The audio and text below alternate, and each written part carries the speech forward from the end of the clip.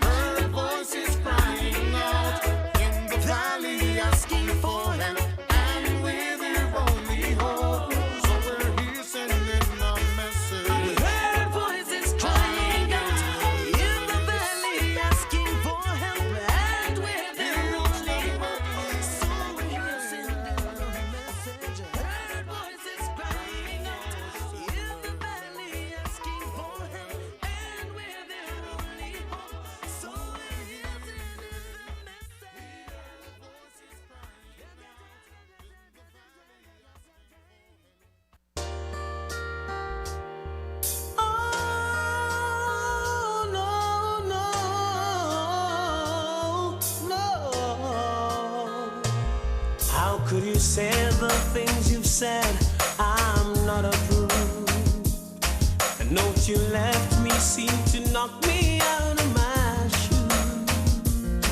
I don't really wanna curse or cause a fight, but the things you've done to me, girl, just ain't right.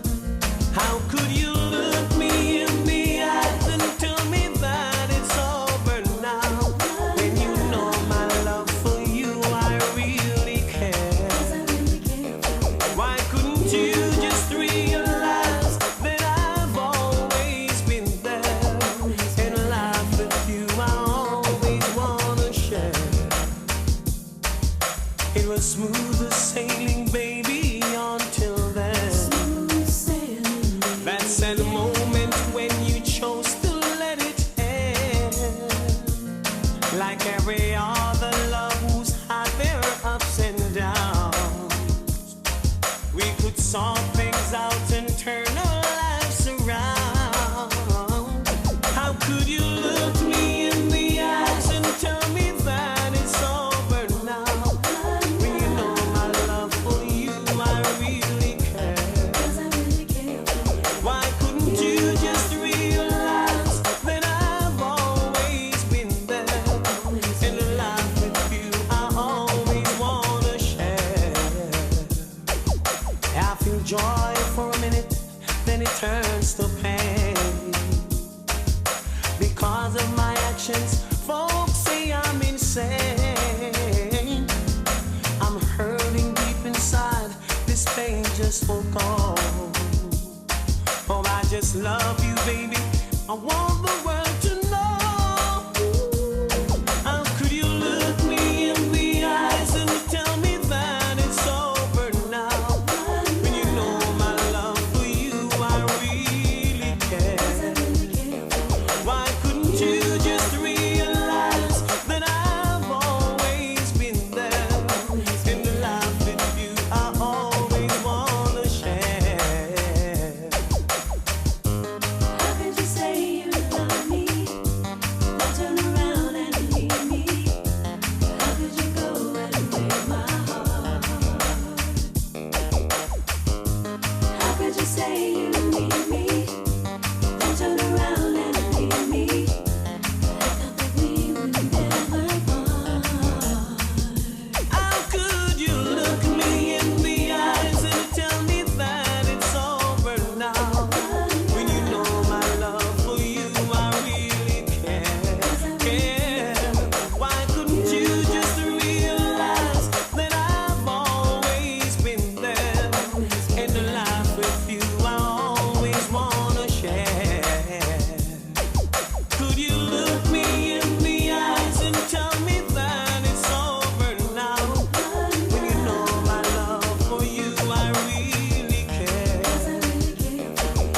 Why couldn't you just realize that I've always been there, in the life with you I've always wanna share?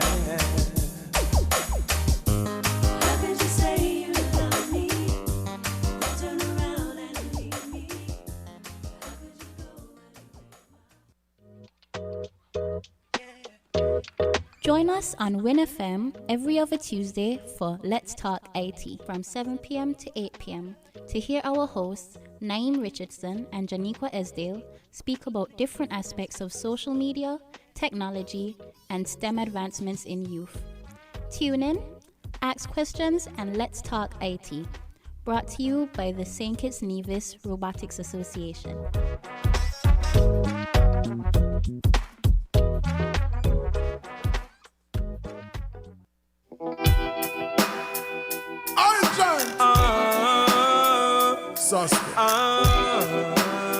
Hey, yo, man. Yo, Sasko, We're rolling this time. when I see my friends become my enemy, I have to far. No one here, they will not go. No link, no bar. Go down. Cause I know dirty heart can't sweep with broom.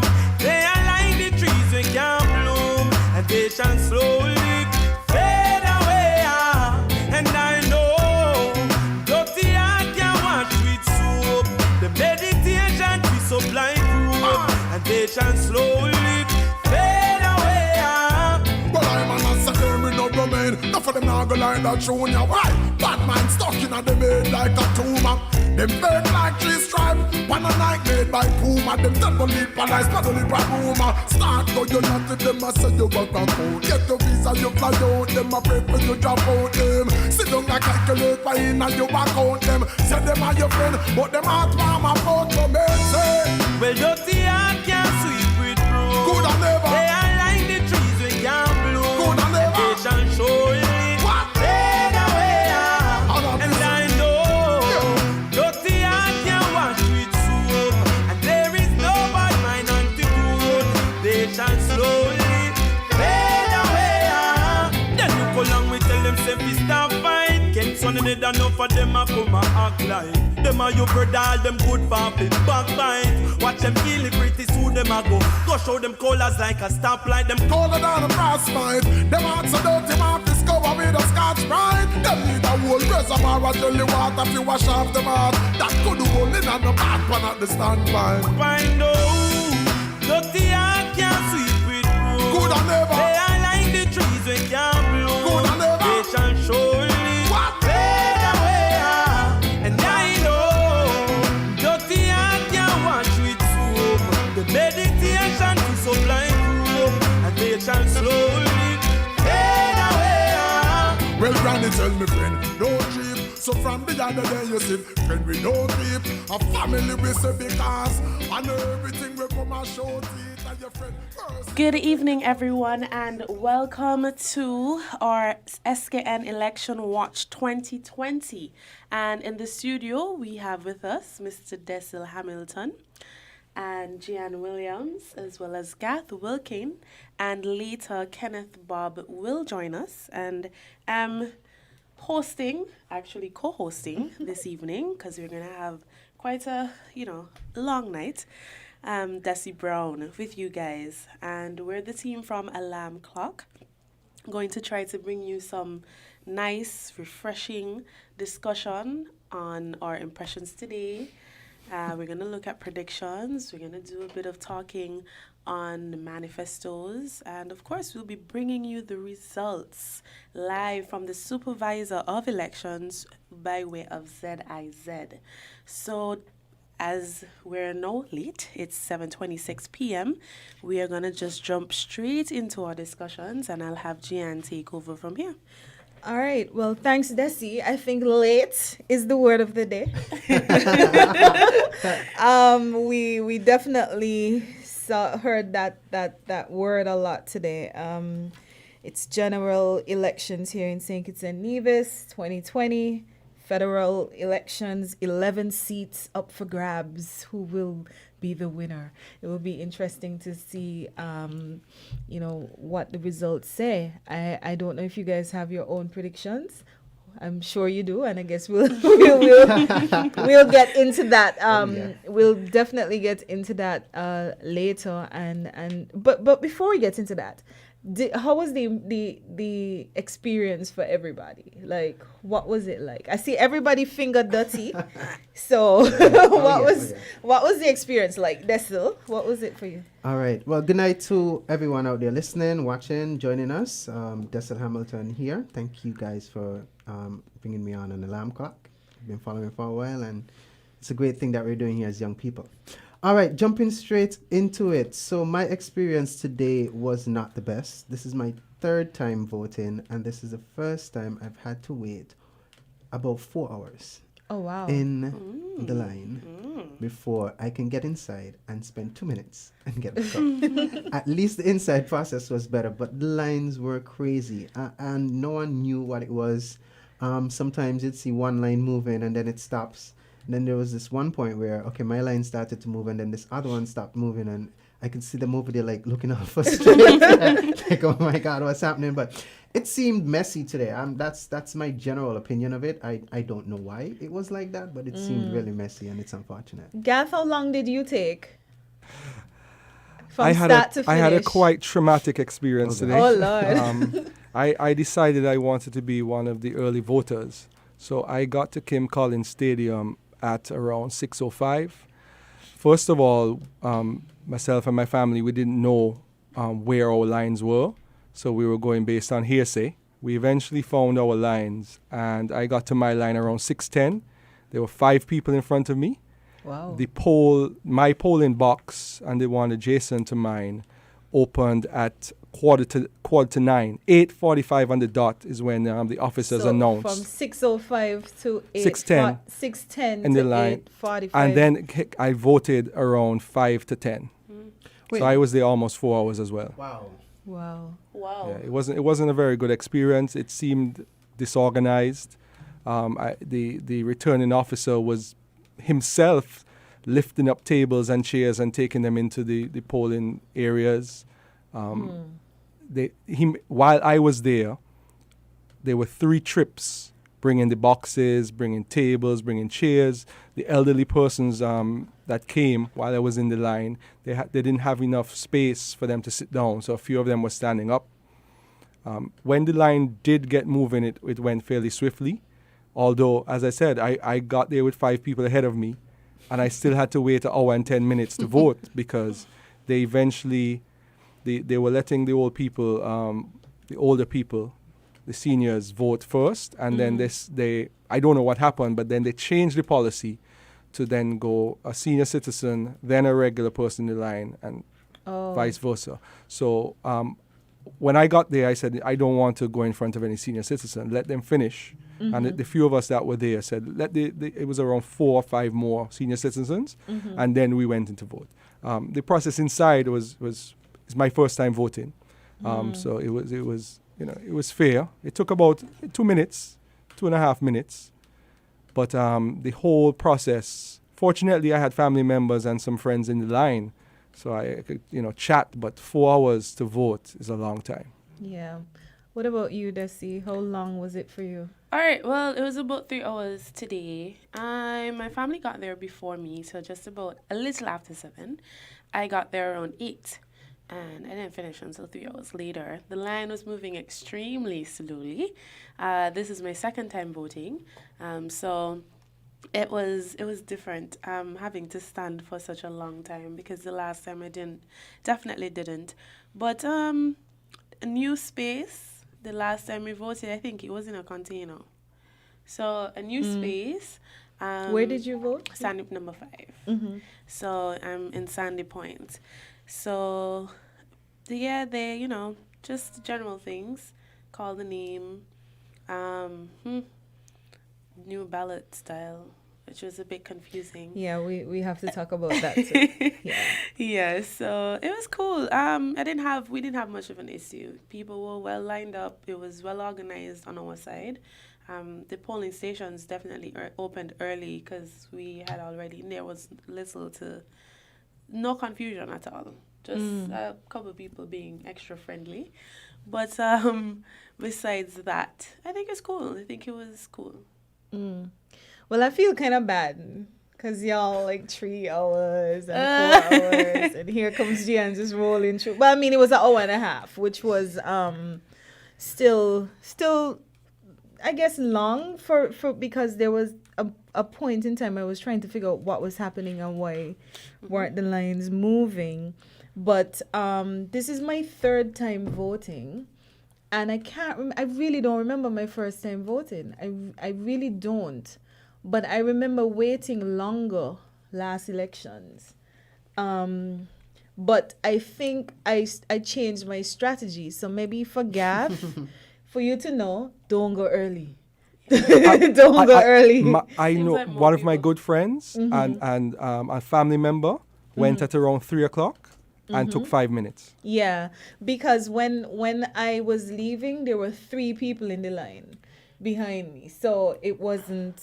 It's a timing thing. Let all the kinks kind of get worked out, and then you go. I mean, but I don't really want too many people to take that strategy, and then we get bulk up. The next time in the around. afternoon. But I don't think it was the same thing for persons in number 2. I saw quite a few videos of persons minutes to 5 though, in extremely long lines in number 2. So the lines were really, really, really long, like looping 3 times. Yeah. Minutes to 5. It seems like number 2 had a lot of action. A lot of things Today. were A lot planned. of control. Yeah. And Gian, for the Yeah. for the persons the persons abroad who want to know, in terms of the social distancing and the pandemic related measures, my line was fairly physically distanced. People were respectful of space, but then when the senior citizens, when they were actually starting and the senior citizens had gathered in a line, it was a bit jammed up. We had a lot of space where we were in Kim Collins, so it wasn't that bad. And then when we got to the door, we got hand sanitizer. Every person had to get hand sanitizer. And then when you finished voting, before you dip your finger in the ink, I don't know how it was for you, but they made you dip your finger in alcohol But and that's then dip into the ink. I'm happy you said that, because I think I raised that concern, when we finally announced when the election was, and people were like, "Oh, it's no big deal. It's all, you get your hand sanitized at the beginning." And I want to believe I remember hearing the supervisor of elections say that your hands would be sanitized before you dip your finger in the ink, and you said that your hands were sanitized before you went. Oh. Mine weren't. Really? Mine was. My Before hands the were ink? sanitized before the ink. going into the room, Yeah. and that's it. Yeah, that was Oh, it for me yeah, too. yeah, So- Yeah, definitely. Really? Yeah. No, Yeah. no, they had a bowl of alcohol. Like I properly put my finger in and rolled it around. No, that and you see, I had the concern. But I was told by somebody else that different polling booths were making women take off their acrylics. I don't know these things. The fake nails. To vote. So they were saying, listen, you have to take that off in order to vote. Wow, right there. Well, Desi, what did you do? You have acrylics on. Yeah, I cut mine, you had to but cut it, yeah. I cut mine, but But you it didn't wasn't the take it case for you didn't have to. No, I didn't. I just cut it low. It really was a rumor. It's not in the The rules. the rules at all. I think the issue is just that people think that with acrylic nails you're not gonna get to dip your finger far enough in the ink. But I know that there's a female, one of our family friends. We were speaking to her while she was voting in. She's in number 6, and she voted just before us. And just after I cut my nail, she sent a picture showing that she voted with her full acrylic nail, which was longer than my nails. And my nails are long. So she showed us that, and then she just cleaned it off with some bleach, and that was that. It fixed the whole icky problem. But I just think the concern is really being able to dip your finger, because there was a whole bunch of rumors about no polish, no acrylic. But and I'm the huh? supervisor of elections, when he gave his long speech about the precautions, he said that persons were going to dip their finger in alcohol. So Right. I anticipated that. I'm surprised that it wasn't. Yeah, I was- anticipated Yeah, it it too. was So released. when So it did I. didn't It was. happen, I was like, okay, but I thought you guys said that this is something that should happen. But it didn't happen, and I was at Kim Collins Stadium too. So we would have been in 2 different lines. So there were 4 lines at that location, and if Gat is in one and I am in one, and 2 totally different things happen. I wonder if there were other instances of that kind of discrepancy going on. Those differences. What should have happened? I was really expecting that, because I was concerned. You're touching the ballot from the Pencil. the ballot, the pencil. The person gives you back your ID, so it's all this touching of things, and then now I have to go put my finger into the ink that everybody done put their finger in, and Quite it's a like, mess. and you say, okay, you say it's fine, and people said it was no big deal, and whatever. So I don't know. I thought that was something that should have really happened though. So, but we had long lines. What was like the vibe in the line? Were people talking, laughing, nobody saying anything? What was the vibe like in the line itself? Well, Gath, you said you were talking to your family, but what about other people? Persons who knew each other. I mean, when you're in a line for over 3.5, 4 hours, you have to find something to do. So you find, where I was isolated from the main Kim Collins building, so they had two lines. So, people were, talking and going to different groups while they were waiting. A couple of persons said they were quite frustrated and disappointed that the polls didn't open on time. Yeah. Because, yeah. you have one of the gentlemen in front of me is a fellow I know. He said he was there from 5:30. Wow. See, I got there at 6:10. He was there from 5:30, and he didn't get to vote until a couple minutes before me. Wow. So if the polls had opened at 7 by my line, the whole line could have been completed by 8:30. And something else to that you mentioned that I noted as well. I got there and I had no idea where to go. Like there were no signs to say, okay, 3A is here, 3B is there. I went and I saw somebody I know. I said, okay, she last name is B, so that I'm a line. Went around the corner, saw somebody else. I said, okay, his last name is K, that I'm a line. So I realized, okay, we're going in this direction. And then I saw somebody was going over, said they were in the P2Z line. So I said, okay. So I was actually heading over to, I think, the same line that Gath was just referring to, not realizing that there were two P2Z lines. And Yeah, because you had several polling districts in yeah, one location. yeah. So there was like a Frigate Bay line, and then there was the Bird Rock line. Okay. Well, we had that. We had something similar as well. If my family didn't get there before me, I may have been lost as well. Because when I got there, it was like persons showing me where my family were standing to say, oh, hey, look, they're over there, right? And there were 3 polling districts in our location. So there were 4 lines. So traveling in 4 different directions. And of course, they had multiple signs saying, because my name is B, I'm brown without an E. And yeah, so it was like, okay, A to whatever, several times. I was like, I stood up there for a while until people realized, oh, she's probably looking for she people. Look, Yeah. they're over there. Yeah, So- there was this guy actually in the line behind me. He came maybe, I want to say about maybe 20 minutes after I joined the line. He came and he joined the line that I was in. Okay. And so probably more than an hour of standing in the line, he gets close to the room and asks a question, and they told him he was in the wrong line. So he stood up in the wrong What? line So did they send him to the for back? an hour. So he had to go to the line that he was intended to, and he Wow. just came out and he wasn't very happy, but he just walked over and joined the line. I have a story like that as well. Where I went with some other family members. So one of the family members I left at a line, someone I knew was in the line with them, and then I went over. I noticed about hour and a half, 2 hours later, that person come over to our line. So obviously they found out, they discovered after being in the line for over 2 hours that they were in the wrong line, came over and went to the back of the line. But when I was I was 2 to go in.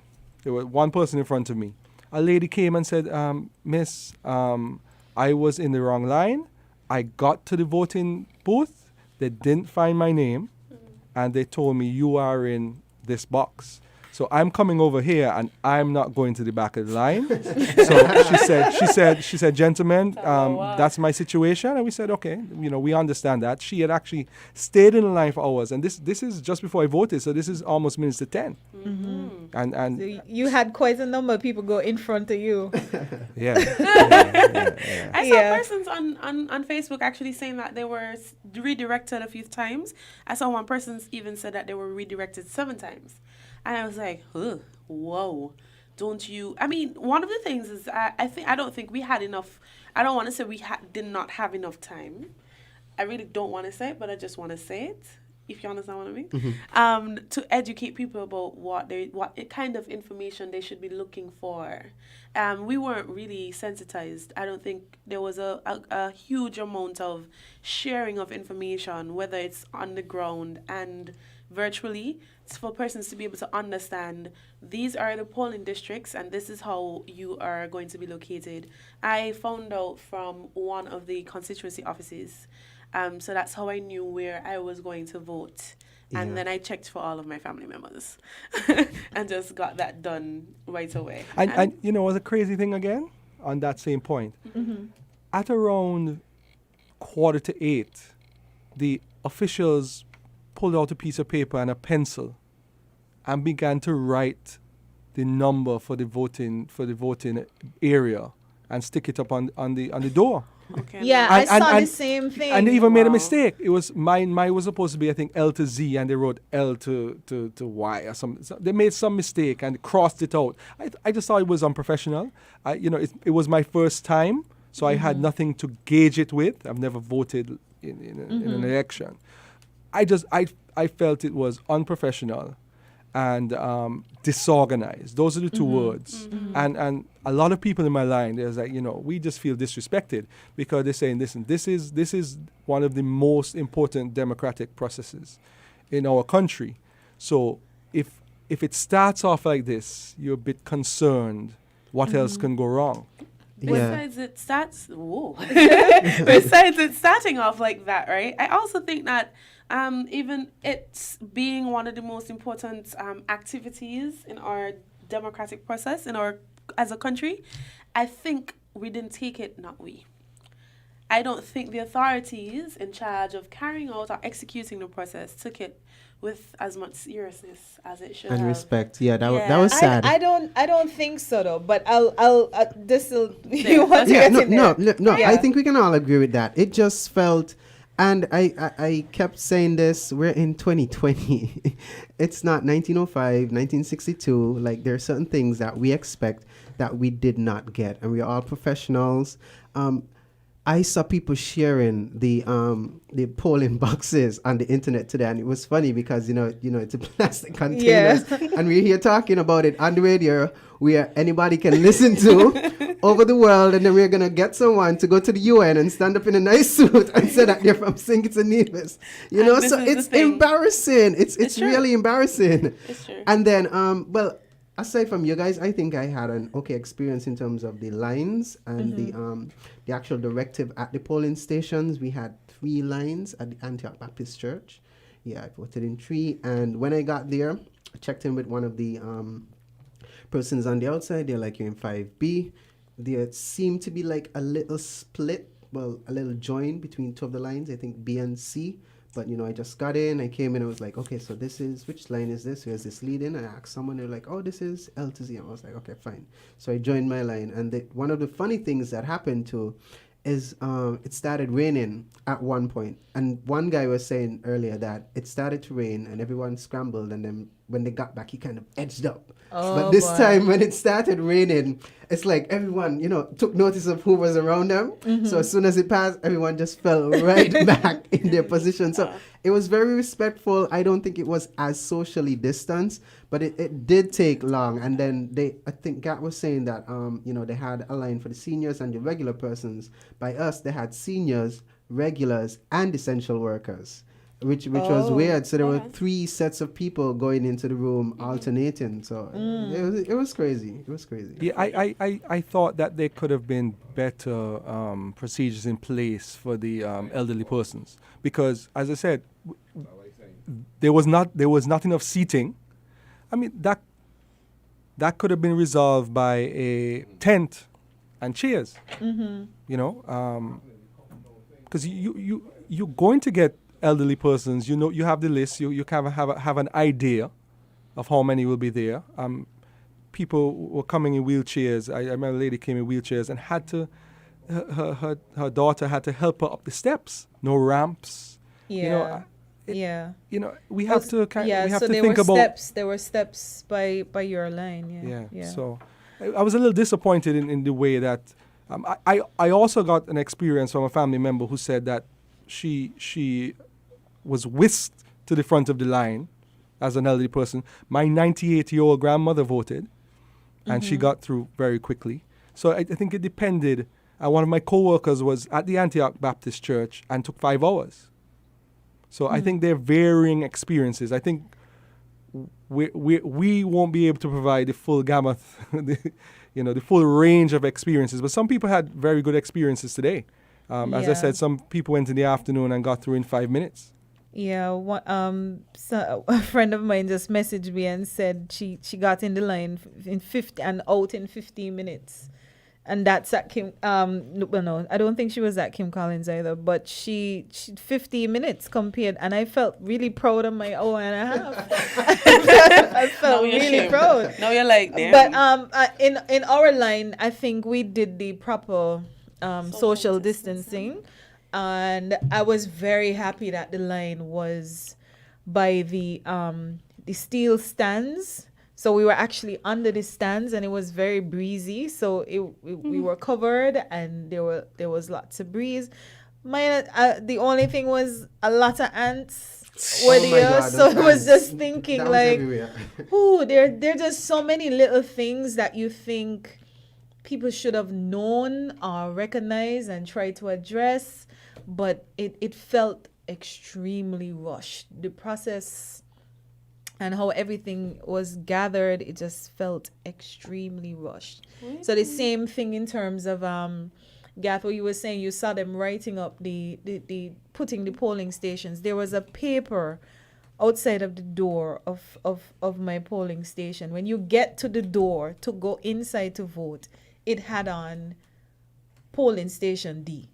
I'm like, this is the first time in this whole process I've seen anything telling me what is going on here. So this is polling station D that I now find out when I'm to the front of the line. Yeah. I'm thinking, what was the point of writing it here? I don't really get it, but I guess people would have had to. I think what was needed was direction at the entrances, at where those places where you had multiple lines and multiple stations. You make it clear that, okay, go left, go right, or whatever the case may be. So I think we needed some more of that. And the things like the ramps. I mean, if somebody was in a wheelchair and had to vote somewhere that had steps, like how would we have dealt with that? I don't feel like it doesn't feel as though the finer details were thought out. Yeah. Very well. Well, for me, we did not maintain social distancing. I can say that. We were not tight, like really close under each other, but there were markings on the field that would have indicated where you should stand in the line. Mm-hmm. But those were just ignored. Nobody studied that. Yeah, people were just really comfortable. The chatter there wasn't a lot of chatter. There was just one loud lady who was talking about her position as a popular place, and why they should vote for the person so that they could keep, that place going. And then you had just this indigent guy who was screaming out loud and saying like, I ain't voting because I can't put my X in the 2 box them. If I could have voted for the 2 of them, I would have voted for the 2 of them. And he was like literally screaming, and he had everybody's attention for a long time, and people were laughing. He was entertaining. That's funny because when you say that, because now I'm thinking about it, I was actually a bit hungry since I was waiting for 4 hours. When I got into the polling station and it's time to cast my X, I really do not remember how the ballot looks. If I'm thinking back right now, I'm not even sure if I voted for the right person. No, oh my God. No, seriously. I was like, okay, I looked at the name. I was like, okay, that's the person's name. So the thing is supposed to be right there. So now I'm thinking back, I'm like, okay, I really, really hope I voted. Because you were that hungry, right? I was that hungry. I was like, man, this thing, it was crazy. But I want to ask you all about that, because I'm hearing mixed experiences with that as well. When you got in, they explained, okay, these are the 2 people who are going up. Did they do that? They did that? Yeah, they did that. You didn't get that? No. She did. She did explain it to me, but one of the things that I didn't get Because I remember looking at a video that was done by the St. Kitts The CARICOM Youth Ambassadors? Yeah. Not those. Skinniper. Skanaipa, yeah. Skanaipa. Yeah, and they were saying, you'll get your thing, you'll get to tear off your thing, your ballot, and then give it back. But I think she tore mine before she gave me, so she just gave me the part where I actually make the X and then fold it back. Yeah, so I did that and I gave it to her. Well, I didn't give it to her because when I went back out, I was like, I'm going to be bold and I'm going to drop it in myself and everything. And she was like, okay, you have to dip your finger first. We didn't have any alcohol either. So I did that. I dropped it in. Gap is the only one who had alcohol. Wow. Bougie. I think they knew that he would have talked about it on the radio today. No, but they knew because I told you this afternoon when I got in the line and she's like, the lady asked, it said, can you say your name loudly for everyone to hear? So I said, Gianni Williams, number 357. She said, okay, thank you, Miss Alarm Clock. I said, Famous. okay. I said, okay. So I said, make sure y'all listen to the show tonight, okay? So shout out to the ladies in polling station D up at Kim Collins Stadium. I think I was a little tentative about handing back over my voter card because We'll talk about that. because I thought I didn't see the video. I didn't click on it. I wanted to go in fresh and see what happens. So I put my X.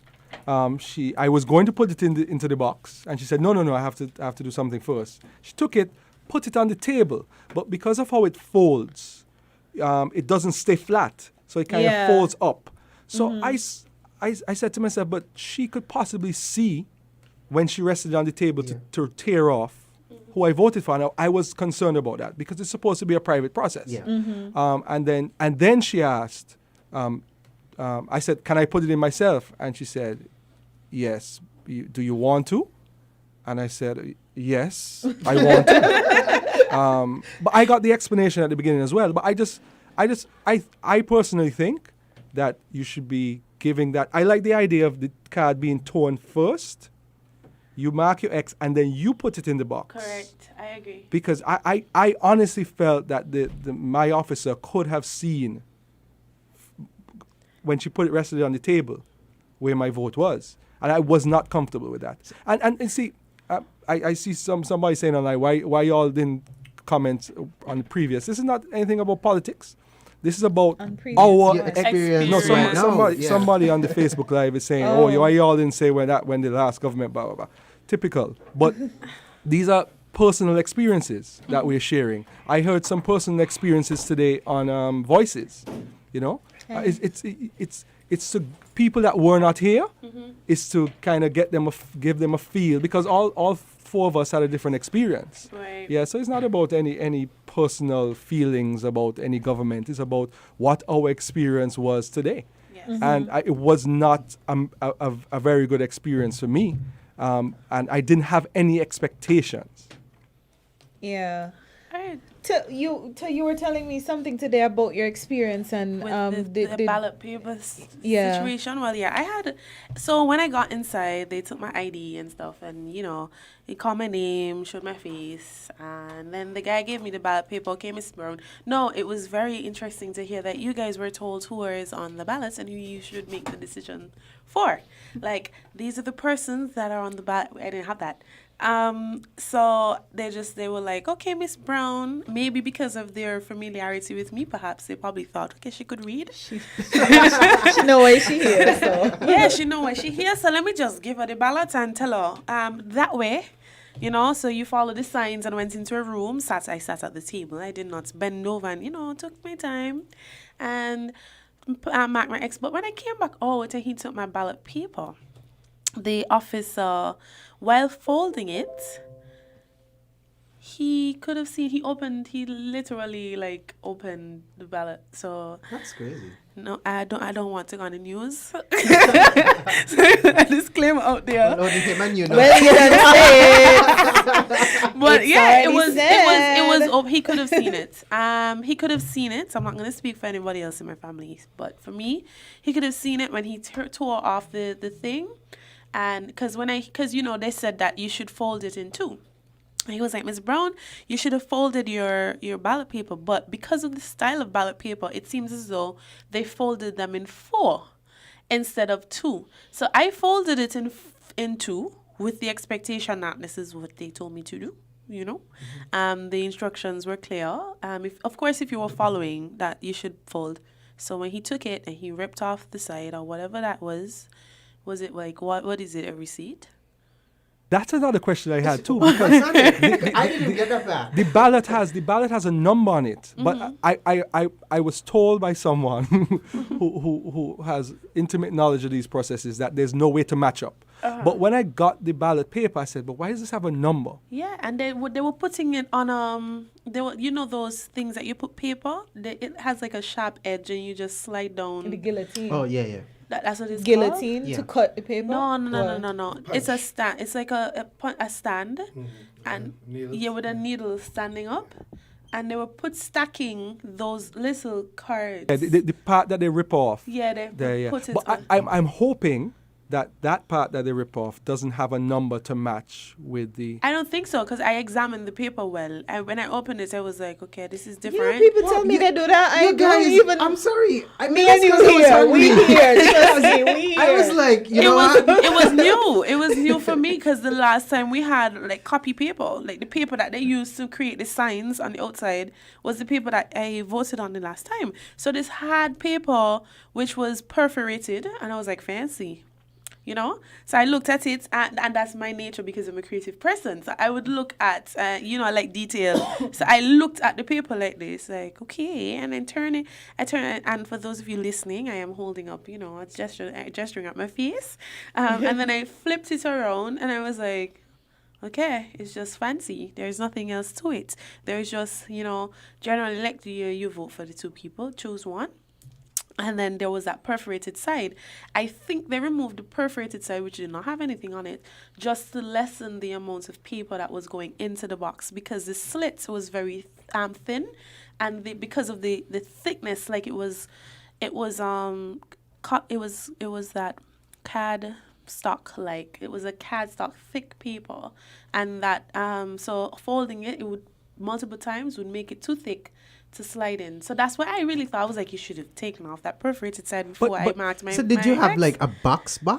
If I had, we Like had.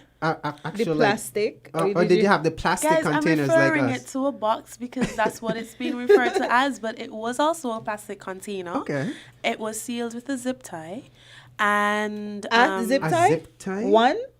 Okay, I didn't examine that part. No, so I don't did. quote me. I saw I 4. didn't check. Don't quote I me. was I was already like, turned we were off, so I was 4? just like, the only thing I was trying to do was make sure that I put my thing into the box. That's all. Yeah. I actually did not pay attention to the box because I didn't look at the legislation in regard to the box before, and then that has been circulated all I'm pretty sure you don't know. Yeah. remember I was there from Yeah. 6:10. So when I then got home, I then saw the pictures because I saw when the returning officer brought the boxes, well, the plastic containers, and then it did have a slit. Nobody could reach into the box, but I don't remember, and I probably wasn't paying attention to the zip ties, but that is against the legislation. So See, that's Can another. I be a devil's advocate here? You could do whatever. Because the legislation is saying it's supposed to be built to have a lock and a key, correct? Out of some kind of durable material. Plastic is durable, the lock is the lid, and the key is a hand. Simple. So you think they were just it's not literal? We're taking it We're literally. but taking it's it not very, meant to be very literal. literal, but I don't think know. that, well, I'm thinking that's their interpretation. That's the only thing that could make sense to me. That they're just gonna be as simple as possible with it. Ah, boy. I don't know. I'm the first question I had was, where are the boxes from last election? Like, are they damaged? Are It they went lost? out with the government. You kind of know how this Oh, they thing work, send you them know. home. I don't know. Sorry to come off so harsh, right? But it's a kind of way that we operate here. It seems as though when you use something in the past, with a farm administration. You know, on the Yes, things. yeah, yeah. It's admonished. You Like, want the thing. does it exist anymore? You don't want, like a bad relationship. But this year, I want to go back to the point with the ballot folding. So you're saying that you got a sheet with a something that you had to rip off. Well, I didn't rip it off. I didn't know I could rip it off. But like I said, it was perforated. So it was a perforated cardstock style paper. It was longer than the usual ballot paper. Well, usual for me because I voted in the last election. It was copy paper the last time. This time it was cardstock. Perforated. It was really thick so that when they fold it in two, if you folded it in two, it was long. So it was like a brochure. If you have So you a folded three-fold the brochure, entire thing in two. Okay, Yes, so as folded opposed to down the folding middle. it, yes. So what they did, when he gave it to me, it wasn't 4. But because the rules said that you should fold it in 2, I folded mine in 2. So when he gave it to me, it was folded. So you had flip. It was folded. It was folded twice. So you would have had like 4 creases when you unravel the paper. But this time it was I was like, okay, so let me fold it in 2 and then give him back. So This is so weird to me because I had a totally different experience. So I got because he ripped it out of the book, gave it to me flat, did the whole explanation. so yours came out of a book. I didn't see when he took it out it of the was book. it looked like like tickets, you like the Yeah, like a raffle ticket tickets sheet, and stuff. right. Yeah. So he took it out, he gave it to me, told me these are your you're voting, this is your first representative, is this and I'm thinking to myself, dude, I'm here, I know what's going on, but you gotta go through your process, so go through your process. And he explained, if you want to vote for this person, you put your X here, don't let the X touch line, and then he folded the bottom to hide only the candidates' names. So just imagine only like the bottom half of the ballot was folded. And then he folded it and gave it to me. And then I went and made my X and came back and then I folded it back. And then I was going to put it in and he said, no, give it to me. So I said, well, okay, go ahead. And I watch it myself. I said, okay, well, I don't know. I remember the last time putting it in myself, but I couldn't remember what the rules said in relation to that. So I just said, okay. I mean, I saw it go in. I didn't feel as though he didn't open it or it was sufficiently concealed that he wouldn't be able to tell what how I voted. Yeah, mine was not sufficiently concealed because considering that he took out, so I didn't see when he took it out of the ticket book. So when he took it out of the ticket book, instead of ripping it like a checkbook, so you leave the perforated one half inside of the checkbook, he removed the entire sheet. So that entire sheet and then had put the short perforated piece on the side. stacking the short pieces. Yes, so he been stacking all day because you could have seen that there was a stack of short pieces. It was all from a good night, everyone. Sorry, forgive me for being. Apparently, I'm operating on Jamaican time. There were some irregularities. I think throughout the entire process, you've got different reports. I was watching your hand just now, Desi. You had on some nail polish, and I know of at least one individual who was turned back after waiting in the line because they had on acrylic. Turned back. Yes, they had to go and remove it and come back. But then you're saying that, but then at another polling station, somebody actually had nail polish remover to facilitate these purposes. So there was a bit of inconsistency, I think, in terms of training, in terms of setup, in terms of information spreading.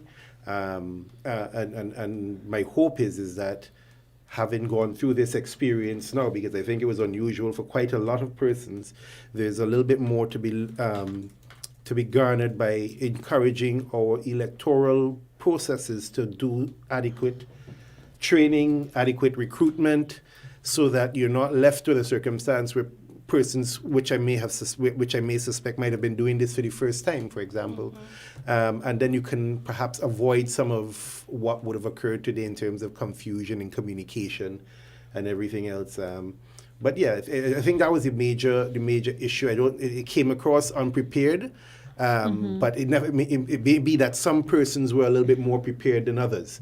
While somebody might have done it previous 2 elections, you might have had 1 or 2 new faces in there because my experience was very easy. I walked in, I waited about 15 minutes. This was just off Victoria Road.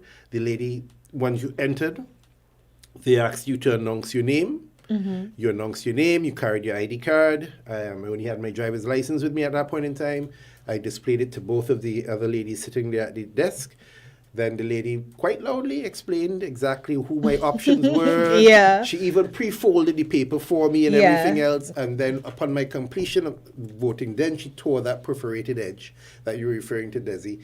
And then she placed it in the box. I was a little, like everybody else, taken aback about the type of container and everything else. But I think that at this point, I don't think there's much we can do about it other than to suggest that going forward a bit more planning is done as it relates to elections, because I was listening earlier and somebody made a very valid point. This is perhaps the most important moment in a lot of first-time voters' life, in the sense that this is the first time you're getting the opportunity to express your right to free voting as an adult, and this process must be seen to be untarnished. It must be seen to be efficient. It must be seen, and the confidence has to spread throughout the electorate, where they feel like when they cast their vote, it's going to be respected and treated with the level of how should I put it? Not respect is not the word I'm using, but almost to say honesty. There's nothing untoward about the entire transaction of anyone placing their vote, whether it be voter padding, it takes all of those suggestions out of the discussion, and it allows for a much smoother transition as it relates to the electoral process itself. So I'm really hoping, because my fear is that with all of these irregularities, and then you have a result that's not favorable to either side, then you're left again with some level of uncertainty, some level of persons wanting to challenge, and that begins a whole ugly, unnecessary mess that I think every administration or country would want to avoid as it relates to the elections. The electoral process is probably one of the most important parts of the democratic process. And you want democracy not only to be done properly, but to be seen to be done properly. So I totally agree. You do not want to have any doubts. You don't want either side to be raising doubts with their supporters, particularly during the day. Because when I got home around 10, I started to see, WhatsApps being sent around, of people saying certain things, and it could impact other voters. You want, on voting day, people have made up their mind, they go to the polls, they have a smooth process. You can wait. I mean, nobody expects to spend 5 minutes, but you want the process to be smooth. You want your vote to be kept private, right? And you want to have confidence when you leave there. And then this particular election had the concern, I also want to be safe. So Bob, did you dip your finger in alcohol or anything before you? No. After you sprayed me upon entering. I did my own little wipe up, did it, and then I asked for an additional spray on the way out. You didn't have this sanitizing before you put your finger in the ink? No. Gaff, you're very lucky. Gaff seems to be the only person. I actually got a WhatsApp after I said that, saying I didn't see any alcohol bowl. I was like, there was an alcohol bowl next to the ink, and I didn't. I thought that everyone had that because the supervisor of elections said, because on the first episode of Alarm Clock, We were discussing that before Yeah, the Yeah. election date was even announced. We were discussing sanitization. How are you going to dip in the ink? Can you do something else? Can you spray the ink on the finger? But then that was clear. When I heard the supervisor of election, he said, okay, you dip your finger in alcohol and you dip it in the ink.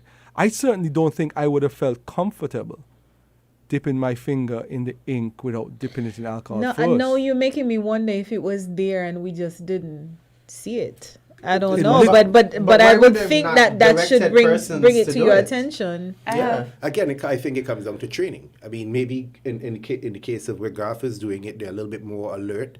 But again, was there any communication amongst not just the electoral officers, but also the candidates and then their representatives who will be coming there, so as to advise voters as well too?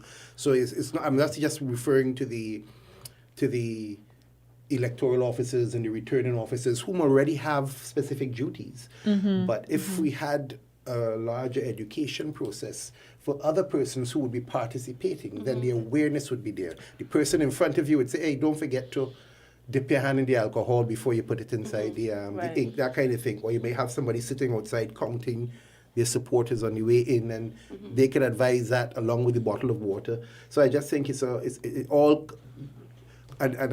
For me, the biggest loss for that is instead of focusing on the issues, which person's supposed to be voting on over when it comes to an election, we get a 95% of the chatter was based on the process. Yeah, And dissatisfaction with the Yeah, process. dissatisfaction with the process. And it's a bit unfortunate because you want persons, when they're going to make that decision, to have what's most important at the front of their minds, which are the issues. So that even if afterward we have a meaningful discussion, it's because you and I would have sat with somebody else and they would have said, okay, this is what I voted on. Yeah. You know, I think that I support the government in power now because they did X, Y, Z, or I prefer the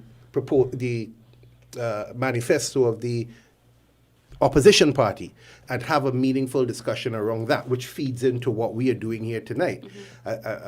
What has happened, however, is that because you've gotten all of this all of these issues with the electoral process, to me, I just think a little bit of our issues, which I think we were building up so much as a country, because for the first time, I think in my living history, good governance was a major issue in an election. You know, because and this is not St. Kitts alone. Yes, you have corruption and corruption accusations, but never really does it become as huge an issue in an election as it has in St. Kitts' case. And to me, it says that, okay, our country has matured to the point that we can even have these discussions now leading up to an election. And unfortunately, this little hiccup we've had today in terms of the voting tends to take away from some of that growth that we've made. So maybe as we go on during the night, we could start developing a bit more on some of those issues that persons were discussing. Yeah, and more importantly, what can we do to improve it? Well, as Bob, well? I think the whole, this organization with the process today actually leads into the good governance thing, because as a government, providing that level playing field for people, giving voters that respect that they deserve when they're voting, shows just how much you care and just how good your government is treating its people. So it's good governance. If I'm going to be voting today and I'm going to be getting this disrespect, I'm not going to feel comfortable. I honestly don't. So it ties into it. And like you said, it really, for me, I was standing up next to a friend of mine who I'd known from primary school, and we were having those discussions while we were waiting, and it was good, to talk about what was done in the last 5 years, what's to look forward to, the comparison between the current government versus the one before. And the good governance discussion started five years ago with Labour, and that was one of the reasons why they lost, because people were so afraid that the country was not being governed properly. And coming back to having that same discussion again 5 years later is, to me, a little scary. But it's there, and it's good. It's good that we're having them. Yeah, I would really like to know if there was like a mass training of all the people who had to do this process. Like electoral office called them all in a room and went through the process and said this is what needs to happen because I mean just from clear with a conversation with 5 people we're seeing Maybe, so maybe many not. different experiences and and people are messaging and saying they had horrible experience. similar experiences are whoa I didn't have that somebody just sent a message I didn't have an alcohol bowl either I was sprayed before and I was uncomfortable handing my ballot to the officer to place it in the box. I would have preferred if voters did it themselves. Yeah, so people having mixed feelings And about this that was one of the issues I had as well. As soon as the election was announced, I was like, are we gonna have enough time to educate the public on what's happening? Because it was gonna be, I think it was announced like maybe, however, like a month. yeah, it wasn't long. I think it was About around 3 weeks maybe. the 19th 3 of weeks. May Yeah, or about somewhere 3 around weeks. We Yeah, had it was 3 about weeks 3 to weeks, and then prepare. like a week after, no one was saying how the process would be, and then I think a week after that, then we see a Yeah. paper or something going around saying the exact steps that you're gonna do going in, and the alcohol was a part of that. It was after our first alarm clock show. I think it was exactly a week after there was an announcement it was the first public appearance, essentially virtually, by the supervisor of elections. I remember getting that link and thinking, wow, it's been an entire week. We were discussing submitting our recommendations. yeah recommendations And from then the he Sean did- and Braps. Yeah, he Showtime. dropped his expectations or what are things we're going to be doing in light of the COVID-19 and so forth. Necessary steps would be social distancing and so forth. But like I said, I mean, Jan doesn't agree with me, but I really feel like the process wasn't taken seriously. I honestly feel like this preparation, should it be, had you knew, we all knew that in 2020, by 2020, St. Kitts and Nevis should be making a vote. And we should be preparing. The electoral office is functioning, distributing cards, people are signing up yearly, and so forth. What else do they do? But that's that I don't think that's seriousness.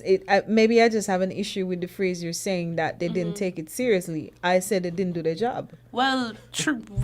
I don't even know what their job is. That's a question No, here. but now. there are lots of different things. I mean, I just because there's registering, and I work in town, so I kept seeing the long lines outside of the electoral office after the Gazettes. announcements and that election was coming, and I kept wondering like why are people still going to the office? A friend of mine told me he wanted to get his voter ID renewed because his social security was expired and his driver's license had expired like a week before because he had a birthday, so he wanted to have that and as well as the driver's license. But I'm thinking like I still don't feel as though there was enough information out there for people to know, okay, you don't have your voter's ID, it's expired, it's okay, you don't need it. You could use your driver's license, your passport, your social security, whatever government picture ID you have. So the weeks coming up, maybe in the last 2 weeks or so, I don't understand why they were still so busy dealing with the public in a sense. Because you can't register. You can't transfer. So what are people doing? I still feel, persons were trying to find out where they're voting.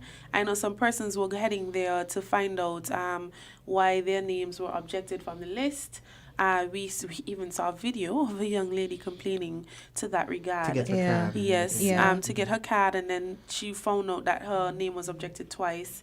So persons were essentially, I guess, just trying to get a resolve for some areas, whether it's a CAD or so forth, we could probably find out later, or maybe persons who went there could tell us. I was just really curious why it was so Persons were busy there? coming up there. I just really feel though, Gian, it is seriousness for me, because I honestly feel even though they would have had work, you know that again election is coming, whether you know that you're short staffed. Yeah, I'm with on. you there. I'm with you there. You need to bring persons on. That's some consideration. Sorry, some consideration should have been taken prior to the start of 2020.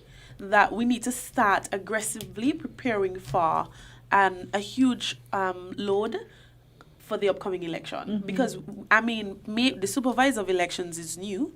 So that's fine. But I know persons working in the electoral office for years. They know what to expect. Desi, couldn't that whole issue be resolved if we had a fixed election date? Right? Yeah. But I was just gonna ask that exact fixed, question. but you know, fixed election date wouldn't help us here But it either, happens because every we 5 technically years. had a fixed election date. You have a, But you, then if you you have have a to give it window. 3 weeks. you have- like 3 weeks. if you have a fixed election date and you have an independent electoral body, then we don't have to debate these issues. True. And it comes to the point where we have to have these serious discussions. But it could. Do we want to continue to have a discussion about whether we use a plastic box, whether we use No, zip that was ties or I've never locks? seen that one before, and the whole zip tie thing, I was not cool with that. Like the box that I saw had 4 zip ties in it, like on either side, and I'm thinking, whoa, what is this going to do? You just cut it off and put on another one, and anybody could do that. That's true. Garth, in harmony with what you were saying, actually, there are two questions pop in. Well, one question pops into my mind. What is it that they were unprepared, and as such it showed, or it was in ever really a will to get it right in the first place? I think that's where it comes down to your governance question. Because That's you- courthouse. you- That's courthouse question right there. you have had, I mean, one of the biggest things that bothers me, for example, is, and I think it bothers most of us here on the panel, is what we tend to term as hypocrisy, what I consider convenient conscience, where if it is that you are in an administration that you are supporting, election irregularities take place. And the response comes out as, well, X and Y do it so. Right? And that's on both sides. I agree. So It the does. last election, we had irregularities. As far as I could recall, there was one that stood out in my mind was a group of individuals that were voting in Sandy Point who were not from Sandy Point or something of the sort, and then the public in Sandy Point, I think, got involved and they started stoning the truck or something of the sort. These things could still be resolved within any 5-year term. My question is there really a will to resolve these issues? But you kind of have to, though, because the goal of any government is to get back in. How are you going to get back in if you don't have a process that is effective enough to get you back in? Jihan, I'm gonna stop you there because the process was enough to get them back in to get them in the last elections. That's why the injunction hasn't been lifted. We're not gonna use boundaries that we know that we mightn't win on. We're gonna be using boundaries that we won on. We're not gonna be using election That's a good point. things that we're not gonna win on. But you still have to. We're talking about the preparedness.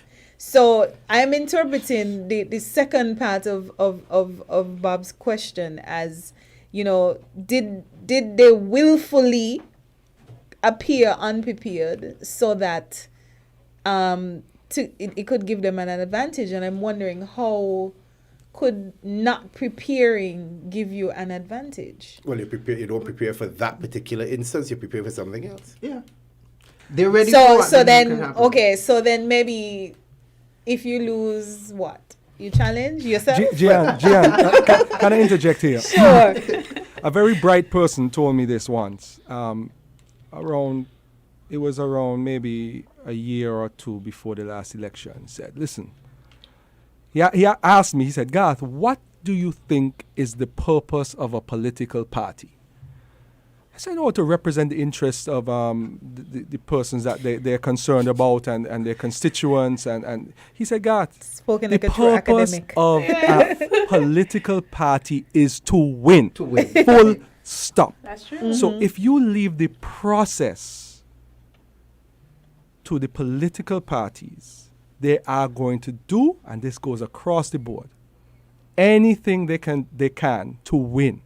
That is why in a mature democracy, you have to take the power out of the hands of the politicians who want to win and are likely to do most things, I'm not going to say anything, most things to win, or to keep a system in place that going to helps benefit them them. to win. Yeah.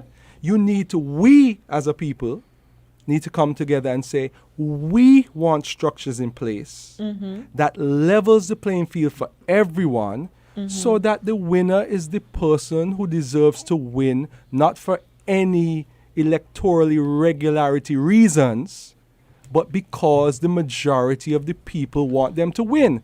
And I think we have reached the point in our democracy where we have to say, stop this foolishness.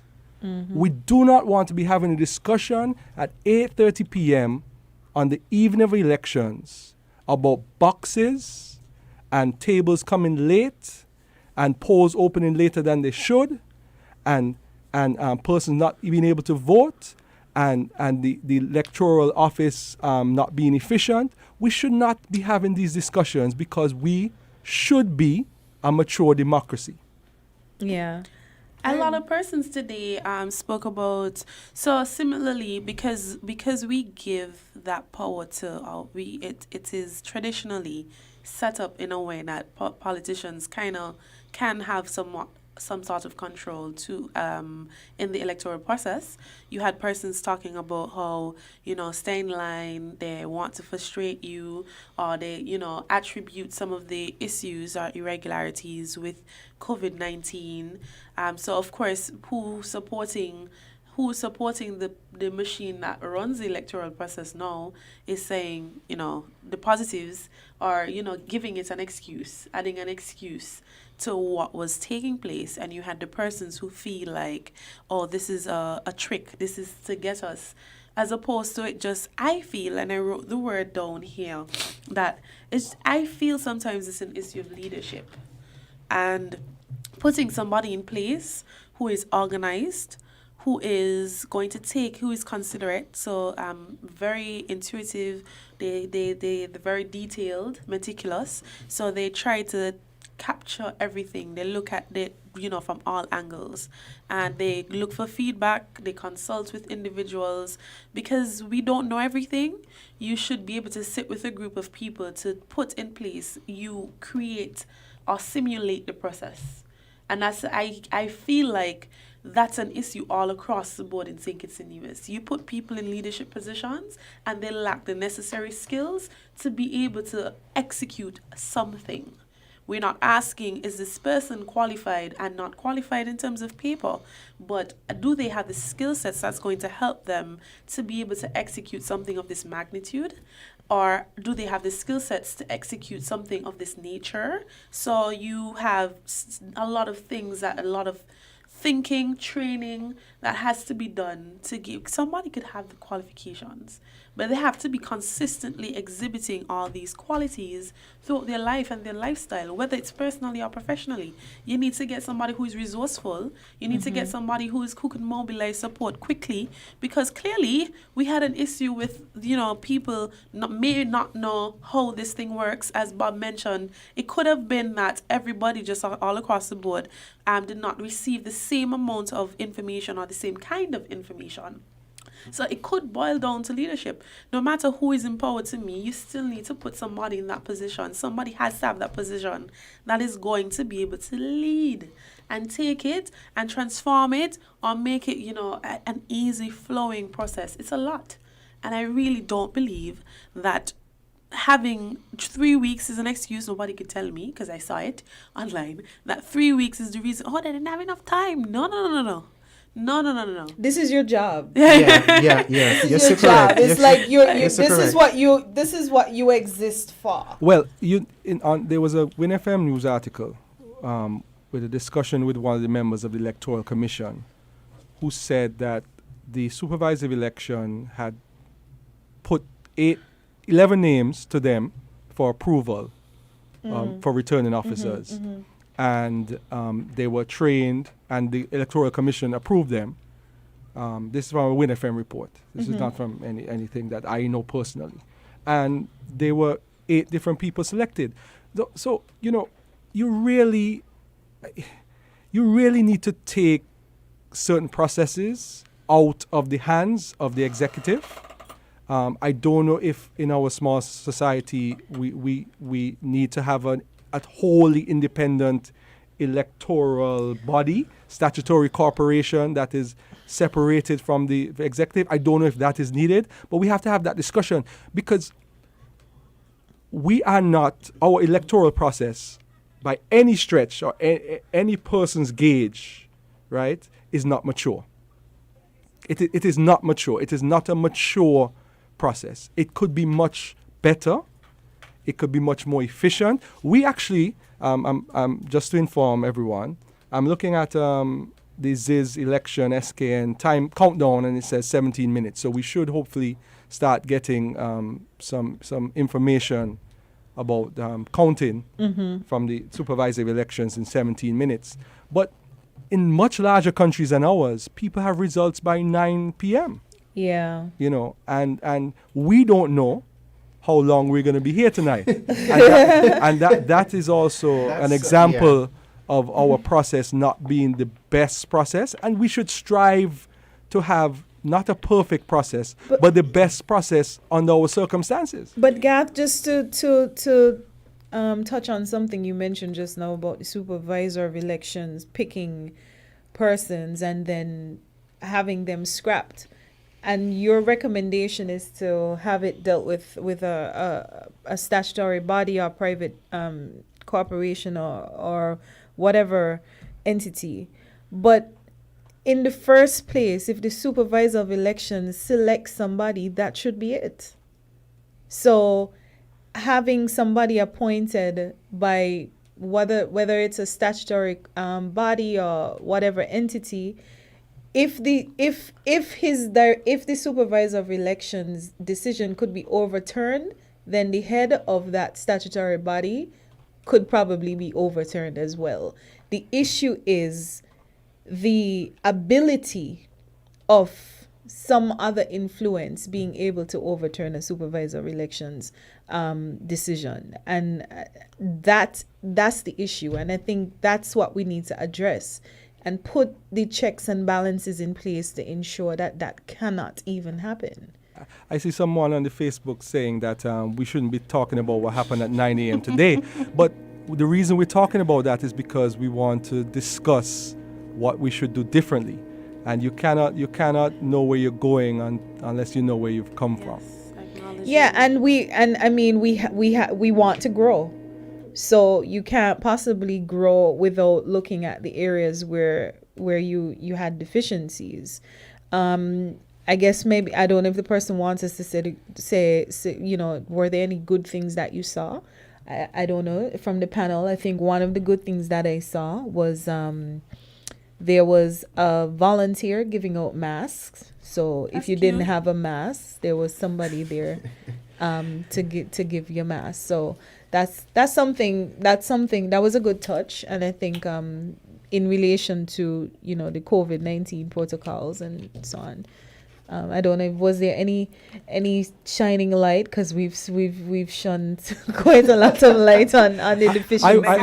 I can speak a positive. I saw persons handing out water to persons who were standing in line for a long time. I was very impressed by when we had rain and the line scattered and the rain stopped. Everyone went back into the line as they were before. So nobody sought to take advantage of that. I thought that was good. The process, as I said, the process in actually voting was a smooth process. I felt that the person in the polling station explained. They said, listen, you have the opportunity to vote for this person or this person. You put your X next to the person. I felt like I knew what was going on. So that was a positive. And there are other people that have had positive experiences. So I don't think it's 5 of us in here talking about our experiences, which weren't the best. Doesn't mean that they weren't great experiences. But we also need to talk about the flaws in the system so that we can address them. Yes. Yeah. We need to have a higher standard when it comes to things, and I think that's it, and why we are pointing out the flaws. It's not that it was a negative experience, because as you said, Gab, persons left the line, came back to the line. The process of going in and voting was smooth. Same thing for me. Persons, I got a mask from one of the persons outside as well, Desi. So people were trying to respect the social distancing. That's good. But all in all, it was a new experience, and compared to the last time, there were just certain things that made you feel a bit uncomfortable. And knowing our culture, we know one of the biggest issues is things happening with the box. So that's where you see the first thing. Boxing Canefield. That's where everybody's We call the box chasers. The box chasers were probably chasing. Gav, or anybody, did you hear anything about how the ballots would be counted, if they were really going to stay at the sites, or if they were going to go to a central place again? Well, on that point, it seems as if for each constituency, the different polling areas go to one particular counting center. I just got a voice note. I don't know if it's true or not. Somebody saying that they wanted to transport boxes in 2 vehicles, but they only have 1 rep. Because what happens is the rep, like when we went into the polling station, you realize that there were 2 people sitting down and then 2 people administering. The 2 people sitting down were the representatives of the different parties. Well, yeah. So their job, I assume, is to stay with the box.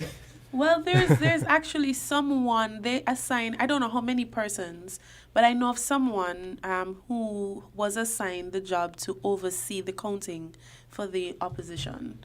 So I getting that information was like, that's interesting. So perhaps they assign persons to the full count on the night.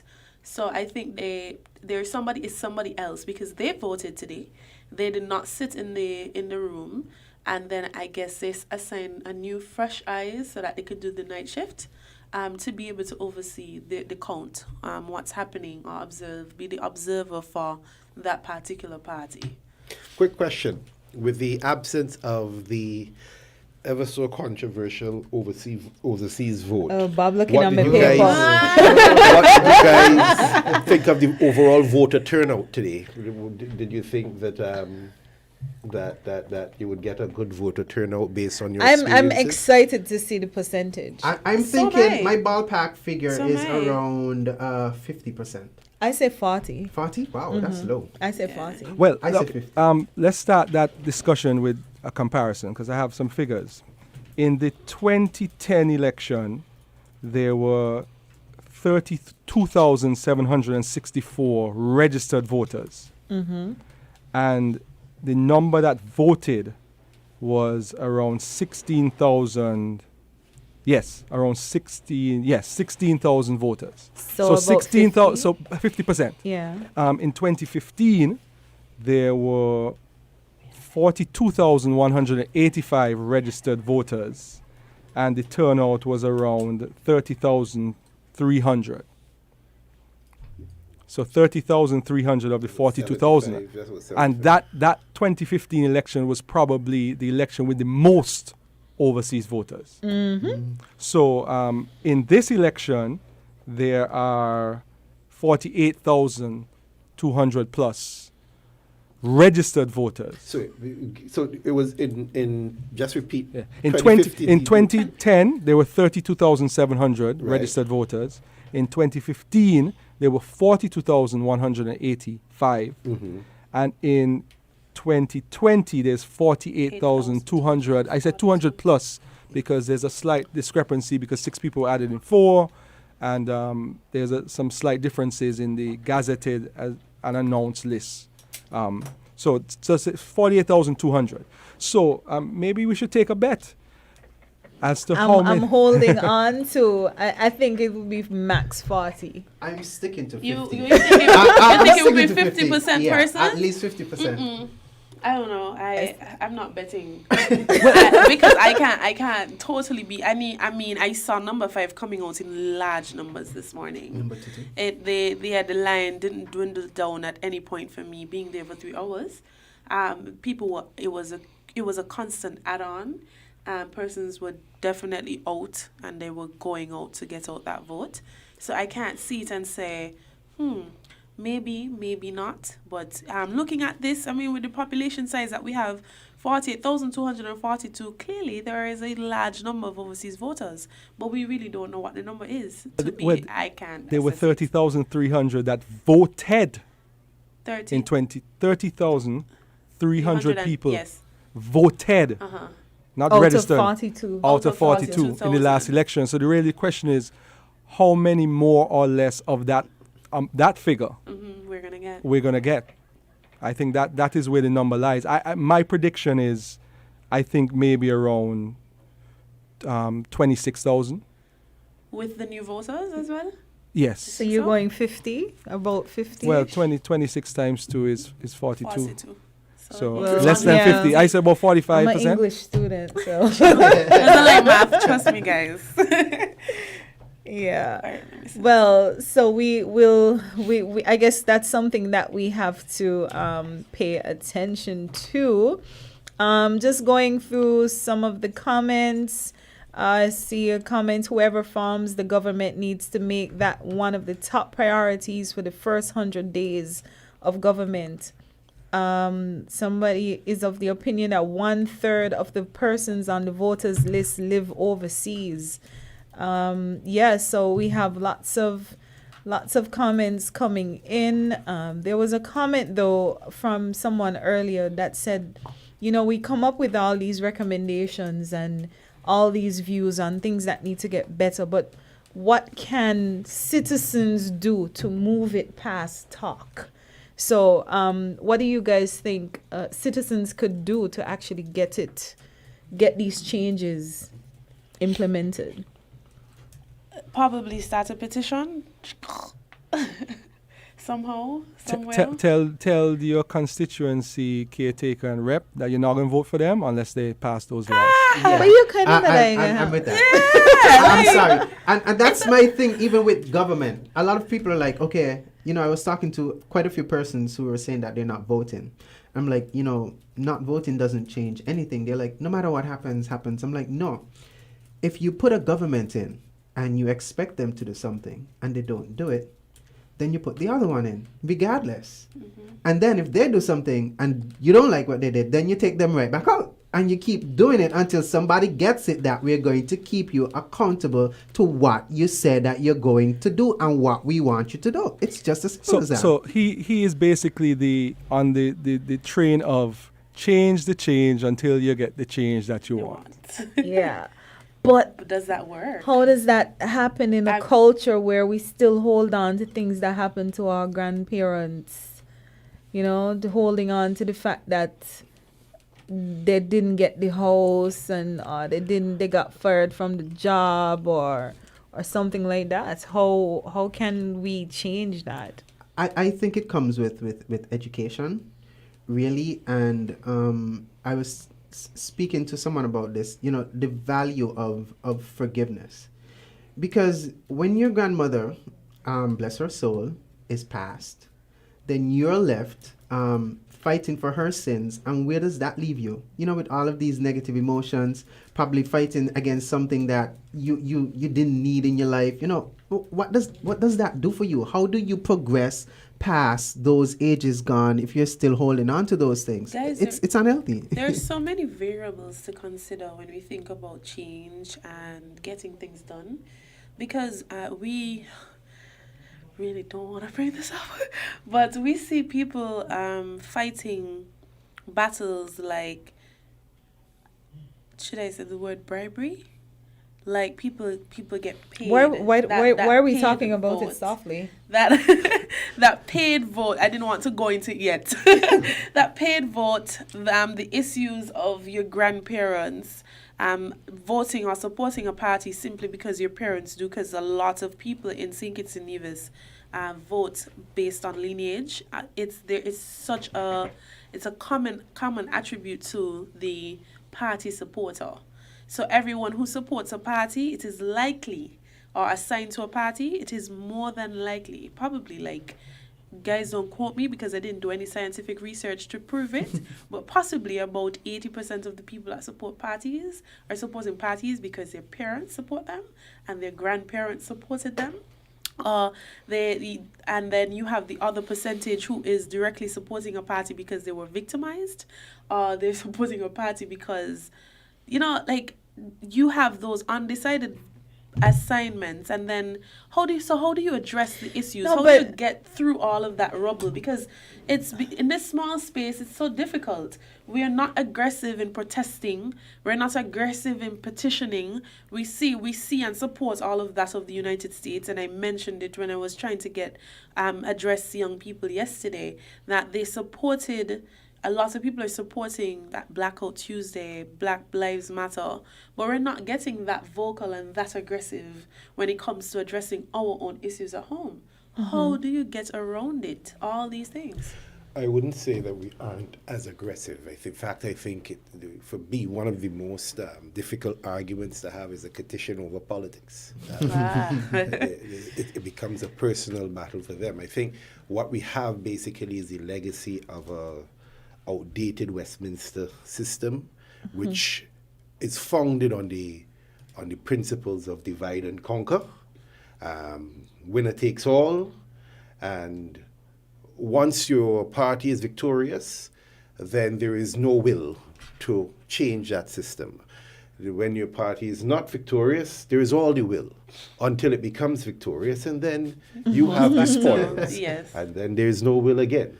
So you mentioned something still about education. Yes, I think education is key. I think it involves the education of our history.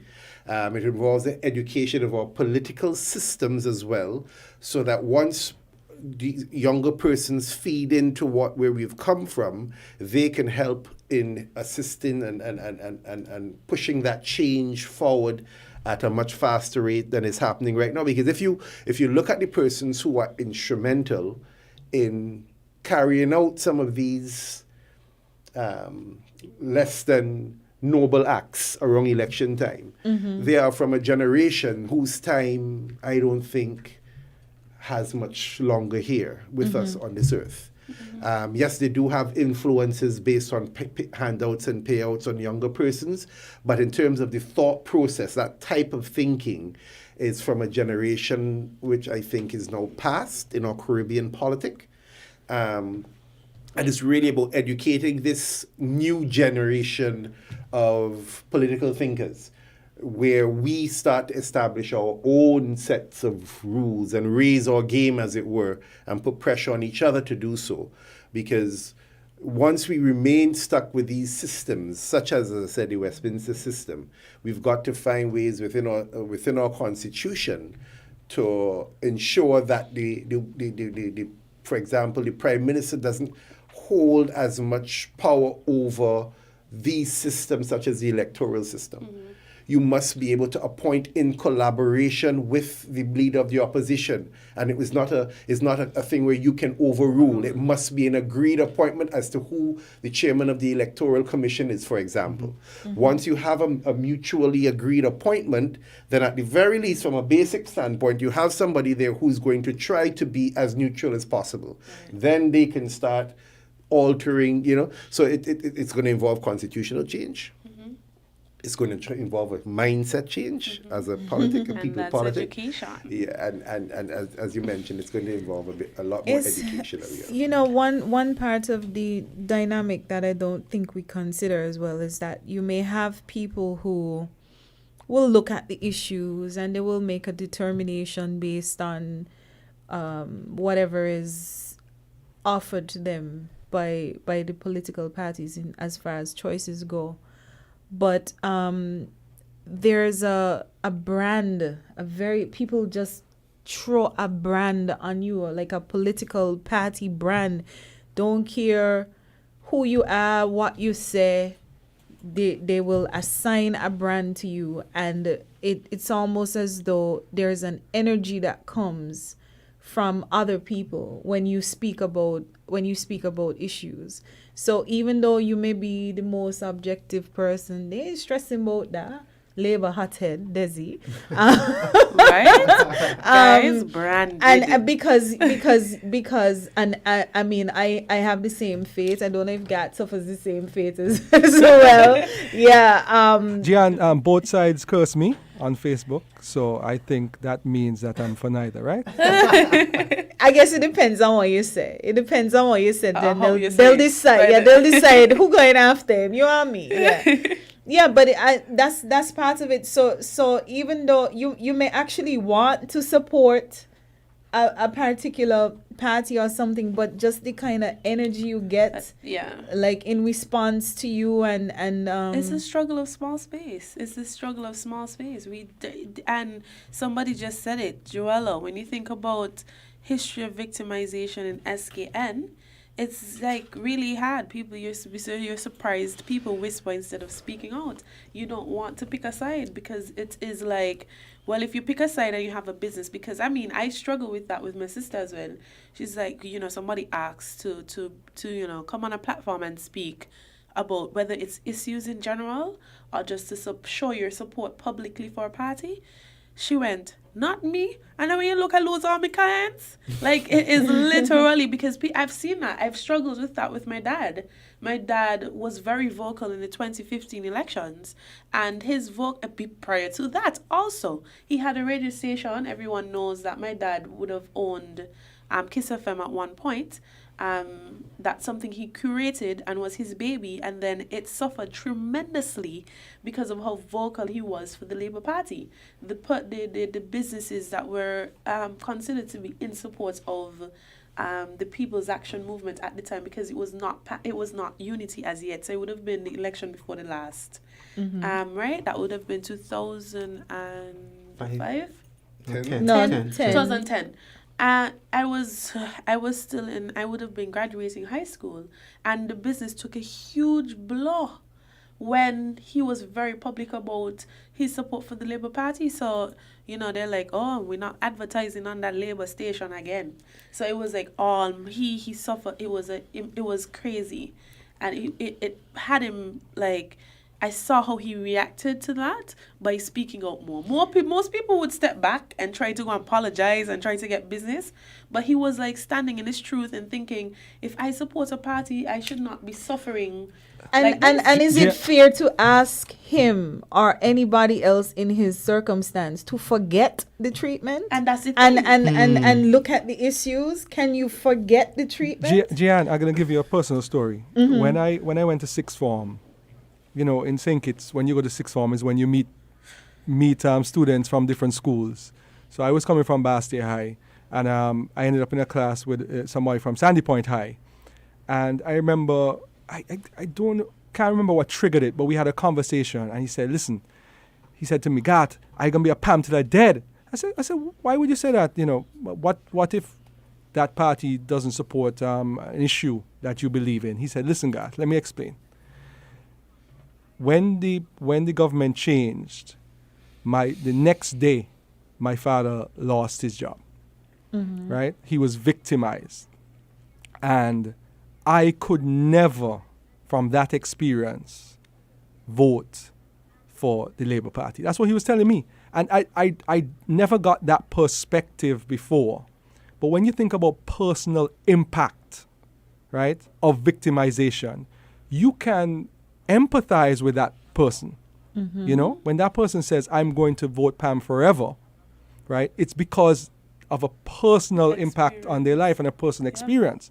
So a lot of people actually are hardcore for political parties because of that reason. So that's not the only. That's one of the factors. I was just giving an example because I was a 16-year-old, 17-year-old. I I didn't understand that. And I had just come back to St. Kitts in 96. So I never really understood the dynamics. I was divorced from the dynamics. And that really put it in perspective for me. So I can understand when a person says that they're hardcore something, because that person may have had an experience, and a traumatic one, that would cause them to be hardcore. Yep. What we should be advocating for is that people vote on issues, right? You cannot tell that person that they don't have a right to continue to vote for a particular party because of that experience they went through. But for the ones that don't go through that experience, we have to say, listen, in order to develop a nation, you really should be deciding who's running the nation based on issues that affect the nation, and you as well, personally. Not because all your life, your grandmother, your mother, your brothers and sisters were blue. You know what I mean? You have to say, listen, can I believe in something that the Green Party says? And is that something I believe will take our country forward? And you make that decision. I felt very I felt positive about that when Patrice, who was on Alarm Clock, our last Alarm Clock, was on Voices with some students, Sniper, and they were saying, listen, we are voting on issues, right? We are no longer voting on persons. We're no longer voting based on character assassinations. We are voting based on issues. And I felt good about that, because, listen, there have a lot of people in this country, particularly over 50 years of age, that will never vote for the other party. I don't Yeah. know that. And Yeah. then you cannot teach an old dog new tricks. So I think it's going to, this election, I think, really is a watershed. No overseas voters, right? And I think a large amount of young people. Like I saw some young people in the line I didn't even know by me. I think a lot of young people, you won't be able to tell if they voted on issues or if they voted because their parents told them you have to vote for orange or we're kicking you out of the house. But the fact that they're turning up, let's hope that they are going to begin to vote on issues, because that is how you develop a country. You develop a country not voting on personal prejudices. Or even, I made a post saying, it really should not be a selfish decision as to who you vote for. It's country above self. You vote for someone who will make the lives better for everyone, because we do not live in individual bubbles. We live in a community. So if you believe that a particular party is going to address community issues, you are going to be impacted. Not because you were personally impacted by someone with a green shirt. You know, you vote, say, listen, what is going to make this country a better place? That is what I advocate for. I could totally agree. I'm going to segue to you just now. I could totally agree with what you're saying, because that's where we want to go. That's why we started the show. We want people to be informed, and I actually have some information on something we mentioned earlier. I actually got the info about the agents and the polling and who looks at, follows the boxes in a sense. So I'll mention that in later down in this comment. But Garth, this is where we want to go, but how do we get there? That is the question. How are we going to get to that place? Is it strictly education, or we just need to, wait a few more years and figure it out and see if the young people like me and Dessel will, and Gian, and, Just gonna say and you, Garth, I don't know. Bob and I could remain out of that. But how are we going to be the generation to come up and say, these are the issues, let's talk about them, let's vote on them, and not think about familial. But you're always going to have that. The issue I have with hardcore supporters is that they listen to the excuses that are made. There's a lack of critical thinking, and that's where I kind of feel, again, education is going to play a tremendous role in the way we think and analyze situations. It's really, really important that we educate people on how to utilize this power that we have in our minds, our brains, to think about issues. But before we say anything else, guys, so somebody messaged and said that there are agents at the polls and at counting. So they may be different. Everywhere the ballot is, a party representative is. Each party agent has to approve the counted ballots before they sign and present to the supervisor. If an agent isn't pleased, they can ask for a recount. All right? But I asked the question, how do we fix it? Okay, well, I'm going to give my personal experience with that in how we would fix it. And like Bob said, you know, the older culture, the older political culture is moving out. So now is our time to make the change that we want to see. And me, myself, my family have been victims of political discrimination on both sides. And me, knowing this, you know, I could just decide, okay, I'm never going to support X, Y, and Z because of that. Or I'm never going to support, you know, the other side because of that. But when I, you know, look at each party, I look past that because I'm a hardworking individual. I've decided that, hey, you know, I can't rely on the governments to make sure that my life is okay, or I get to somewhere, to some point, or I make my position better here in St. Kitts and Nevis. So I'm going to forget that my mom was denied from that program, and I'm going to forget that I was denied from that program. And because I'm critically thinking, like what you said, Desi, and thinking that it's not just me, it's above me. It's about making sure that no one else felt the pain that my mom felt or I felt by looking at my representatives or at the party that they support and looking at the, you know, the way they interact with the country, and are they corrupt? Are they introducing programs that, you know, will benefit everyone? Are they transparent? Are they not encouraging the political divide that we've been suffering from so long, you know? And then moving past all of that and going into that box and making my ex because, you know, they've made the promise to deliver. And everyone is going to have the perfect manifesto. Because and everyone is going to bring it out 7 days before and 3 days before. But we have to keep them accountable. And our generation is now, a lot of us are afraid. We're afraid to say who we support and who we don't support. But we need to encourage persons to, you know, just stand firm in the belief that, you know, that change is coming. And we are the change. We are the future leaders, no matter what. And we can't forever sit on the back burner and think that it's going to happen. Because, you know what one of the most important things that we have to remember, those people that are so extremely tribal, they're the ones going out to vote. Without question. Without question. The 98-year-old grandmother, she is going out to vote. But me, who is here saying, you know, I'm going to vote on issues, I'm going to stay out of the process, and I'm going to stay home, then I'm still going to be victimized. You know, it's not going to change if we don't take part in the process. And that's our voice. We have to make it known. I would even add a little bit more to that. Garth made a very good point earlier. The individual who spoke to him indicated that the reason for a political party was to win. In the true sense of the word, the reason for a political party now in our current electoral system is so that you can select a prime minister, which is a chief amongst ministers, from the majority support of the elected parliamentarians.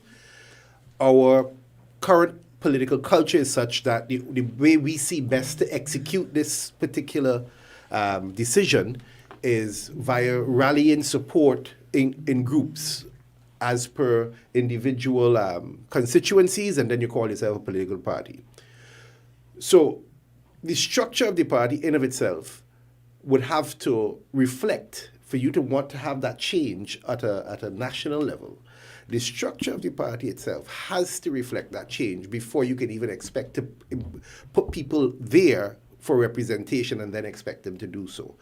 And that's I made the point on the last alarm clock that we did that, yes, we demand so much of our politicians, but then when it comes down to the basic structures around us that we are participating in ourselves, do we demand that same level of good governance, for the lack of a better expression? Because if we don't demand that of ourselves, then it becomes a little bit more difficult now to demand it of somebody that you've elected in place for 5 years. And I think this mentality, Garth, where the political party is there for the purposes of winning. Yes, we need that, but is it win at all costs? You know, is it a case where I will do anything within, or I will have my persons do anything within our current power to win? Or is it that, like Jian was saying, it's country above self? So even in winning, we take that with grace and we apply our energies to the benefit and the betterment of our country going forward. And I think once our political parties, our machinery starts to show that, or people start to show that difference in thinking, because you cannot tell somebody not to vote for some party that's going to support them financially. I think that's practically impossible. You cannot tell somebody to vote for a party that disenfranchised them at some point in time in the past, whether PAM, Labour, PLP, or otherwise. So the nature of the politics in of itself has to change before that I use that. I don't even like to use that word victimization, because to me it's not even so much victimization as it is what they do is they take care of their own. I know this man vote for me, or potentially would vote for me, so I take care of my own. End of story. Yes, you're just in the way. Yeah, you just happening to stand up in a job that I have for Mr. Taylor, because Mr. Taylor went and campaigned on my behalf, and Mr. Taylor need a job in the government now. And well, sorry about your mom, this or sorry about your dad. You know, we can find something for them to do otherwise, but Mr. Taylor has to get a job. And you know, once Mr. Taylor now is realizing that he's going to accept this job, whether or not he's capable of doing it, and then Mr. Taylor there for 5 years, and then he's making big money. You think 5 years later you could tell Mr. Taylor not to vote for that party again, no matter how much corruption there might be taking place? There's no way, because Mr. Taylor has benefited himself, his family has benefited, and to him now, it's like I'm losing my way of life if the opposition comes in, or if another party comes in. Bob, can I just jump in there? My roommate in university was from West Africa, Benin. And when he graduated, he had sent a vehicle home from the States to Benin. And I said, "Oh yeah, no, that's a nice vehicle you sent." He said, "Yeah, and I'm gonna bribe the customs officer, and I'm going to not pay much to get it into Benin." I said, "Well, but that's wrong." He said, Garth, he said, "Garth, that is our culture." And that made me think, corruption is not corruption if it is a part of your culture. And I think we have gotten to the point where we have accepted the way things are done in our political sphere, that it has become our culture. And I think at some point we have to look at it and say, are we going to allow this wonderful country of ours with 50,000 people to be a society where our culture is one of bribery for votes, fridge and stove, $500, supermarket coupon, checks, building materials for your vote? Because, listen, it will become, if it is not already, our culture.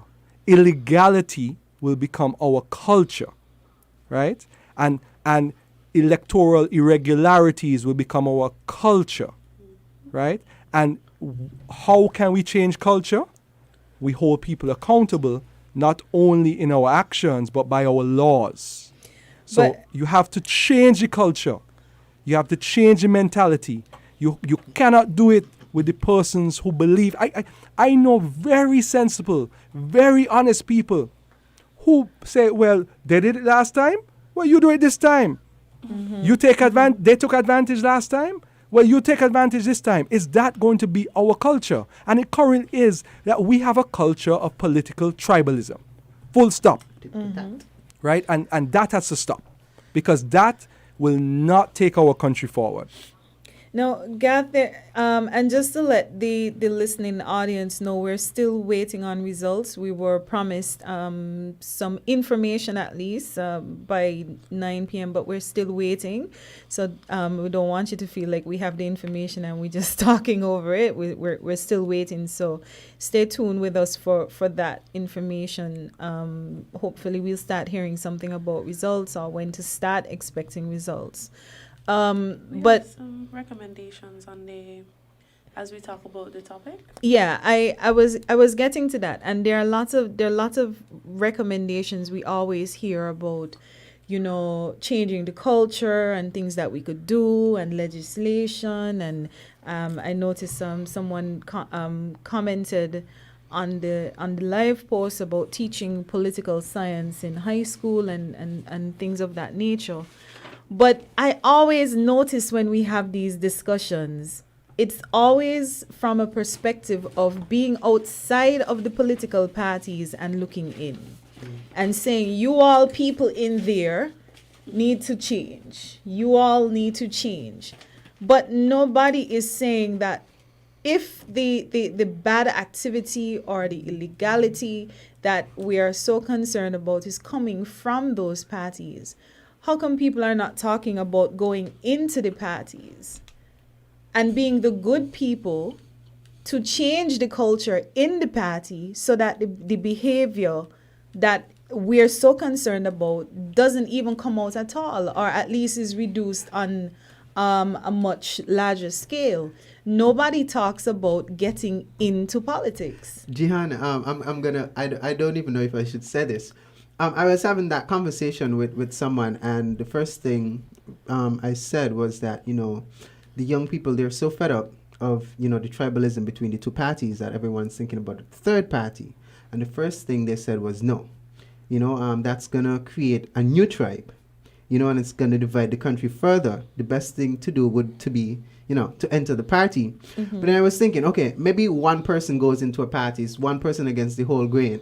So maybe the third party can infiltrate a party. So you see like 7, 8, 9, 10 people joining and taking No, but then the new party, but then the thing about the new party is that the new party might not garner the support. Yeah. Because everybody is on a large scale already divided. So in order to get that the foot in the door to actually do something about it, they may end up having to resort to the same activities. But I just find that it's just an observation that I have whenever we talk about politics. It's always you people in there need to do something about it, and everybody could name somebody who they think should get into politics, and you hardly find people calling their own name. You see, I'm going to be honest about it. I would love to join a political party. I'm not sure which one, but I'd love to be a part of one. Not right now, maybe in the next couple of years. You don't have to be a part of one that currently exists. No, but then he falls into the new party, the independent the new party dynamic, or maybe even as an independent candidate. But the thing of it, changing a culture from the inside, it's really hard. And I think what discourages a lot of people is that sometimes we have this bright, shiny dream that everything is going to change in 5 minutes, We have to understand that if this thing is rooted so deep, it's not even going to take one term. It's going to take 2 terms, might even take 3 terms for whatever influence or whatever voice that you have to catch on, depending on how deep this thing is going. So, and while you're in there, you're being exposed to all of the corruption and all. So it's kind of hard to you're going bright and shiny, and you come out dark and gloomy because you absorb all of the corruption and all of the negativity, and you yourself lose yourself as you go inside there. So it's hard, it's scary, but at some point somebody really has to make that step. I'm not saying you're going to see me in the next 5 years, but you might see Some- me at some point, So, at some hey, point. vote for me. Gian, Yeah. who do you know that wants to voluntarily do something that is going to cause people to immediately say the nastiest things about them and their family the day after they voluntarily do that thing and for the rest of their lives? Yeah, I don't think that we think about it, people think about it and say like, oh yeah, I'm ready for people to just chat me and make up rumors and do all these things. I don't think it's an excitement to get into that part. I think it's more of a motivation to change it and not being dissuaded by the rumors and the nastiness. So you know that if you want to walk this path, that this is something that is going to happen, and you try to get maybe people who are already in there to kind of help you support the backlash, get you support for the backlash that you're going to face. I know it's a reality, and Garth, I think on an alarm clock you were mentioning how you got dragged for your comments, and I mean I face my own experience with that for defending myself as well. But I think it's just a matter of knowing that this in order to effect the change that you want to see. Unfortunately, there are some nasty pieces that you're going to have to deal with. So you have to make sure that you're in the best position possible to make sure your head stays above water. I think you're discussing reformation. The problem with reformation is it realistic in the sense that the persons who usually have the money are the persons who control the reins of any particular party. And as Garth mentioned, again, I'm going to keep that statement, Garth, in terms of why a political party is formed. It's specifically designed to win. So if it is that the person who has the money decides that he just wants to win it, and there is no real moral obligation to follow any ethical procedures, then you basically have to hold on until that person moves on or somebody else has the powers of the coin. The issue, I think, is that and Garth even refers to what you're speaking about in terms of how nasty persons get. If we move away from this winner takes all, then there really leaves no reason to curse the person that bad again. If it is that your job is not threatened by another party getting in power. If it is that we within our own selves would stand up and speak out when we see within our own circles instances where persons' power are whether on a party level or otherwise is being abused, then we start a particular movement that would start to change the dialogue. But too many times, I think, you see, what happens with a lot of these persons is Caribbean culture is such that when they find leaders that they like, it's almost like hero worship. And then the opposite of that now becomes demonizing that individual. That's all that basically happens here in St. Kitts, just it's a smaller circle. Whether it was Robert L. Bradshaw, whether it is Sir Kennedy Simmons, you have some who laud them as heroes, and you have some who laud them as or hate them as demons. If you look at it too, you can compare it to how we have Christianity or spirituality as one of the highest laws in the land. We're a Christian society. Look at the way they come to us as not parliamentarians, as candidates on the pulpit. They're basically preaching, they're preaching, and they're comparing themselves to these biblical characters and all of these things, and people are sucking it up. So when you think that person is right, and you understand the difference between good and evil, God and the devil, then it's easy for you to fall on either side of the coin, and then that tribalism keeps pushing you so much more apart again, and that's big here in the Caribbean, Christianity, and it helps. It all of it feeds into the one, big monster, and people don't realize it. I think it's a little bit more cynical than that, to be brutally honest. I think it's the narrative created by each party, whether or not you support an individual, in the sense that, for example, in St. Vincent, you either love Ralph Gonzalez or you hate Ralph Gonzalez. There is no in between. You go to Jamaica, you either hate Michael Manley and love Edward Siaga, or you hate Edward Siaga and you love Michael Manley. The problem is that in St. Kitts, it's such a small society that these are people that you know and interact with. And it gets even smaller now when they're supporters or persons that you know personally, or may know of, or may have come into contact with at some point in time. And then they feel now, because you are associated with the demon, that you are to be treated as such. Or alternatively, if it is that you're... Sorry, everyone, we're getting some live results. Okay. My information. Okay. All right. We have to break here and go to Today, Friday, 5th June 2020. In the constituency of Nevis 10, the candidates were Eric Evelyn of the Concerned Citizens Movement and Beyond Hanley of the Nevis Reformation Party. In polling station 3, Hanley's Road Community Center, there were 327 voters assigned. Eric Evelyn of the Concerned Citizens Movement received 128 votes. Beyond Hanley of the Nevis Reformation Party received 35 votes. There were 2 rejected ballots, and the total number of votes cast was 165. In polling station 5 at the Hard Times Center, 543 voters were assigned. Eric Evelyn of the Concerned Citizens Movement received 219 votes, that's 219. Beyond Hanley of the Nevis Reformation Party received 36 votes. There was 1 spoilt ballot for total validly cast votes of 255.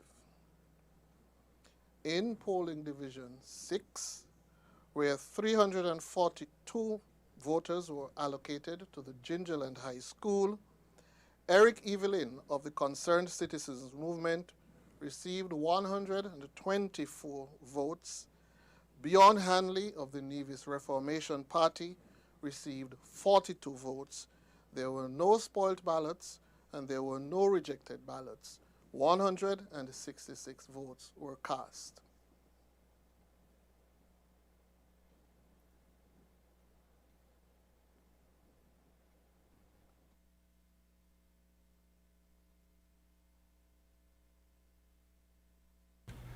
All right, we got our first set of results.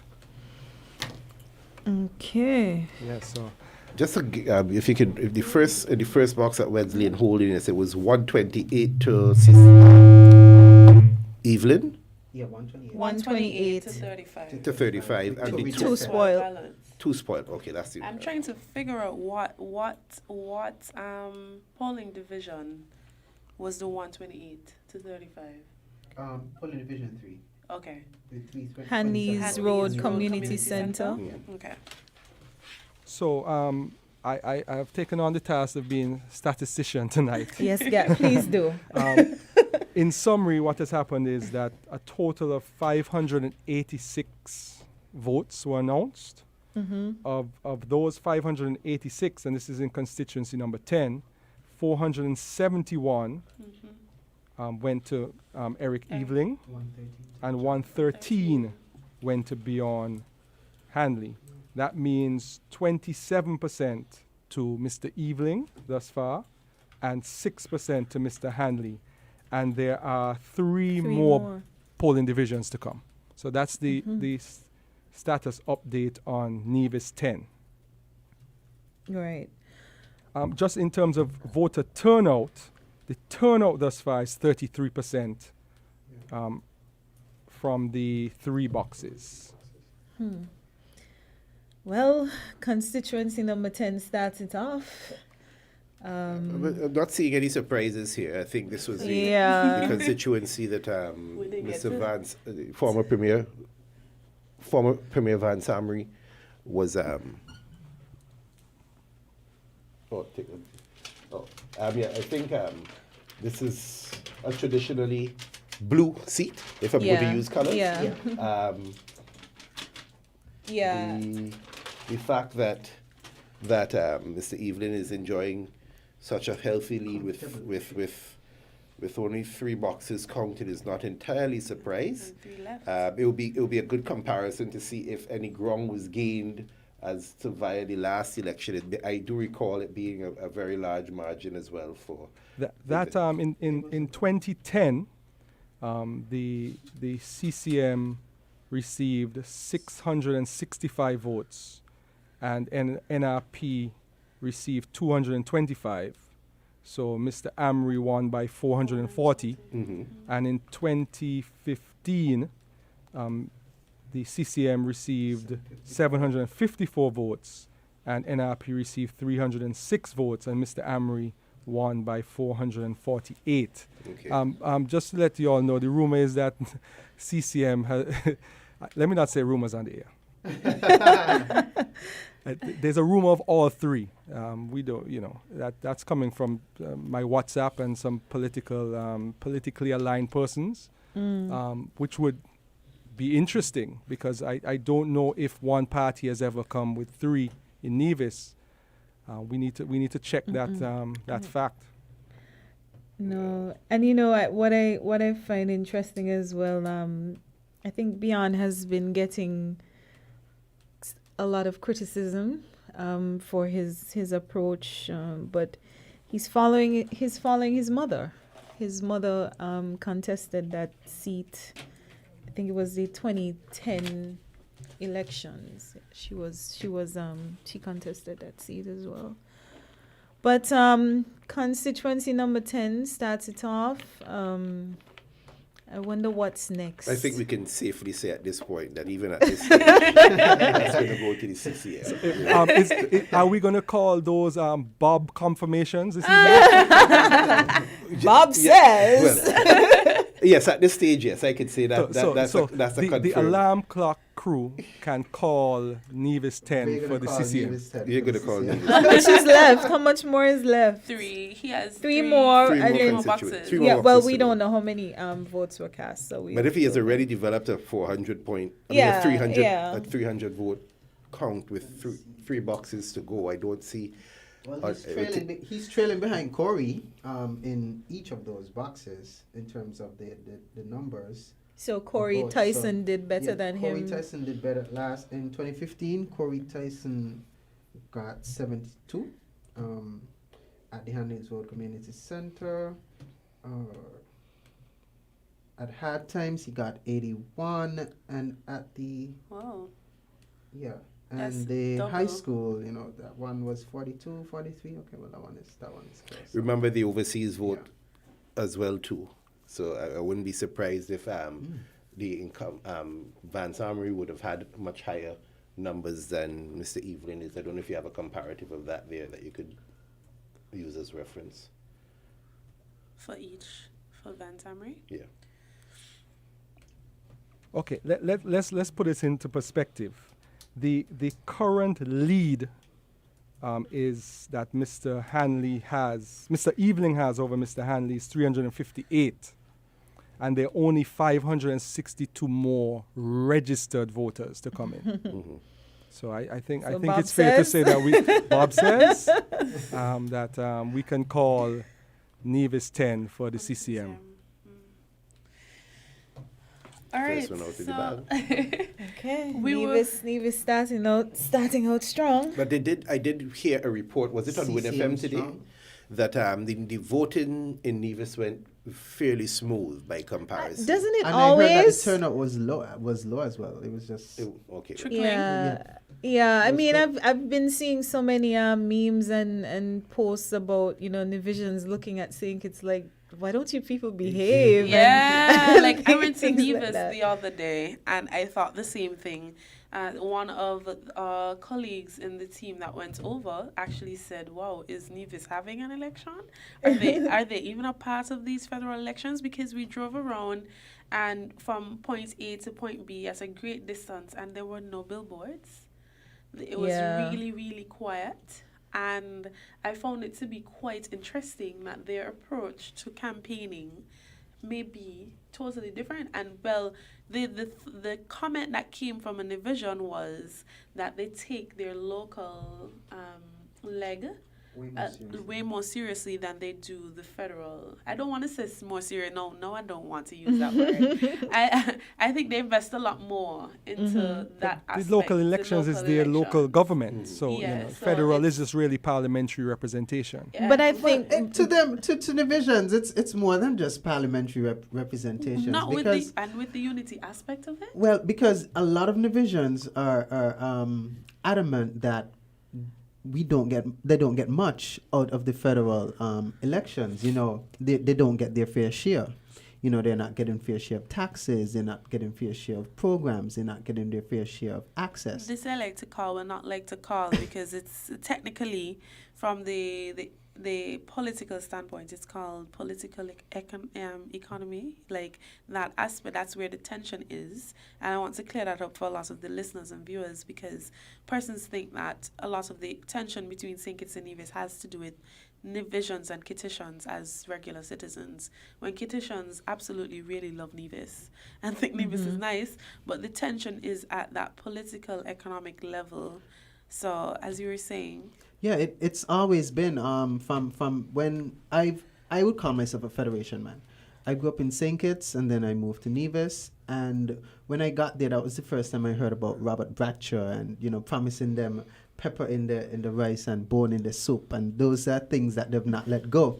And even up to Denzel Douglas before the last elections, when he bounced the check for the civil servants, and stuff like that, so those things divisions hold on to. So the governments here in St. Kitts have to watch what they do to divisions if they really value winning the federal election, because the federal election determines the local government, the St. Kitts government. So if you really want to get in, you have to treat Nevis and divisions properly. I would like to bring in an economist here, because I from what I understand in terms of the fair share of taxes and that type of financial distribution, it is not as easy as just counting how many residents on St. Kitts versus how many residents on Nevis. It's a bit more complicated than that. And in fact, I think from the preliminary discussions that I've had, Nevis in fact requires more than their quote-unquote fair share of taxes to be able to sustain their economy and their people. So I would make it a point of order to try and discuss it a little bit more in terms of the economic dynamic between the two islands. But essentially, I think with the from a political perspective, with the Team Unity coalition, you did see a lot. Well, I shouldn't even say that, because Patrice Nisbet would have been Attorney General in the former Labour administration, which was significant for them at the point in time. And then Mr. How can I forget it? Mr. Mark Brantley.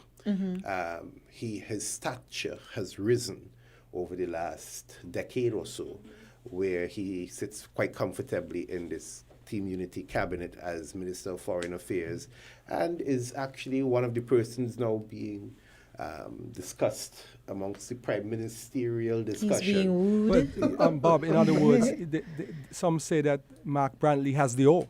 Yeah.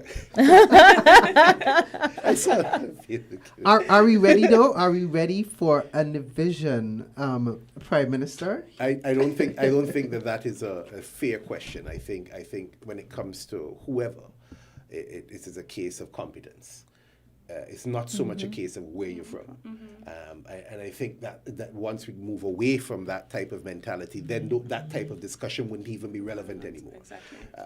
Is he competent? I would argue that he probably is shown enough of himself to indicate that he can hold a senior role within any administration. So it would be foolhardy to rule him out from a prime ministerial consideration. So I wouldn't say. I mean, I know there's this. Unfortunately, I can't share because I don't understand the full history. There's this, pariah about, somebody from Nevis running the federation and stuff. But to me, I think that's, as I said, our politic is evolving. Our politic is maturing, and to think that at this point we have someone like Mr. Brantley who is being mentioned within that type of discussion shows that level of maturity. But Bob, can someone, in your opinion, be Premier and Prime Minister simultaneously? No, that was a question I had planned for much later in the night. Because, I mean, if it is that CCM is successful, in three, in all three, then you've got literally 3 NIA members and also 3 federal parliamentary members. Because the other 2 candidates are also members of the executive in Nevis. I don't agree with that at all. I listen. I've been debating this now on a few occasions, and from what I understand, it is not necessarily the best look for our politicians in terms of Nevis, but it's not illegal. So many things. There's so many things. Well, since it's not illegal, Isn't that what we've been saying before, that we're moving away from what they can do or what they, what is there to what we should be doing? Aren't we moving away from that? But you see, that's the culture of change that we want to see. We want to see, as Garth would have put it earlier, into the discussion, that we need to stop accepting things because they're outdated laws. I think we mentioned some of this in our good governance discussion. There are things that are so outdated and doesn't apply to the needs or the feelings of the electorate. People don't feel the same way about the way in which things were conducted back in 1900 as they do in 2020. And we have to change. It has to be a system of change. And one of the places I really love to reference as it relates to change and reform is no, I'm forgetting that state. Asia. Singapore is one of the most amazing states that anyone could model reform, because they did an exceptional job at reforming their public service. But they had a dictator, resistance. Well, but they had a dictator. Yeah. But I want to get to that point, because getting here at this culture of change is hard. It's a difficult thing. And somebody mentioned that PLP is a new party, and by 2025, they're going to be one of the strongest parties in St. Kitts and Nevis. And I actually was thinking it when he mentioned it. I wrote down PLP because you were saying it's hard to get a new party. But some of the debate around PLP is that PLP is Labour. It's an extension of an ideal or a platform that existed before. So it's not that hard to get people to trickle off, but it is still a new party. It's still a new space, and they are surviving because of the strategy that was employed, which is to have that unity, right? So it's not about, I really think that you can be a mover and a shaker in this space. It depends on how you do it and how strategic you are doing it. Because when unity came out, I thought it was interesting. I was in school, and I was like, what is happening? Like, there's literally a culture of change happening, and there was a positive feeling about it generally, which helped that shift. So from the SKNLP, everyone, there was a heavy support system for unity because of the hope and the promises that it presented to the Federation at the time of 20 years St. Kitts Nevis Labour Party being in, and they're advocating for good governance and how we need to change this and how we need to and provide a new sense of hope for nationals. So it's really about how you do it. How aggressive are you going to be in trying to get that support? You can't just go in there thinking, oh, nobody can support me because for the last couple 300 years, I mean, not really, but 30-something years of the country, we've not experienced anything else. Let me throw this in. You are, if it is you go with God's rumor. You now have 3 members whom are elected to the federal parliament, who they themselves would have known that they were previously elected or are members of the current Nevis Island administration. I noticed Leah asked a question earlier about how it operates in Trinidad. There's local government elections, and then there is the republic elections for ministers in the parliament. Totally different candidates, totally different selection process. The local government elections has more of a community type feel, so there are more community leaders that are promoted, and it's almost like a grooming ground for the bigger stage in Trinidad, but you're dealing with 1 million people there.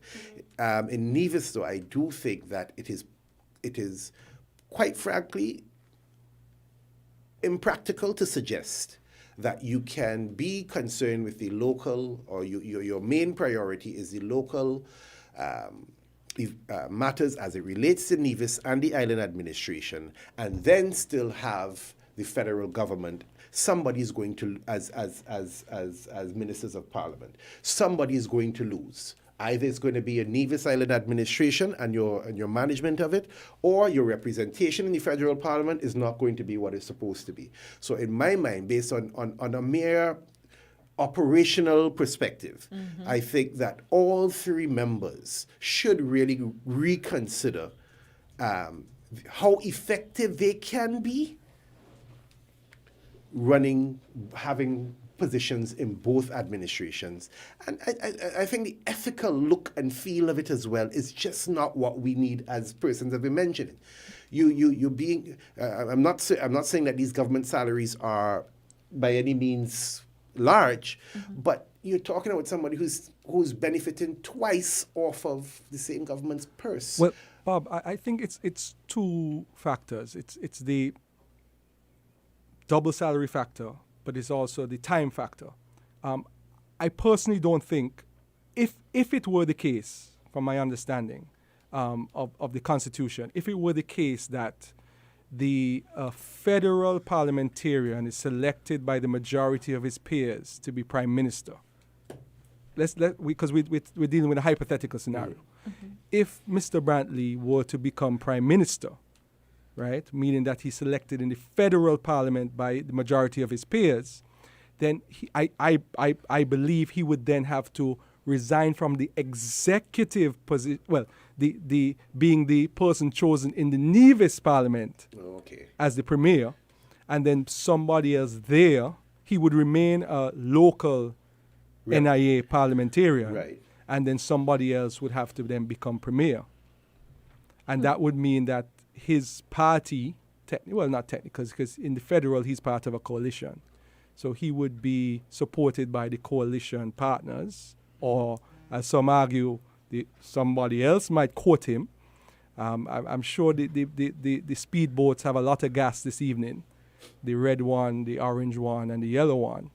At Bastia, they have a lot of gas because they might have to go over to Nevis. I mean, this is an honest discussion, because if Mr. Brantley, if the CCM party does have 3 seats, then, for example, if St. Kitts ended up 4-4, or if St. Kitts ended up 5-3, 3 plus 3 equals 6, which is more than 5. Wow. Well, I'm not going to start working on the hypotheticals yet, guys. But I do.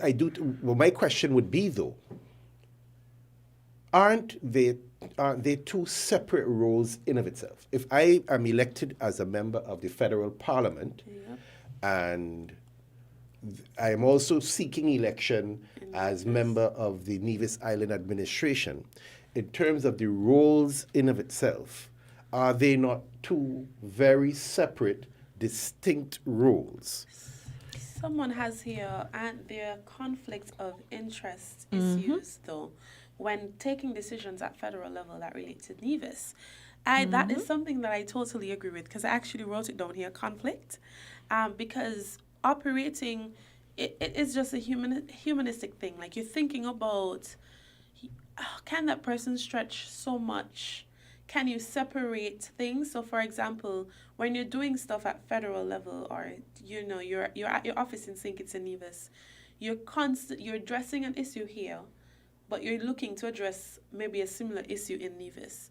It kind of helps, but it also stretches. It also has that embedded bias, right? So, I'm not saying don't think about Nevis. I'm saying, how can you protect? Can you not overstretch a situation? And can we work in teams? Like, I really feel like we need to really stick to one at federal and one at the local level, for the reason that we need to be able to get persons out of constant election mode. If you are going to be in a space where in 2 years from now, is it 2 years? Yeah. Mm-hmm. Yeah, 2 about years from now, Nevis has to go back to the polls and say, this is our admin, this is who we want to represent this leg of the federation at this local level, and Brantley and the others would have been just recently in an election. How much attention are they paying to the issues in general, rather than trying to get elected again in the next election? Or are their actions from now to 2 years is going to be in any situation, not saying that they win, but in any situation, how is it that you can not look at their decisions on a federal or local level as being a part of their campaign? It's really, really hard. Well, I would even, I want to break it down even more. When I take the oath of office as a minister of parliament, or member of parliament, of the federal parliament, does that in any way create a conflict if I would also take an oath of the Nevis Island administration? Because one of them has to be priority. Yeah, you're taking an oath. And You take an oath to Nevis twice. Yeah, well, you not Only twice. to St. Double Kitts dipping. once. You take an oath to the federation, and you take an oath to Nevis. Yes, but in terms of the federation being St. Kitts and Nevis, so you have to look for the interests of St. Kitts and the interests of Nevis, Nevis. yes. And which so, one? so and then you have to take, when you take your oath as a member of the NIA, then you have to take the That's interests separate, of Nevis again. So I could see where the conflict. And to me, I think it's a simple resolution, in the sense that I'm certain you have a lot of young, aspiring politicians in Nevis whom, under your guidance, would be able to fill those NIA roles, whilst you, from a federal level, are able to assist at a higher plane, as opposed to what is happening now. And as I said, I don't think there's anyone in this room, or most persons on the whole, who are comfortable with this situation. But at the same time, But it's being defended. I It's believe being that. heavily defended. What you're saying, Bob, I like what you're saying, but I think it should be the reverse. That the young persons under the tutelage lobby in the federal, because federal is St. Kitts and Nevis. But if you're gonna be looking out for Nevis, and Nevis is your main target, then you should be focused on Nevis, because the premiership, you don't get the premiership in the federal, you get the premiership in the local, so that should be more important. two things I'll throw at you. One, the influence you have is much greater at the federal level. When you're at the federal level, it's the national budget. And two, I'm certain the salaries are very different as well too. So I don't see none of those gentlemen saying, well, okay, let me take the job with the less influence and the least amount of money after having won at a federal election. I just think that they need to reconsider their once successful, they should all. Or can we go a step above that and just have one elections every 5 years? And just not have an NIA and have a St. Kitts and Nevis government? That would be and all live fair. happily together ever after? That all forms part of a discussion on Yeah. constitutional reform, because Constitutional we reform, have yeah. we have Thank to, you. But and I said this before, Nevis should not be having elections every 2.5 years. Should not. No. It's ridiculous. My personal view is that we should have 15 federal constituencies, Nevis 5 for their internal NIA, Nevis Island Assembly, should be 5, and you vote for local and you vote for federal at the same time. Different people. And then there'll be 10 or yeah. 10 in Yeah, St. I Kitts see. or 9 plus the overseas potential constituency. But that is all part of a greater constitutional reform discussion, which this election could force. But I think there's a fundamental point here. You cannot be Prime Minister of the Federation and have any other job. Yes. I agree with that. I would even go further and say you can't be a member of the federal cabinet. You should not be a member of the federal cabinet and have any other job, because you are you holding the highest offices in the land in terms of our policy making, in terms of decision making and everything else. And I don't think there's anything that should supersede or intercede as it relates to your responsibilities there. So Just to let everyone know, in 1:37 we'll get some more results. All right, Okay. somebody said on the live, it also makes no sense for a Nevis Prime Minister be also a parliamentarian in Nevis, given the international and regional responsibilities. How will he square that? Which is true. You have a greater responsibility at that federal level representing the federation, because you're not just addressing domestic issues. You have to sit on different spaces in CARICOM, ECS, and all All these of them. other, All everybody. of them. Not just the Prime Minister. And All of the them. that's what I'm saying. Not just the Prime Minister, but also the Foreign Minister has spaces to be in. The Minister of Gender Affairs has spaces to be in, because there's a wider, bigger contribution that you make as a country in regional and international spaces. It's not just about St. Kitts and Nevis on that domestic level. Your plate is much bigger. It's a high feast to get over. Simply put, in my opinion, you cannot do 2 jobs at the same time. And do it well. At that And do that it well. level and do it well. Yes. So the discussion that we have, like, you're doing 2 jobs, so you should get 2 pay. I don't Shouldn't think even be you a can. consideration. Gian, No. on that thought, we're going to Okay. supervisory elections in 3, 2, 1. All right.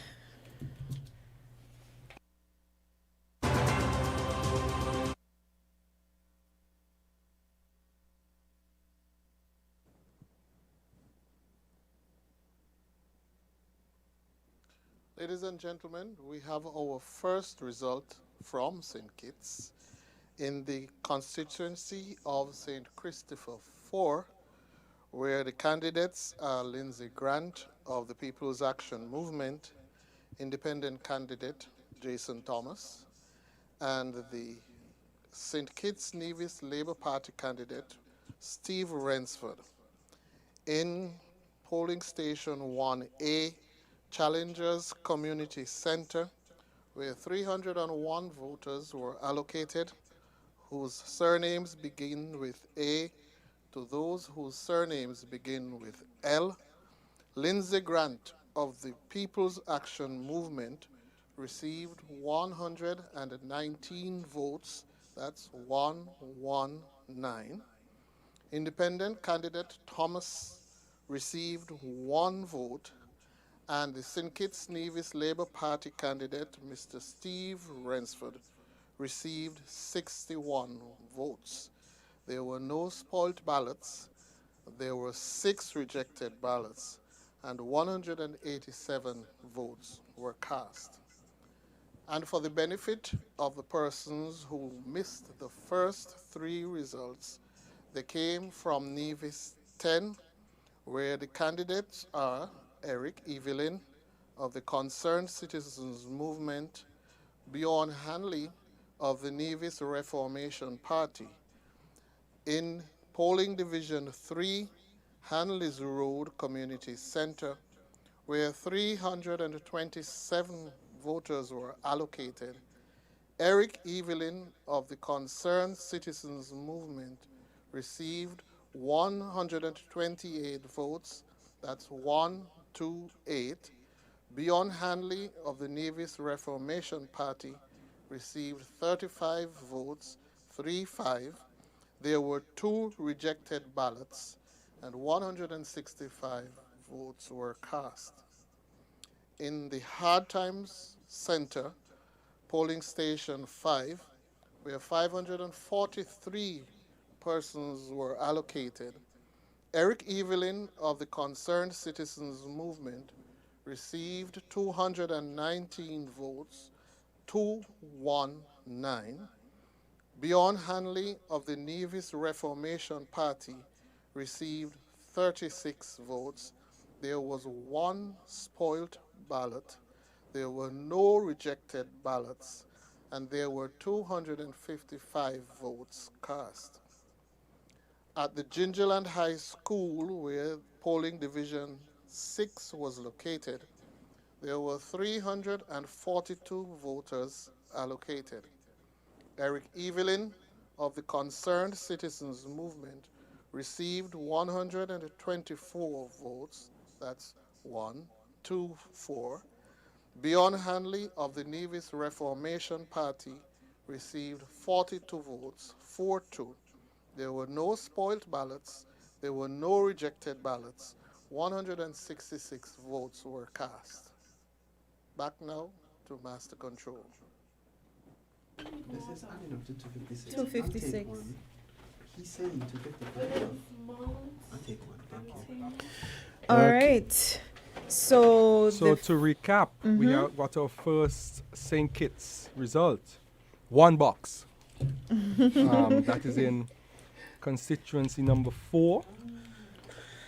There were 187 votes, 61 going to Steve Rensford of the Labour Party, and 119 going to Lindsey Grant of the People's Action Movement, and 1 vote going to No Abba, No Saba, vote grabber, the independent candidate. So, just for some perspective, the turnout, there's about 6% has now turned out in that constituency from 1 box. Mr. Rensford has 2% and Mr. Grant has 4%. I didn't do the percentage for 1 out of 187. oh dear. I have it. Feel free to provide. I have that Let him be information. proud of the one. I'm of not the familiar with how the boxes tend to trend. If maybe we had some historic information as to how the boxes trended. Yeah, I'm the getting last that now, time. actually. I think Challengers is a predominantly People's the Action Movement area. I'm going to get those so we can compare to last election. Just to update, in the last election, which was between Mr. Grant and Ghost. What is Ghost? Glenn Phillip. Glenn Phillip. In the last 2 elections, in 2010, the People's Action Movement got 1,156 votes, and the Labour Party got 1,185 votes, so that Mr. Phillip won by 29. And in 2015, People's Action Movement got 1,252 votes, and the Labour Party got 1,216 votes. And that means Mr. Grant won by 36. So this is the swing Yes. To me, constituency this in is the St. Kitts. constituency that will. But historically, This I is mean, the s- yeah, historically, yeah. it has been One. both sides, Mm-hmm. and as you can see, 29 and 36. That's the number of voters that decided that constituency the last 2 elections. And from my limited preliminary projections prior to this I want to suggest that Labour would at least have to flip 2 boxes. I mean, to flip 2 seats to win government this year, and this I am certain would be one of the seats that they would be targeting in order to try and to get back into government. The others, in fact, the more competitive seats, I think we all know are 1, 2. I would suggest 1, 2, 4, and 8 for this election here. Just to update everyone, in the 2015 election, in that box that the supervisor of elections just revealed, Mr. Grant of the People's Action Movement got 127 votes. So he lost 8 votes in that box. And Glenn Phillip got 98. So the Labour Party lost 37 votes. Yes. So just for comparison, so in the last election in that box, People's Action Movement got 127, the Labour Party got 98, and in this election, People's Action Movement got 119, Labour Party got 61, and the independent candidate got 1. Well, Bob, I know you're the resident, prediction expert here tonight, but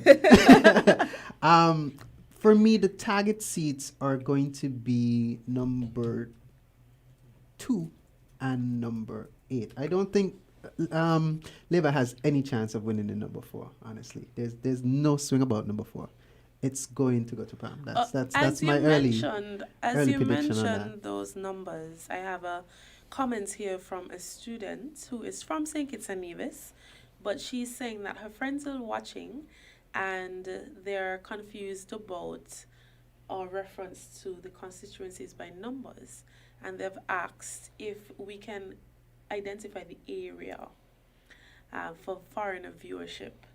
And I mentioned to her that that's going to be very hard because some areas capture quite a number of spaces. Yeah, but as four is easy. Four is challengers to halfway tree. Okay, all right. I don't, but it will that help if they're not from here?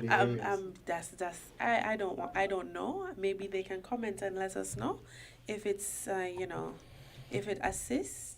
I also have here, remember Challengers was Glenn Phillips' hometown.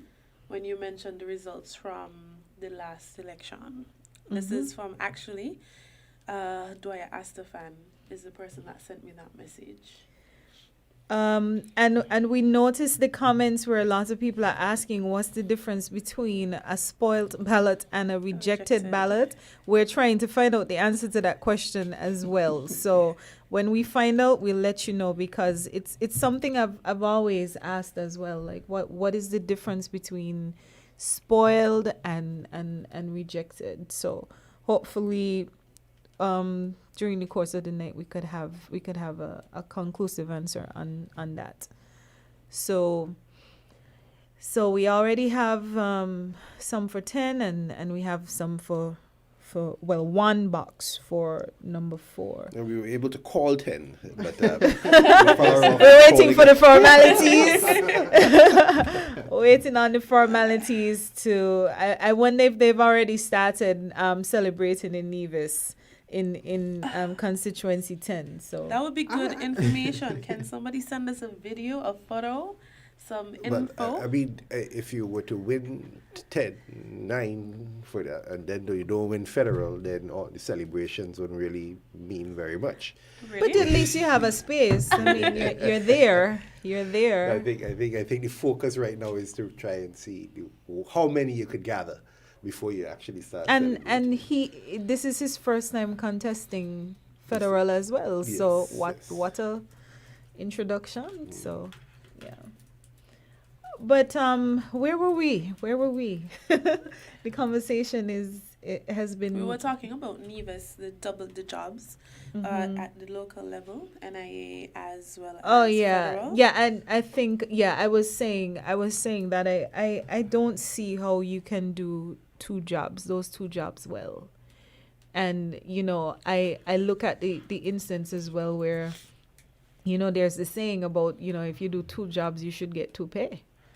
And I laugh when I hear that, because when I had 2 jobs in government, I got 1 pay and a $400 monthly allowance for being deputy clerk of the parliament. So it's interesting that there is this strong, when you do 2 jobs you should get 2 pay, but I don't think it extends all the way down in the civil service. Yeah, I just feel like it's strange, and it's right. It's not illegal So we just need to fix it. Yeah, but I think sometimes too the Constitution was probably written. For then. No, it was written for then, but I believe there were some instances where you just believe people gonna know what you mean. People gonna have a conscience to know that when I say call a motion of no confidence as soon as reasonably practicable, that means as soon as possible, not True. add your own, Spin on it. Yeah, But everything is open to interpretation, and that's the thing. Once you could justify that interpretation, reasonably, then that's the thing, and that's the issue that I have with. I mean, it's a loophole. That's what we call loopholes in the law. Like you just take something and spin it to suit you as best as you can, and it's not it's seemingly illegal. I guess also because of the arguments of customs, how we customarily define something.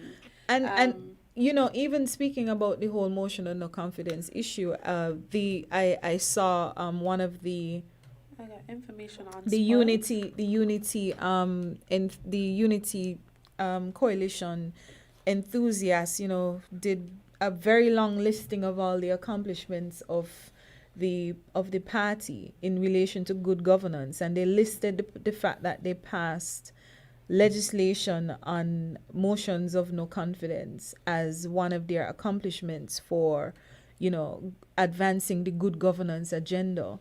So even in that situation where the Constitution left it hopefully up to the government to be reasonable within the definitions given by the law, they still felt as though they had to make sure it is pellucidly clear that when a motion of no confidence is tabled, it has to be debated. I can't recall the precise time, but they gave a precise time for that. So maybe this is another instance where maybe the framers of the Constitution assumed that nobody would ever take up the role of premier and prime minister or a NIA that it was minister. Maybe they didn't think like nobody would do that. So we don't even have to make any arrangements for that. But know that we see. You know why? That concept of transplanting our for those of us who are accustomed to that jargon, transplanting means directly taking it from one source and putting it into another space. So, for instance, that premiership and prime ministership issue doesn't occur where you have Anguilla and England, UK. So Anguilla is still an associated state of the United Kingdom, right? And they have a premier and they have a prime minister. Nobody is going to think that law that is actually very similar to ours, because our constitution was transplanted from that space, which was once our colonial ruler, in a sense. We were also an associate state of the United Kingdom. So taking and copying that constitution and not making that amendment worked because of the distance. Nobody's going to think that an Anguilla premier is going to want to become the prime minister of the UK, right? So that in that instance, it was just old school and applied to a time where we were in a union. And now that we're not in that union, we didn't make many changes to the constitution. Because if you look at the UK constitution then, and look at our constitution now, they're very, very similar. Very, very similar. And that's across the board for all English-speaking Caribbean countries that were on the colonial rule. Colonial rule. Is it, Garth, is it a legal adage, or is it just a statement that a statement you guys use where you say you can't legislate for every issue? But you don't because you can't imagine every possible issue. You can't possibly envision. Yeah, everything. It's hard to. So my thought, forgive me for this, but my thought, a lot of it then depends on the characters that occupy these positions. and what they see their role as, and how they see their role in the bigger picture. Because you as a leader, and I'm not assuming it by any means to know any person's personal financial status, but if you're offering yourself up to be the highest office of the land, in this case the Premier of Nevis, then you at all times your focus also has to be on the people of Nevis, and we all know that there's this statement that the country that takes care of its older persons and the persons that needs the help the most is the ones that we tend to respect a little bit more, the ones that we tend to give a little bit more regard, the ones we consider to be more caring. As a premier, knowing that there is concerns of unemployment, there is concerns coming out of COVID in terms of persons not getting financial assistance due to the failure of the tourism industry and the economy on the whole. Am I really comfortable accepting 2 salaries, knowing that there are persons out there who may not know tomorrow what they're going to eat from my country that I am asked to lead? And if it is that I am comfortable doing so, then I don't know. To me, I think you need to kind of question yourself a little bit more, challenge yourself a little bit more to bring out a little bit more of yourself as a leader. Because there's no way I could be leading anywhere, even if it's a classroom, and I am having a luscious lunch and I see a child in the corner there hungry and will feel comfortable just eating and not knowing how best to take what I have and feed who doesn't.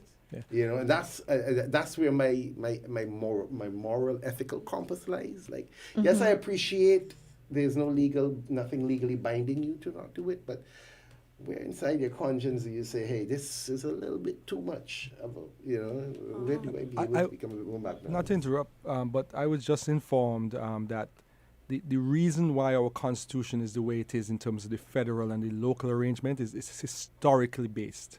It's based in history. So when the Constitution was crafted, it was crafted based on a particular time. Yes. And the particular relations at that time. And it was negotiated by all of the parties. And that's the reason it is what it is. Now, it's very different times. Very different times. Because we're 37 years later. Right? So we should be having that discussion as to whether we should keep this type of arrangement.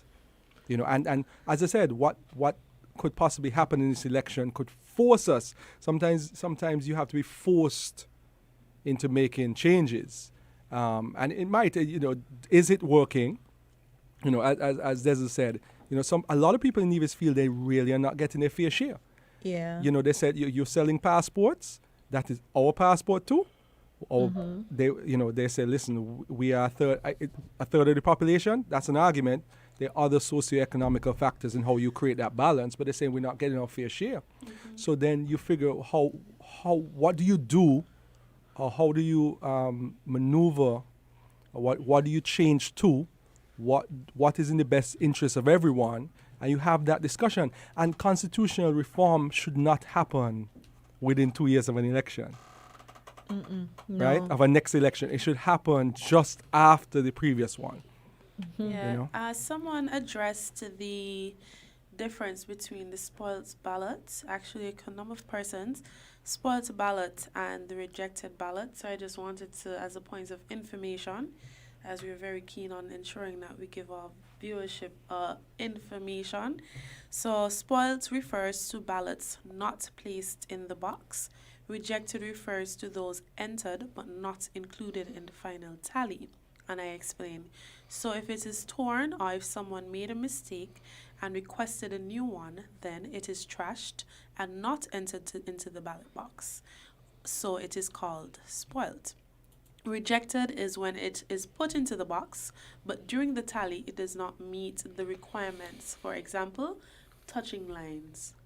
Or you vote for two people. Perhaps. So what we refer to as a spoiled ballot is incorrect because we Is say rejected. persons is what is called rejected. Rejected. Okay. All right, so the spoiled ballot is not placed into the box.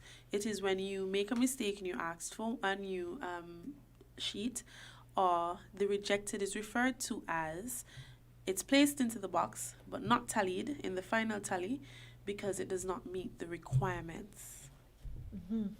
Right. So if you touch the line,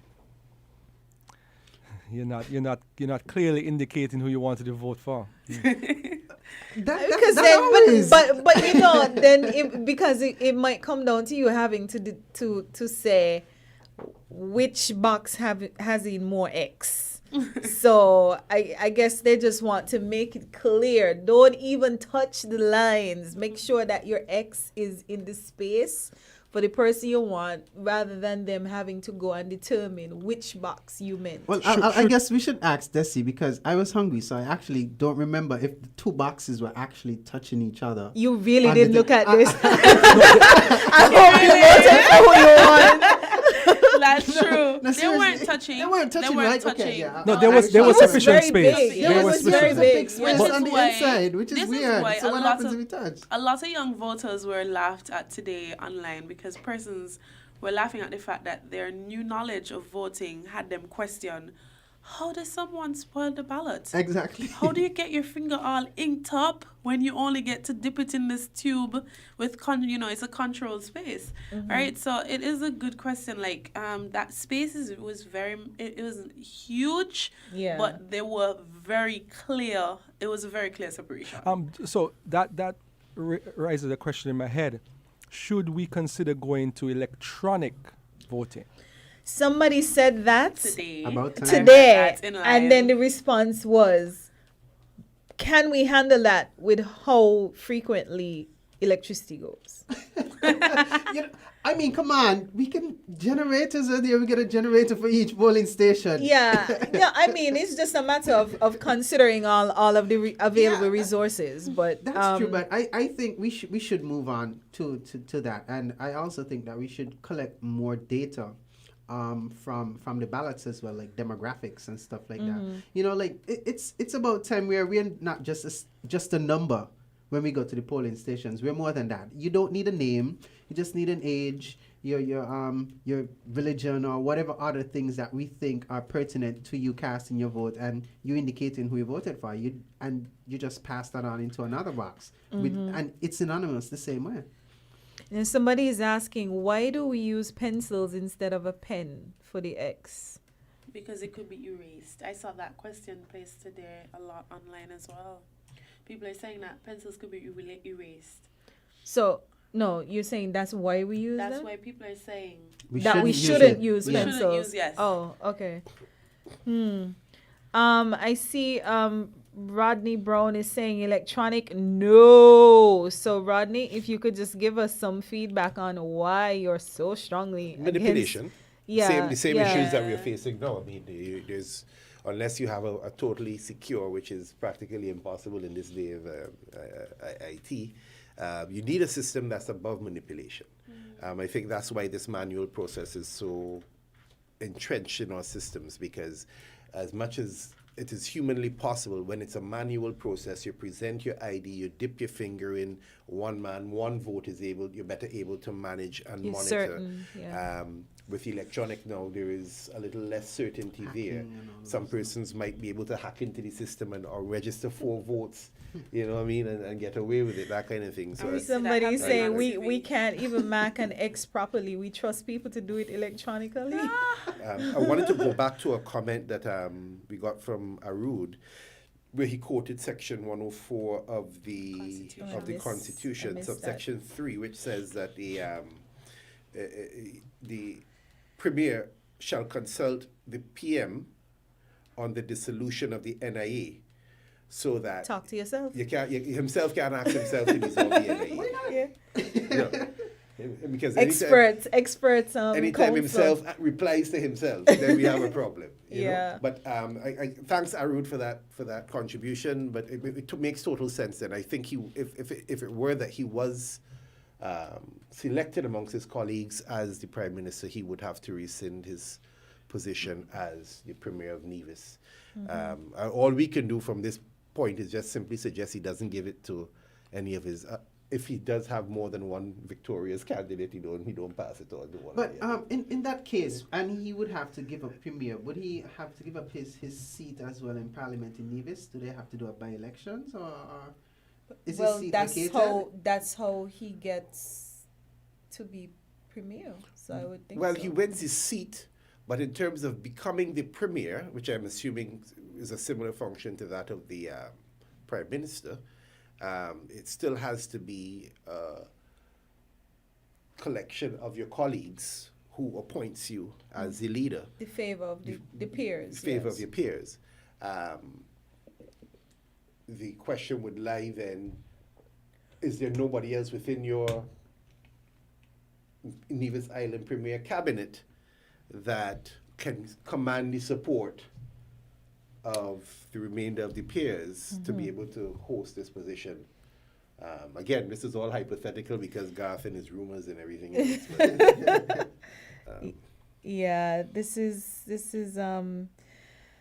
well, I guess Bear and I were only talking about this because we had the whole debate about, balance of seats and whether or not, this may even be a consideration. But I don't think it would be a bad thing to have a division prime minister at all. Gian, we had a call. Oh, We, we're taking calls. Oh, well, if only No, I if you- know. you're No, the- I don't you're- know. No, the person is gone. Gath, so. we're here. This Just- is just- your house. No. Tell me this is shut you- up. Honestly, someone was actually messaging me earlier and This asked, is and your said- show. telling- This is said that we should pay this attention is to your the phone. house. If I I'm a need mere to shut up. statistician, but just to let people know, somebody messaged me and said that we weren't getting the results live like ZIZ was, but we are getting the results live from election SKN on ZIZ. Okay. Well, just so people are if you're just tuning in, we got three boxes from constituency 10. So far, very much in favor of Eric Evelyn, and we got one box from constituency number 4 in favor of Lindsey Grant. So that's all of the information that has been released so far. And Eric Evelyn has been projected to win. Yes. So at 10:23 we have 4 of how many boxes? Gath, did you have that number? How many boxes? But In constituency 4? no, total of 11 constituencies. No, they vary, so I would have to do that math, but I don't have the total number of boxes. Okay. Yeah, but so far we have 4 and it's 10:24. So guys, what time you think with all of this is going to be over? 4 o'clock. 4 o'clock? no. I rebuke you in the name of Jesus. I'm sorry. I think it might be done a little bit earlier. My questions don't actually, my fears don't actually reside now in the counting process. My fears reside in the challenge process thereafter. Okay. Do you think it's because of the issues that transpired today, between yesterday and today? Yeah, I don't think that I see, for example, the opposition walking away. For example, if some of these seats are close, I don't see them walking away and accepting the result without mounting some sort of challenge based on the number. I don't we see already heard. anybody walking away. Point taken. Yeah, I don't. Anybody? Yeah. Regardless, whatever the result is, I think this is a monumental election for both parties. Labour Party wanting to redeem itself, and the Unity Coalition wanting to hold on. Yeah. So it is. We had Rodney here weighing in on the discussion that we had about the electronic voting he mentioned that no matter the country, and he was, I guess, he's on the same page as Bob. No matter the country, something should be left at a primitive-ish process. And primitive meaning old, really old. Maybe outdated for some persons, but old. Electronic does not provide confidence. Too many opportunities for manipulation. Oh, and somebody just messaged and said it's 129 polling stations, Gath. So you could probably back check, but thanks, Levy, for that information. So 4 of 129 at 10:26. Did everyone bring their coffee? I don't drink coffee. I stopped doing that, but Yeah. that's about it. Well, if you guys see us snacking by some chance, forgive us. Well, Daddy And T, if I Daddy, fall asleep, guys, Daddy T just Daddy T just reminded me that they were here in 2015 Oh, in Win FM boy. Studios until 6. So if that is the case, I promise that Win FM will provide some breakfast and late night snacks. We came prepared. So we'll see. We'll see how that goes. But it would be a lovely surprise. And, that was one of the things that was promised, that coming into the government, that the Unity administration would do better. And that we would not have a repeat of 2015 and having to wait on, results for so long. Someone is actually asking from St. Vincent and the Grenadines, can I ask why the results are coming in so slow? Because in SVG, that's a big, big problem. Can you actually tell us why you think it happens like that in SVG, Miss? I don't know if it's a Mr. or Miss Neuron Callis. But I've had this discussion with a number of people who've been in the counting process, and they said they actually have to take up the ballot and show it to the agents and say, like, 1 for Unity. You agree? Good. Noted. 2, you have to go through this for as many votes that were cast. Well, So one of the interesting things I noted from the Dominica election the last time is that they actually do the counting at the polling stations. Why don't we do that? And where? They do the counting. Sorry, the initial just counting. to let you know, we have another countdown. 1 minute to go. okay. All right. So, guys, when we have the countdown, that means that we're going to be joining ZAZ for more results. So, in a few seconds, we will lead to that. We have someone mentioning that they use pencils in Barbados, but we don't use finger ink. In the last election in my constituency, we used a pen. Okay. Interesting. I like that the regional. But I mean, is weighing and Gosai, hi Gosai. I realize Gosai is saying, my friends, we are waiting 3 months for results in Guyana. Oh my God. So let's hope that. That's not the case. Let's hope that that's not That's the a case. special circumstance. Yes. Okay, we're going to the latest election results in 5, 4, 3, 2, 1. Now.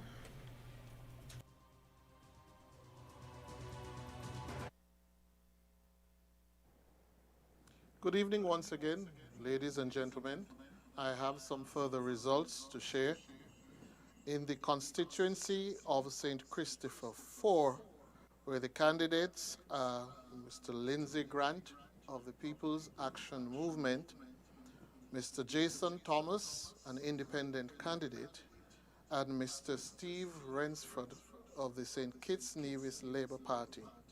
In polling station 1B, where 279 voters were assigned, whose surnames began with M, to those whose surnames began with W. Lindsay Grant of the People's Action Movement received 108 votes, that's 108. Jason Thomas received 1 vote, and Steve Rensford of the St. Kitts Nevis Labour Party received 49, that's 49 votes. There were no spoilt ballots, and there were 2 rejected ballots. A total votes cast was 160. 160. And we have the first results from constituency number 6, where the candidates were Dr. Denzil Douglas of the St. Kitts Nevis Labour Party, Kevin Williams of the People's Labour Party. For Newton Ground Polling Station 1A, where 325 voters were allotted, whose surnames began with A, to those whose surnames began with J. Denzil Douglas received 141 votes, that's 141 votes.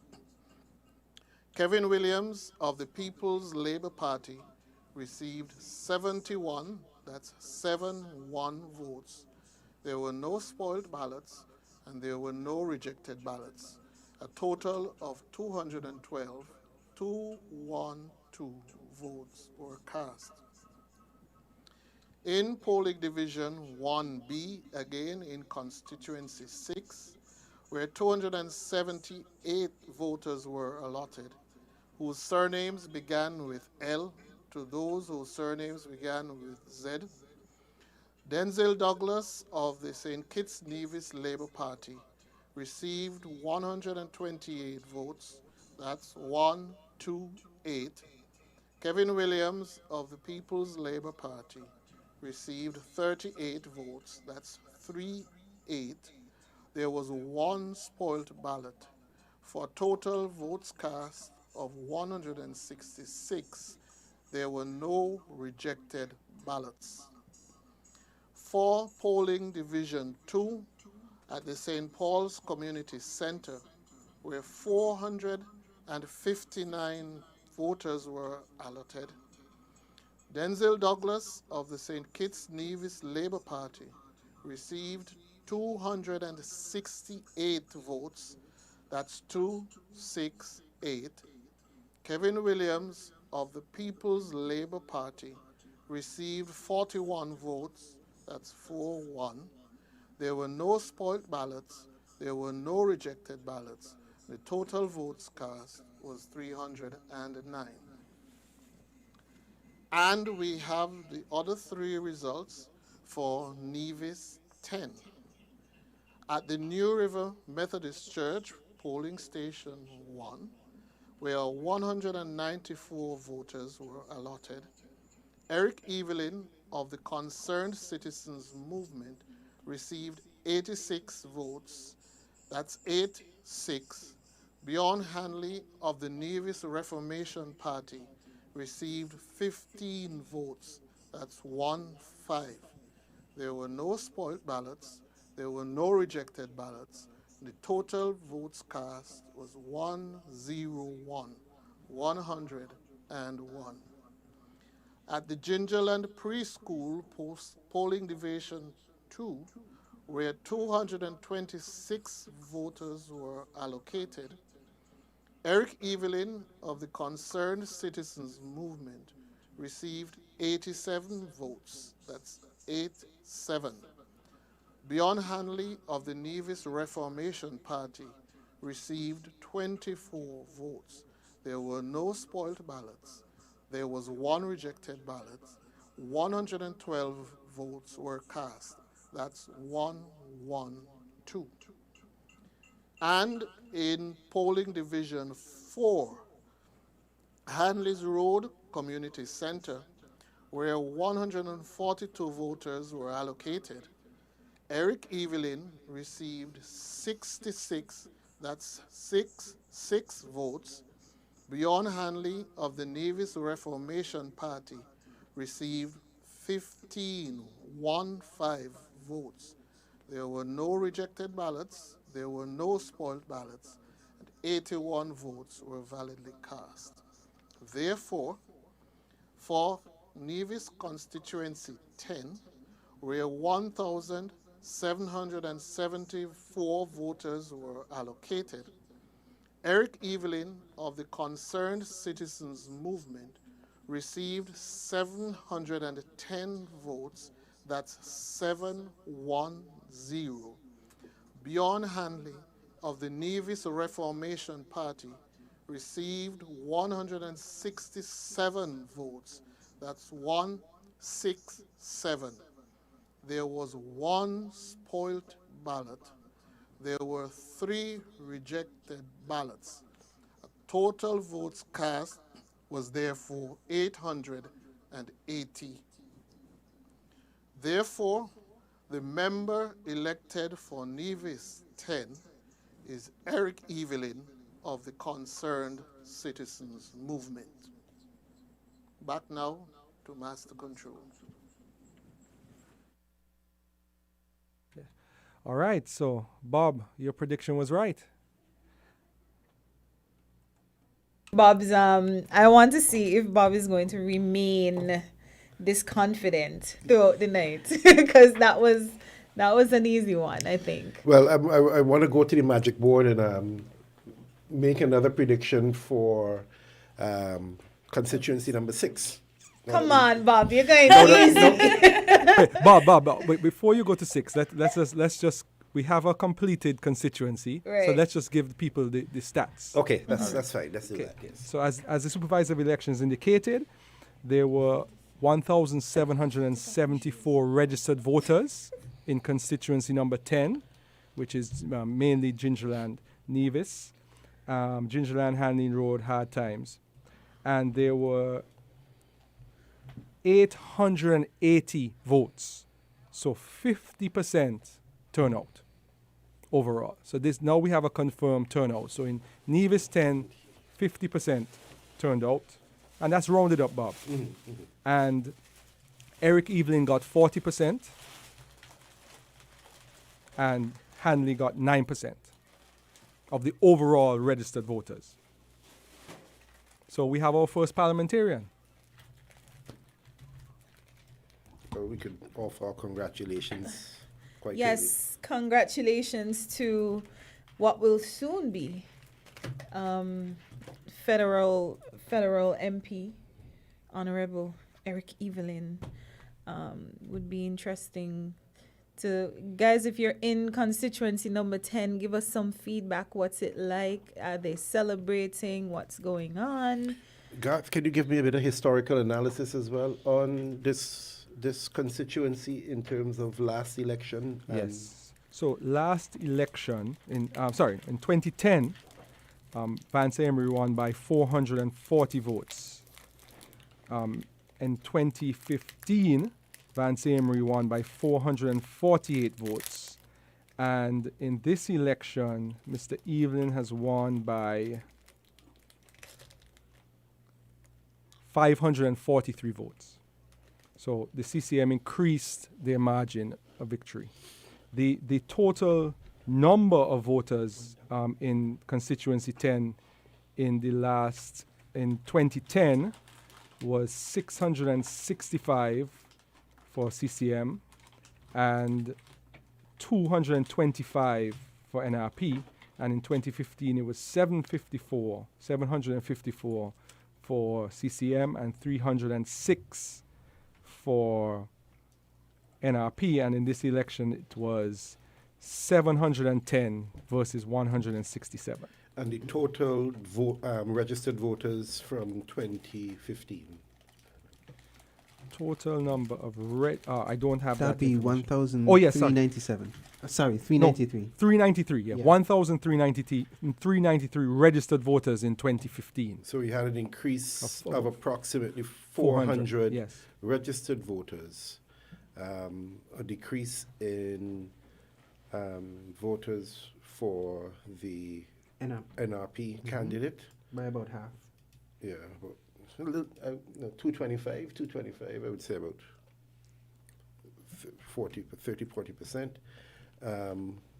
And then we also have a slight increase in the overall accumulated votes for the winner, the now successful candidate or MP, Mr. Eric Evelyn, in the sense that it was 754 previously for Mr. Vance Emery, and now 44 less for No, it's 710. Yes. 710. Yeah, decrease. Yeah. So, But I think it's important to note as well. We pretty much knew how that constituency would turn out, but it was 50% voter turnout. yes, yes, which is interesting because, as you said, we're trying to establish the relationship, if any, between that and the overseas, The overseas voters. But what was it before? In that one, In terms of voter turnout. don't have that percentage here. Yeah, we'll Oh, get you we'll don't get have we'll that? get back Okay, to that we'll after work it out, after that Bob one. goes Yeah. to 6. no. Well, we've already I've done the little magic board on 6, and I want to declare that for the current opposition. Someone is predicting that the turnout may be higher in St. Kitts. So if the turnout at Nevis is 50% for a constituency and they are not as serious for federal elections, a fair deduction would be that the turnout in St. Kitts might be higher. And that's from Oma Amar. Thank you for that. The prediction is that the turnout in St. Kitts would be higher than 50% if the Nevis is showing those kind of numbers. But I kind of I could play devil's advocate here and say that in that smaller space, it might be easier to mobilize voters to get out and vote. These are some small Well, numbers. we must point out that 1,774 voters is the least by far of all the constituencies in the number of voters. Correct. So so Nevis 10 is the smallest Smallest. constituency And, by far. and that brings obviously into consideration the whole aspect of the boundaries and the potential changes that were supposed to have happened since 1989. 89. I think was the last. Because, for example, and this is just me off the top of my head, if it is that you are saying that Mr. Evelyn is a successful candidate with having received just about 800 votes, 700, 800 votes, and then you move over to a constituency, let's say like Number 9. number 9, Right closer. constituency 9. Yeah, in constituency 9 in 2015, the Right. winner, Mr. Brantley, got 2,033 votes. What did the loser get? The loser in 2015 got 1,715 votes. And that is still better than the winner in constituency. That's 9. more than double because the More than winner in double. constituency 9 this time got Yeah. 710 votes. So in other words, to get into parliament in Nevis 10, It's all more you need difficult. is around 700 votes. Exactly. And to get into parliament in Nevis 9, you need over 2,000. votes. So And then that's not it's equitable. representation as well too. You know, it's an equitable representation in the sense that the load isn't evenly spread across the island at all. So again, congratulations, but it's something that we really need to look at with some level of urgency in terms of trying to get this boundary scenario. I must sorted. also be noted that there should be extra congratulations because it's the first time that Yeah. Mr. Evelyn now will be in parliament. So Excellent. congratulations to him. And now to the results received from constituency 6, which I think is another constituency. 6 and 10, I think. What's the term that you use, Bob, for those kinds of We constituencies? call them early. We call them early. So We just look at the in, magic board and we say yes. thus far, there were 687 votes in constituency number 6. 537 of those, or 20, yes, 537 of those went to Dr. Douglas, and 150 of those went to Mr. Williams. And the turnout thus far, let's see, that percentage is not a true representation. 21%. But So far. 21% Yeah, so thus far. far. But I think it's kind of interesting. I don't know if yours breaks it down a bit further, Gat, to look at the turnout for each of the polling stations. Just about to say. And I I have have that them too. about around 60% Yeah. with In each one. in yeah. polling division 1, the turnout was 65%. yeah. In polling division 2, turnout was 60%. And in polling division 1B, it was 60%, and in polling division 2, it was 67%. So those are high voter turnouts Yeah, in it those. is. Someone is actually asking for a breakdown of the percentage of votes per candidate. that may be an extra detail. How much? So I can read it directly here from the comments. Syrian asks, normalize it by the percentage of votes each candidate won. So what percentage of the vote of the number of persons voted? Wow, that is an incredible detail that you would like, Syrian. We can tell her. We can tell her that those statistics are on the website, On the WinFM website. Okay, so those statistics are available on WinFM's website. All right. But that is high voter turnout in number 6. Yes, I agree. 65%, 60%, and 67%. Number That's 6 or quite number high. 10? No, Number number six. 6. In Okay. number Number Yeah. 10, it was closer to. Yeah, number 10 it It's averaged off at averages 50%. 50%. Yeah, so the highest in number 10 was 57, 57. and the lowest was 47. All right. So it averaged off, but in number 6, those numbers, that turnout is quite high. Yeah, your mean is okay. All right. Comparatively, though, in terms of Sorry, that this prediction, and this is, I mean, I know Garth is a statistician, but I seem to have a thing for that as well. The person predicted that Nevis, St. Kitts may have a higher turnout since Nevis is performing at 50%. And so it proves, actually, if you look at the results for 4 and 6, the results are significantly higher in turn, not significantly, probably between 10%, much higher by 10% than what we are seeing in number 10. So number 10, we have an average of 50 because we have numbers coming at 47% to 57%.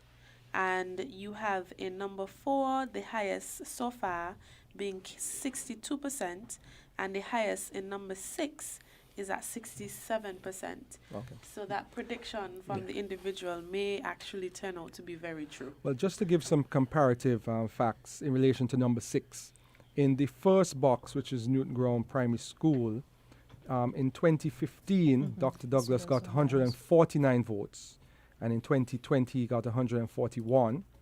Mr. Connor, Vernon Connor, for the People's Action Movement, got 20 in that box in the last election, and Mr. Williams got 71. So that was an increase of 51 for the opposition and a decrease of 8 for Dr. Douglas. In the 1B, Dr. Douglas got 195 votes in 2015, and in 2020 he got 128. So that's a decrease of around 70. And in the People's Action Movement representative got 25, and Mr. Williams got 38. So that's an increase of 13. And in the first St. Paul's box, Dr. Douglas got 316 votes in 2015 and got 268 in 2020. So that's a reduction of around 50, sorry. And in 2015, the People's Action Movement representative got 9 votes in that box, and Mr. Williams got 41. So there's been a significant, by percentage, increase for the opposition in that constituency. And do we think that it's well? I don't think in these like party seats there's much overseas voter influence. I think these increases can be attested to the work that the ground is doing here. Because 41 compared to 9, and then seeing 316 move down to 268, that's basically where the 40 votes are going, move from left to right, But it actually signals what you were talking about in terms of people seeing PLP as a product of Labour. So Vernon Connor represented People's Action Movement and got 9. So maybe it's that same kind of thinking, like, I know for sure I'd never vote for Pam, but I might consider another Labour. So there is a slight swing away from the St. Kitts Nevis Labour Party in that sense, but it's still technically a Labour Party. So maybe that's more palatable for the people in constituency 6. And just for the statistics from the last 2 elections, the Labour Party got 1,905 votes in 2010 compared to 179 for the PAM candidate. And the Labour Party got 1,969 votes in 2015 compared to 200 for the PAM candidate. And Mr. Williams has already received 150 votes. So he's well on his way to increase the number of votes for the opposition in that, even though it's a separate party. That constituency is really considered to be a strong Labour hold. Is he from that area as well? I'm not certain. I didn't really hear that much about him. I believe he's from St. Paul's. Yeah.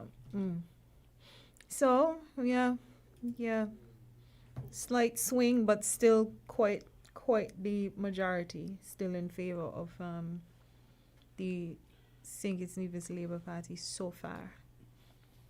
In 6. So Bob, are you willing to call 6? I don't have it marked on the magic board. One for CCM and one for the Labour Party.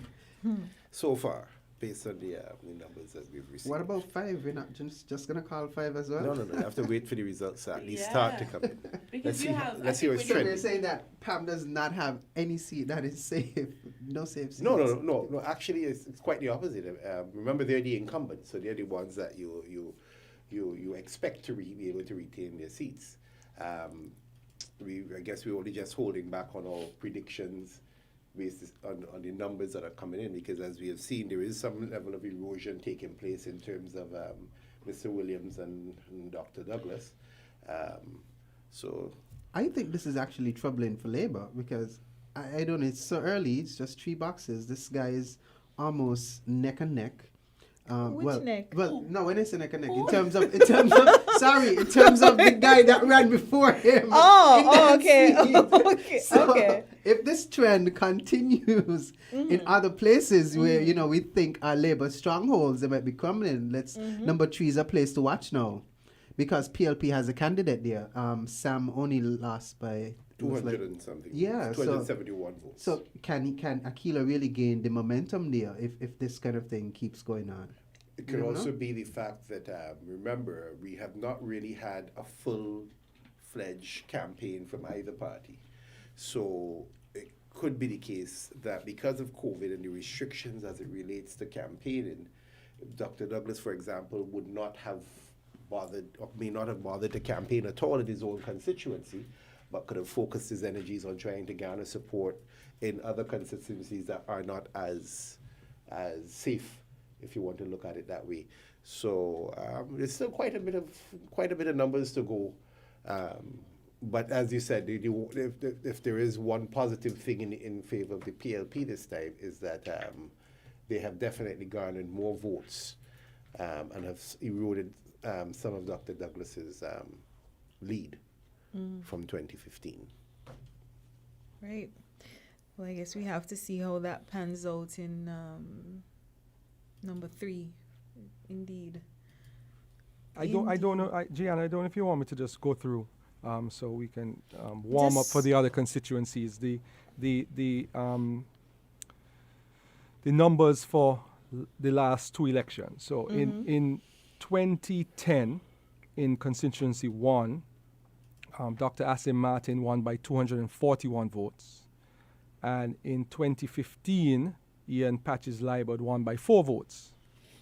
In 2010, Marcella Liebert won constituency 2 by 431 votes. And in 2015, Marcella Liebert won by 98. In 2010, in constituency number 3, the margin of victory for Mr. Condor was 761 votes. And in 2015, the margin of victory for Congress Maynard was 272 votes. In constituency 4, we discussed this already. Ghost won by 29, and then Lindsay Grant won by 36 in 2015. In constituency 5, Sean Richards won by 143 in 2010, and then won by 361 in 2015. And in 2010, we could skip 6 because we just spoke of that. Dr. Douglas won by 1,726 votes in 2010 and 1,769 votes in 2015. In constituency 7, Dr. Harris won by 1,065 votes. And then in 2015, Dr. Harris won by 780 votes. In constituency 8, Mr. Eugene Hamilton in 2010 won by 276 votes. And in 2015, Eugene Hamilton won by 236 votes. And in constituency 9, Mr. Brantley won in 2010 by 146 votes, and then in 2015 by 318 votes. We went through 10 thoroughly, and in 11, Patrice Nisbet won in 2010 by 265 votes, and Patrice Nisbet won again in 2015 by 91 votes. So there are certain trends that you can see, but there are other variables that have thrown into the pot in this election. Most definitely. But I think those numbers, especially for Honorable Sean Richards and somebody else, and Honorable Matt well, they're not honorable yet. Matt Brantley and Sean Richards, the jumps between 2010 and 2015, those sounds like they almost doubled their votes. The difference between 2010 and 2015 for both of them. So it would be interesting to see what the result is for 2020. Did they gain momentum? Did they lose momentum?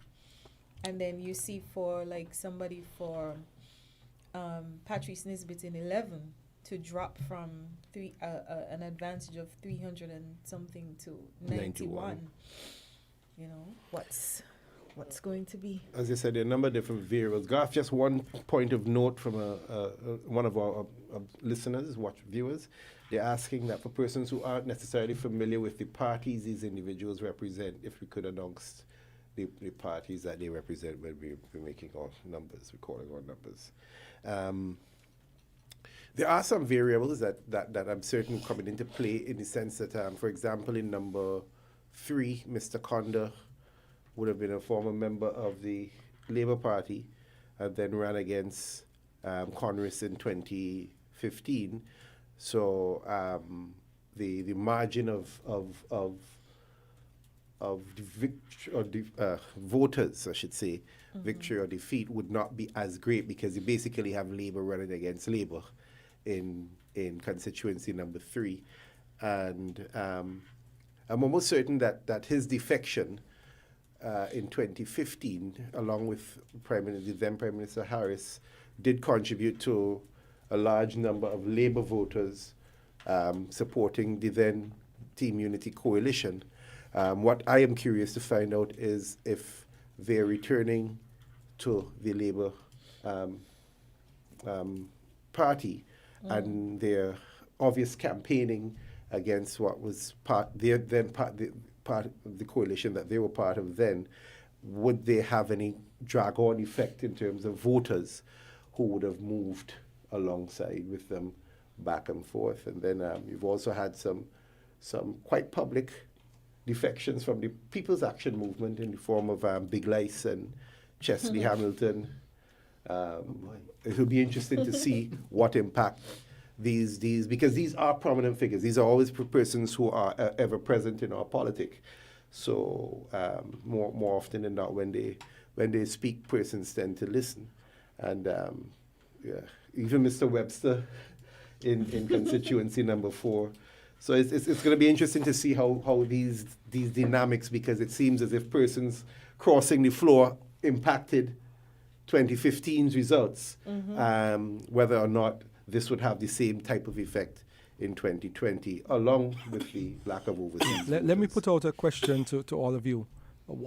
Which constituencies do you believe will be the closest in margin? Not who will win, but which ones will be the closest in margin and why? Number 4. Number 4. Number 4 is traditionally close,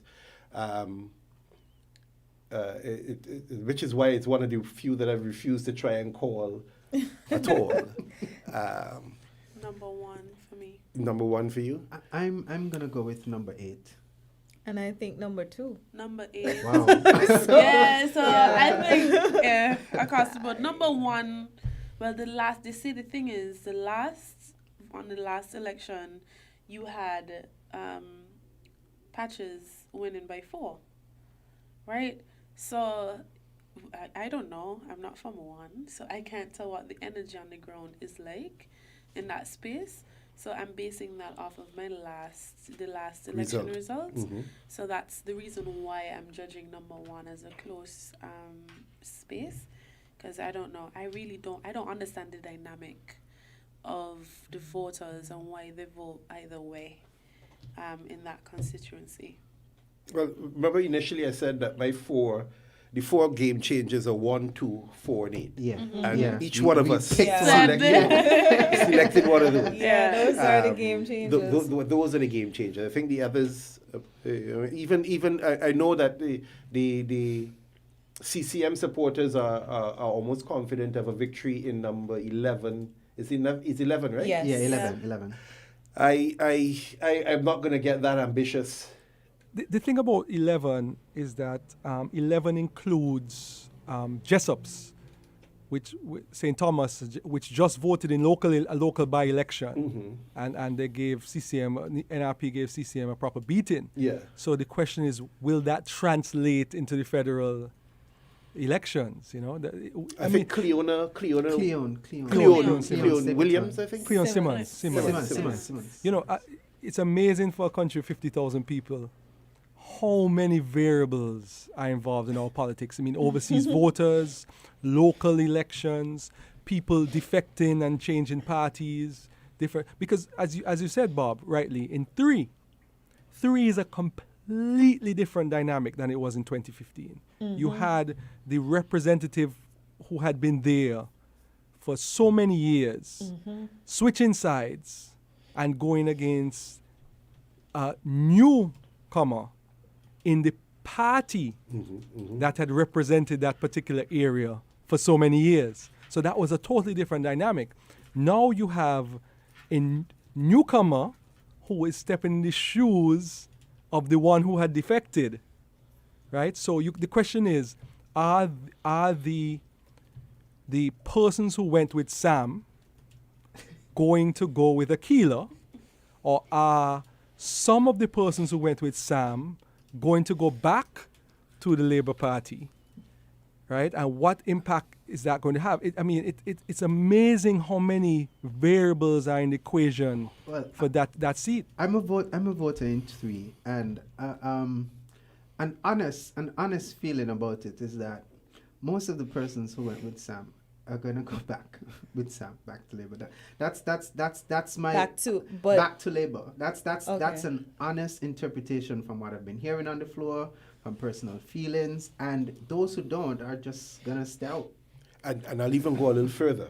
I even think that will impact, that defection will also impact number 2 and number 4. Because there are persons whom would have formed alliances with Sam along the PLP PAM lines throughout those constituencies along that West Coast.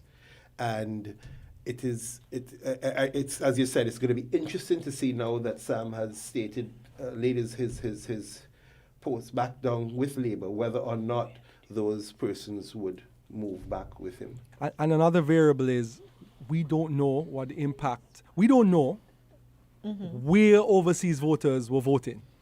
Yeah. Were they spread out evenly amongst those 4 swing constituencies, or were they concentrated in particular constituencies? And that can create a whole different dynamic with this election. Right. And Jean, why you say Jean? You said which one would be the closest? 2. Why you say that?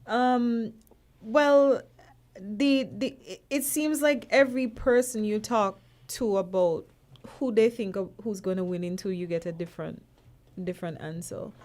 And there are people who feel as though Janelle Powell running for People's Action Movement is making some ground in constituency number 2. So it's for some reason that's one constituency that I haven't heard confidently anybody call, and it's interesting to me because the margin was relatively small in 2015. So I think this is one of the few close ones. Well, in number 8 as well, the same people are going up against each other again. So they get another round at each other in the ring. But because I think that might be something, another variable in 3, have a new face. So will people feel more comfortable if there were people who didn't vote at all? Would they now feel like I now have somebody new? You never know. I guess we just have to wait and see. Desi, which one you said was going to be the closest? 1. Oh, you stated why? Yeah, from the last Right. election. And why? I think 8 because of the candidates, the popularity of Eugene Hamilton, just the words that have been getting out of number 8, that it's gone significantly down, and Drew, and even for me personally, I'm not from 8. I would love for him to be the next prime minister of the country. I'm gonna say that, but he resonates a lot with the people, his character, his work ethic. He's never stopped campaigning. He's always been there in the community. The guy is just, he just has this energy, and it resounds a lot with young voters and stuff like that. And I think it's gonna show. And no matter who you talk to, there are a lot of people that believe that he's going to give Eugene Hamilton a really, really close race. But my follow-up question to you and the panelists. With you, I mean, everyone is entitled to their opinion. This is your honest feeling, right? And you are somebody that says if you were to join a party, you would know which party you would join. If a person loses their seat twice, should that person be considered within the party to be the potential leader? Dr. Douglas said something about leadership. Luckily, we were grateful. We were fortunate enough to be asked to interview Sam Kondo, Dwight Astafan, and Dr. Douglas for their reconciliation and homecoming interview. And he said something interesting because we asked about leadership and succession. And he said that he thinks that people should consider, when it comes to finding the leader, people should consider the best for the party. And it doesn't have to do with somebody who's new or somebody who has been running for many years. You have to consider who is just the best to lead the party. And perhaps maybe with all the variables in 8, in like, for example, the size and difference in communities, that may be something that is working against Dr. Drew, but it may still not hamper him from being seen as the best in the Labour Party to lead it. Because what if they put him in another constituency? I'm sorry, not to cut you off, but in There's another countdown? in 43 seconds we're going to go to more results. So just continue for another 30 seconds. No, I mean that's basically it. What if you were to put Dr. Drew in another constituency that was more quote unquote safe? Like Dougie's? I mean, like 6.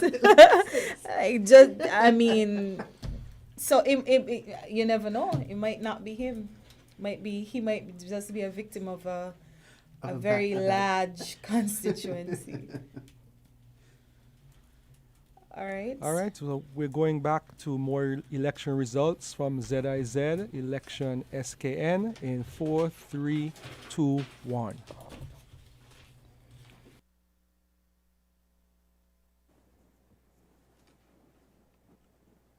Good evening once again, ladies and gentlemen.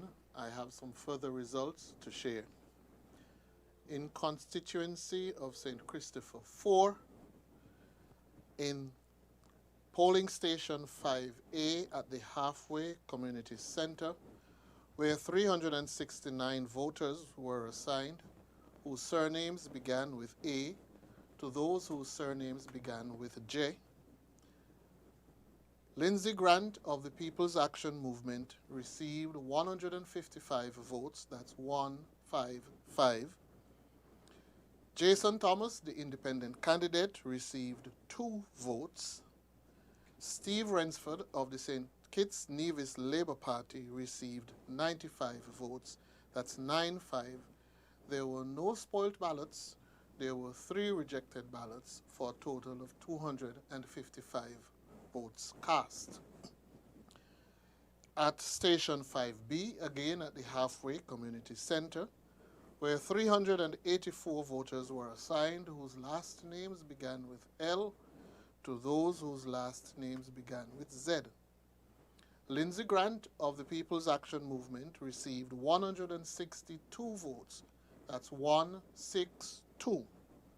Jason Thomas, the independent candidate, received 4 votes. Steve Rensford of the St. Kitts Nevis Labour Party received 98 votes. There were no spoiled ballots. There was 1 rejected ballot. Votes cast, 265. That's 265. We have our first results from constituencies of St. Christopher 7, where the candidates are Dr. Timothy Harris of the People's Labour Party and Leon Nathan-Nelson of the St. Kitts Nevis Labour Party. At the Tabernacle Community Center, polling station 1, 520 voters were allocated. Timothy Harris of the People's Labour Party received 262 votes, that's 262. Leon Nathan-Nelson of the St. Kitts Nevis Labour Party received 70 votes, that's 70. There was no spoilt ballot, and there was 1 rejected ballot for a total of 333 votes cast. At the Edgar Morris Primary School, polling division 2, 497 voters were assigned. Timothy Harris of the People's Labour Party received 302 votes, that's 302. Leon Nathan-Nelson of the St. Kitts Nevis Labour Party received 45 votes, that's 45. There were no spoilt ballots. There was 1 rejected ballot for a total of 348 votes cast. For constituency of Nevis 11, we have 4 results to share. The candidates there were Alexis Jeffers of the Concerned Citizens Movement and Patrice Nisbet of the Nevis Reformation Party. At the Nevis Performing Arts Center, NEPAC, polling station 1, 303 voters were allocated. Alexis Jeffers of the Concerned Citizens Movement received 85 votes, that's 85. Patrice Nisbet of the Nevis Reformation Party received 81 votes, that's 81. There were no spoilt ballots, there were no rejected ballots. Total votes cast, 166. In polling station 2A at the Jessops Community Center, where 332 voters were assigned whose last names begin with A to those whose last names began with K, Alexis Jeffers of the Concerned Citizens Movement received 88, that's 88 votes. Patrice Nisbet of the Nevis Reformation Party received 113 votes, that's 113. There were no spoiled ballots. There were 4 rejected ballots for a total of 205. At the Jessops Community Center, 2B, where 342 voters were assigned whose last names began with L to those whose last names began with Z.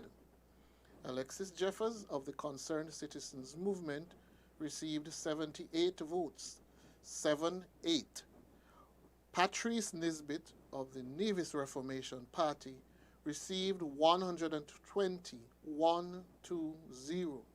There were 2 spoiled ballots and 2 rejected ballots for total votes cast of 200. At the Cotton Ground Community Center, where 587 voters were assigned, Alexis Jeffers of the Concerned Citizens Movement received 169, that's 169 votes. Patrice Nisbet of the Nevis Reformation Party received 186 votes, that's 186. There were no spoiled ballots, and there were 2 rejected ballots for a total of 357 votes cast. And in the constituency of St. Christopher 5, where the candidates are Kenneth Douglas of the St. Kitts Nevis Labour Party and Sean Richards of the People's Action Movement, at the Sandy Point Preschool Polling Station 2, 373 voters were assigned. Kenneth Douglas of the St. Kitts Nevis Labour Party received 71, that's 71 votes. Sean Richards of the People's Action Movement received 166 votes, that's 166. There were no spoiled ballots. There were 2 rejected ballots for a total of 239 votes cast. At Station 3A, the Apostolic Faith Church, 279 voters were assigned, whose last names began with A, to those whose last names began with I. Kenneth Douglas of the St. Kitts Nevis Labour Party received 81 votes, that's 8-1. Sean Richards of the People's Action Movement received 108 votes, that's 108. There were no spoiled ballots. There was 1 rejected ballot for a total votes cast of 190, 190. In polling station 3B, at the Apostolic House of Glory, 296 voters were assigned, whose last names began with J, to those whose last names began with Z. Kenneth Douglas of the St. Kitts Nevis Labour Party received 69 votes, that's 6-9. Sean Richards of the People's Action Movement received 120 votes, that's 120. There were no spoiled, no rejected ballots. 189 votes were cast. At polling division station 6, Wesleyan Holiness Church, 261 voters were assigned. Kenneth Douglas of the St. Kitts Nevis Labour Party received 54 votes, that's 5-4. Sean Richards of the People's Action Movement received 117 votes, that's 117, for total votes cast of 171. That's 171. Over now to Master Control.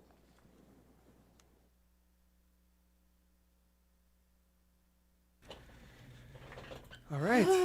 That's a lot of information. Yeah. Gian, okay, let's start where the supervisor ended. Okay. Was constituency 5. 5. For the 4 boxes that were announced, the turnout is 64%, 68%, 64%, and 66%. So that is comparative with the turnouts in constituency 6.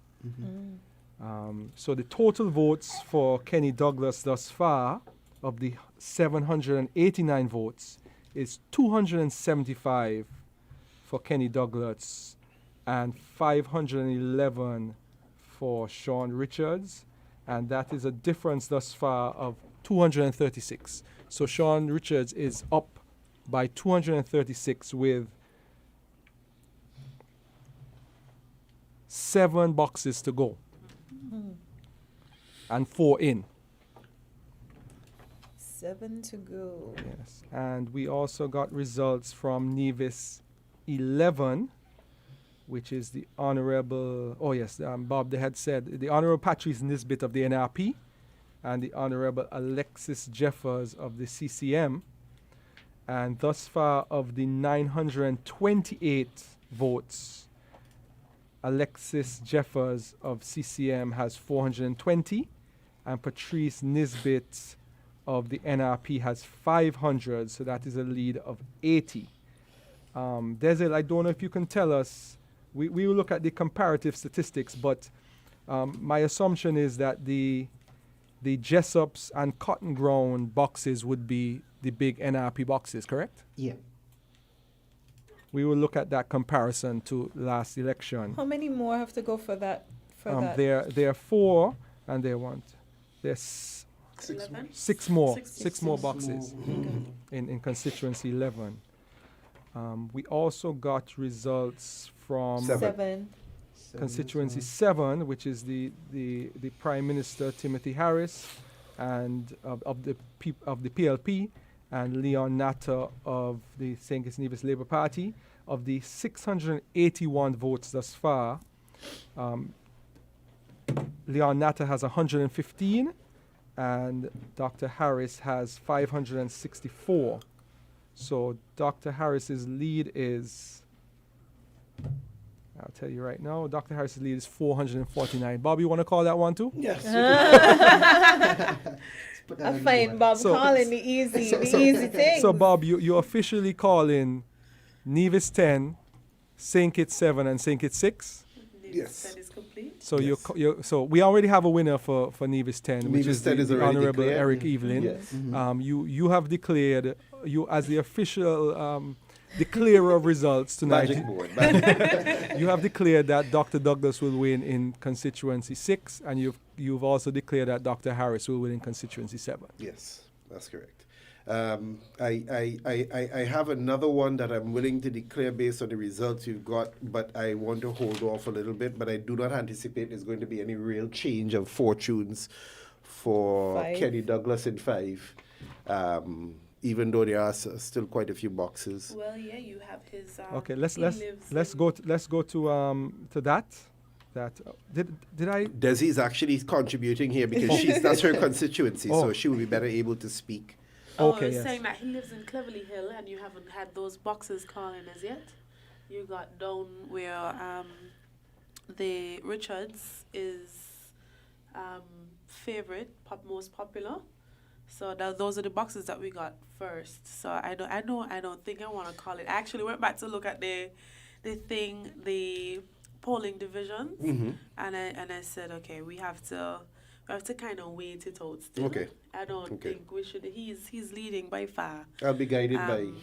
But I think we have to also judge his where he's popular hasn't come out as yet. Okay. So it's fair to kind So of. then So let's go to this. Let's go to the stats. So in those boxes, okay. So let's go to the Sandy Point preschool box. The Sandy Point preschool box in 2015 had Sean Richards getting 160 votes, and this time 166. he got 166, so increased by 6.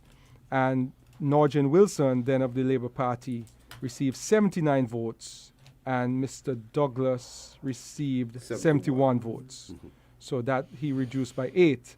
And then in the Apostolic Faith box, Sean Richards this time around got 8. Apostolic Faith Church. He got 108 this time, and last time he got 102. So he increased. And Kenny Douglas got 81, and Norjan Wilson in that got 87. So he reduced by 6. Well, the party reduced by 6. And in the Station Street box, Sean Richards got 120 this time in 2020, and in 2015 he got 110.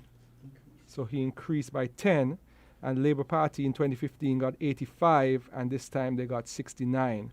So I think Bob, I think you might be calling that one correctly, based on the trends. But as Desi said, there's another variable. Yeah, These are the pro. He's a sandy pointer, so you you don't rule out a sandy pointer until the last vote is counted. So the question is, are you calling, like Desil called 5 hours ago, Let's just put it on the board. but as our official team declarer, are you declaring 5 yet, or are you waiting to see? I'll hold off on declaring 5, and I'll wait for the results for 5. I mean, I'm not far away from, admittedly, but we're not there yet.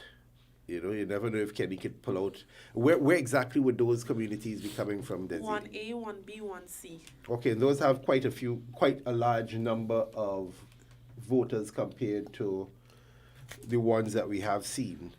They're actually larger than the boxes that we've already counted. So,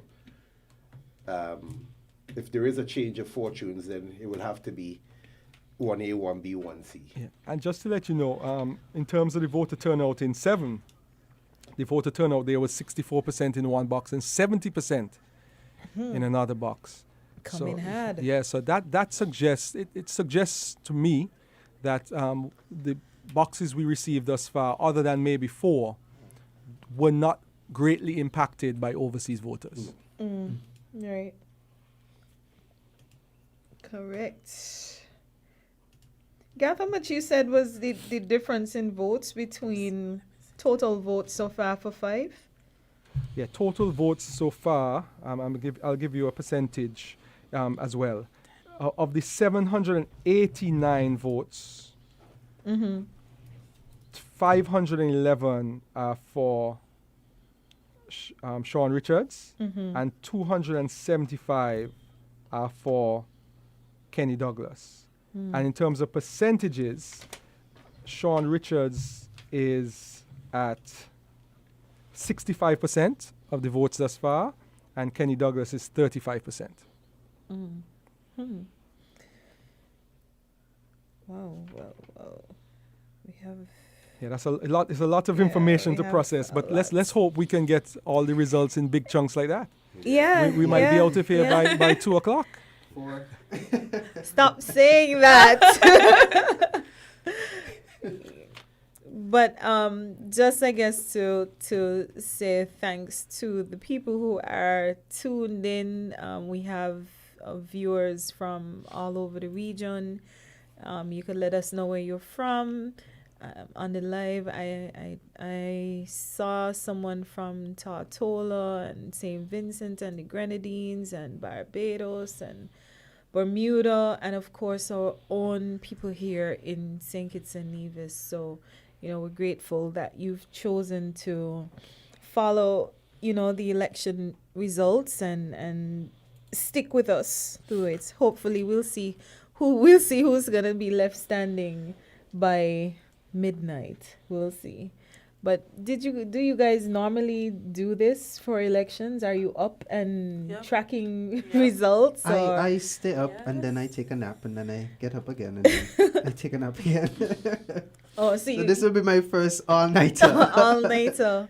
Well, Gath, what about you? You've been the statistician? Well, unfortunately, this is the first election that I'm actually on island. So I'm normally somewhere else following, up all night between naps following. Oh. Because, when you're outside, you pay a lot more attention than when you're even on island. Yeah. So I last election, I was up most of the night. I don't know if I was up until 6, but possibly I was up through the night waiting to see what the results would be. No. Well, There are 1 or 2 persons who are saying they're watching from the U.S. as well. So California, St. Vincent in the house, Trinidad, St. Lucia, Antigua. Thanks guys for following. Hi Antigua and Barbuda, USVI. Quite a lot of people paying attention. Gian, just to give some more stats on constituency 4, which is being argued as being a close constituency, there were 867 votes casted thus far in 4 boxes. Of that 867, 303 are for Steve Rensford of the St. Kitts Nevis Labour Party, and 544 for Mr. Lindsey Grant of the People's Action Movement. So they have been 25% of the overall numbers of votes have already been counted, and Mr. Grant has 63% of those votes, and Mr. Rensford has 35% of those votes. Oh, Gath, you have somebody asking, can you please recall the last results for number 7? They said they missed that. So the boxes for 7. There was two of them. Yeah, there were 2 boxes revealed for constituency 7, the Tabernacle Community Center, which there were 333 votes, of which Mr. Natter of the St. Kitts Nevis Labour Party received 70, and Dr. Harris of the People's Labour Party received 262. Mhm. And in the Edgar T. Morris Primary School box, which is Division 2, there were 348 votes, of which Mr. Natter received 45 and Dr. Harris received 302. Mhm. So Dr. Harris's lead currently is 449 votes. Okay. Someone is asking about results for number 8. We have not received anything for constituency number 1, East Bastille, constituency 3. 2, Central Bastille, 3, West Bastille. We have some for 4, some for 5, some for 6, some for 7. None for 8. We don't have any for constituency number 8 Or as yet, 9. or 9, Nevis 9 as yet. But 10 has already been declared to the Concerned Citizens Movement. So we await the other boxes, and as we've been doing, we talk until we get the indication that the supervisor of elections is going to release some more. Yeah, Gian, just to give some information about Nevis 11, which could be a very important seat. Thus far, there in the first box, Mr. Jeffers received 85 votes. That's at the NEPAC, that was? pennies. You see the voting boxes for Changed. They changed. So it's difficult to compare. I think they should still have the same number though. So Who's that? Let's see, 11. Okay. So yeah, so in the first box, which was the Anglican Church Hall previously, and now is at Penny's, it's Mr. Nisbet got 122 in 2015, and this time around he got 80. I think the numbers are Lower. They're lower both ways. yeah, they're lower both ways. And no, I was just checking to make sure that the numbers for the boxes matched up, but in 2015 it was 300, this time it's 303. Okay, so Mr. Nisbet got 122 in 2015 and he got 81 in 2020. And Mr. Jeffers got 97 in 2015 and he got 85 this time around. In the second box, Mr. Nisbet got 112 in the last election and he got 113 this time. And Mr. Jeffers had 105 in the last election, he had 88 this time. Mr. Nisbet in the Jessup's, 2B. yes, the Jessup's Community Center. Yes, this time around, Mr. Nisbet got 120. Last time he got 121. Mr. Jeffers got 78 this time. Last time he got 98. And in the Cotton Ground box, Mr. Nisbet got 186 this election. He got 132 last election. And Mr. Jeffers got 169, but received 110 in the last election. So those numbers are all over the place. I don't think we can see any particular trend in Nevis 11 thus far. It's early. It's early. It seems though as if both of them are suffering the same fates, with the exception of the first box, where Mr. Nisbet would have won pretty comfortably in 2015, but he lost by 4 votes in that particular box. But otherwise, he has led in the other 3. Are we looking at 2015 and tonight, right? Yes, that's correct. I think it's a difference of 4 in both, actually. 76 for Alexis Jeffers and 72 for Patrice in 2015. And they have 85 and 81 now, right? So it's the same. That's box 1. Now, who won it? Nisbet or Jeffers? Jeffers. Right. Jeffers did, yeah. Okay. Yeah, so it's the exact. It's basically consistent. it's Same consistent. thing. Both of them just got 4. an increase of a couple of. They're of vote actually seats. 4 points apart still. Yeah, 4 points. The thing is, Mr. Nisbet, sorry, has lost some traction in the cotton brown box. 186 to 241 from 2015. I don't know if those are some overseas voters there.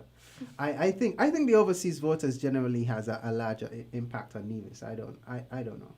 It kind of seems like how it's going. I found based on the feedback on the ground that is the case.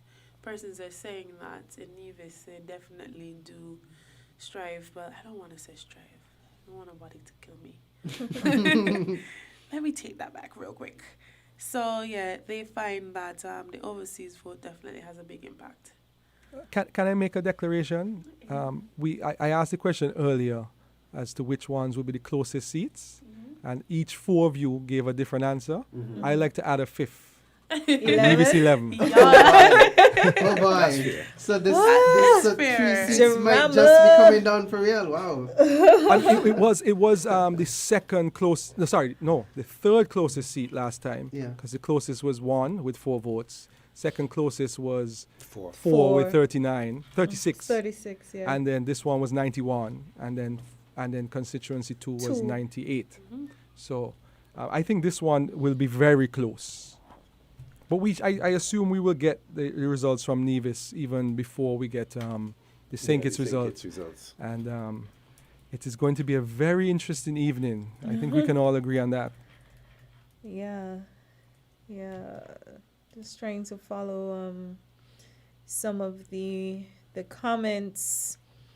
I'm not seeing comments on the YouTube link. I'm not quite sure why. Just switched over to check over there because I saw a comment. Somebody's asking if we're monitoring that chat. Well, we are now. WinFM. We are now. We have it up now. Okay, because I'm not able to see the comments. Good night, St. Martin, and everybody else watching from overseas. I saw a comment before in somebody saying in St. Vincent we know the results by 10 p.m. So I guess this exercise is probably very strange to them, like us at 11:38 still waiting for the majority of the results to come in. But it's fair to request. I know St. Vincent is larger? Is larger? They are larger than we are geographically. So and the numbers. So it's I guess it is strange. But I've always wondered, and I'm sure it has happened before. Like, why do we just simply ask these people, what do you do? Yeah. Like, how is it that you're able to come back with all of your results by 10 p.m. or 11 p.m. or something like that? I think in other places they actually count where you vote. Yeah. That helps. Because you remember, there are a lot of rural communities in St. Vincent which are hard to access. So if you were to have to do like you do here in St. Kitts and bring them to the central area, then you're looking at 2-3 hours additional in waiting alone, in driving alone. Sometimes depends on where these communities are. So it would be a lot more convenient for them to be able to just count them there, have them verified there, and email or call in the results. But I swore we got that promise that they were gonna do that this year. But well, I'm almost gratified given how things rolled out that they didn't. Because if you're having so much challenges with just the polling process, you could imagine now the kind of confusion would have been up at those polling stations had the person's been asked to count at this stage.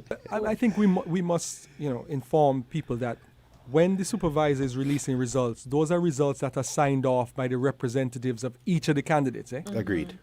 So they have to sign off on those results before the supervisor can announce them. So, for example, if there's a count and there's a debate, I just got an update.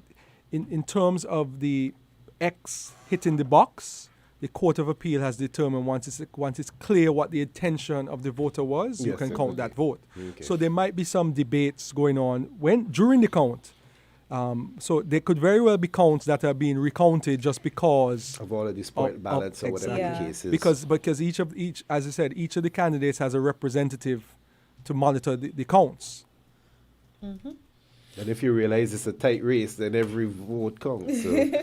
Well, it's also interesting because the strong NRP boxes are actually out now for 11. So Patrice is actually trailing if you look at it. I don't know if you guys have the individual boxes. Well, the results are on SCAN Vibes if you just want to keep a tab open or something. But Alexis just dominated in the boxes that are remaining coming out. So this isn't looking.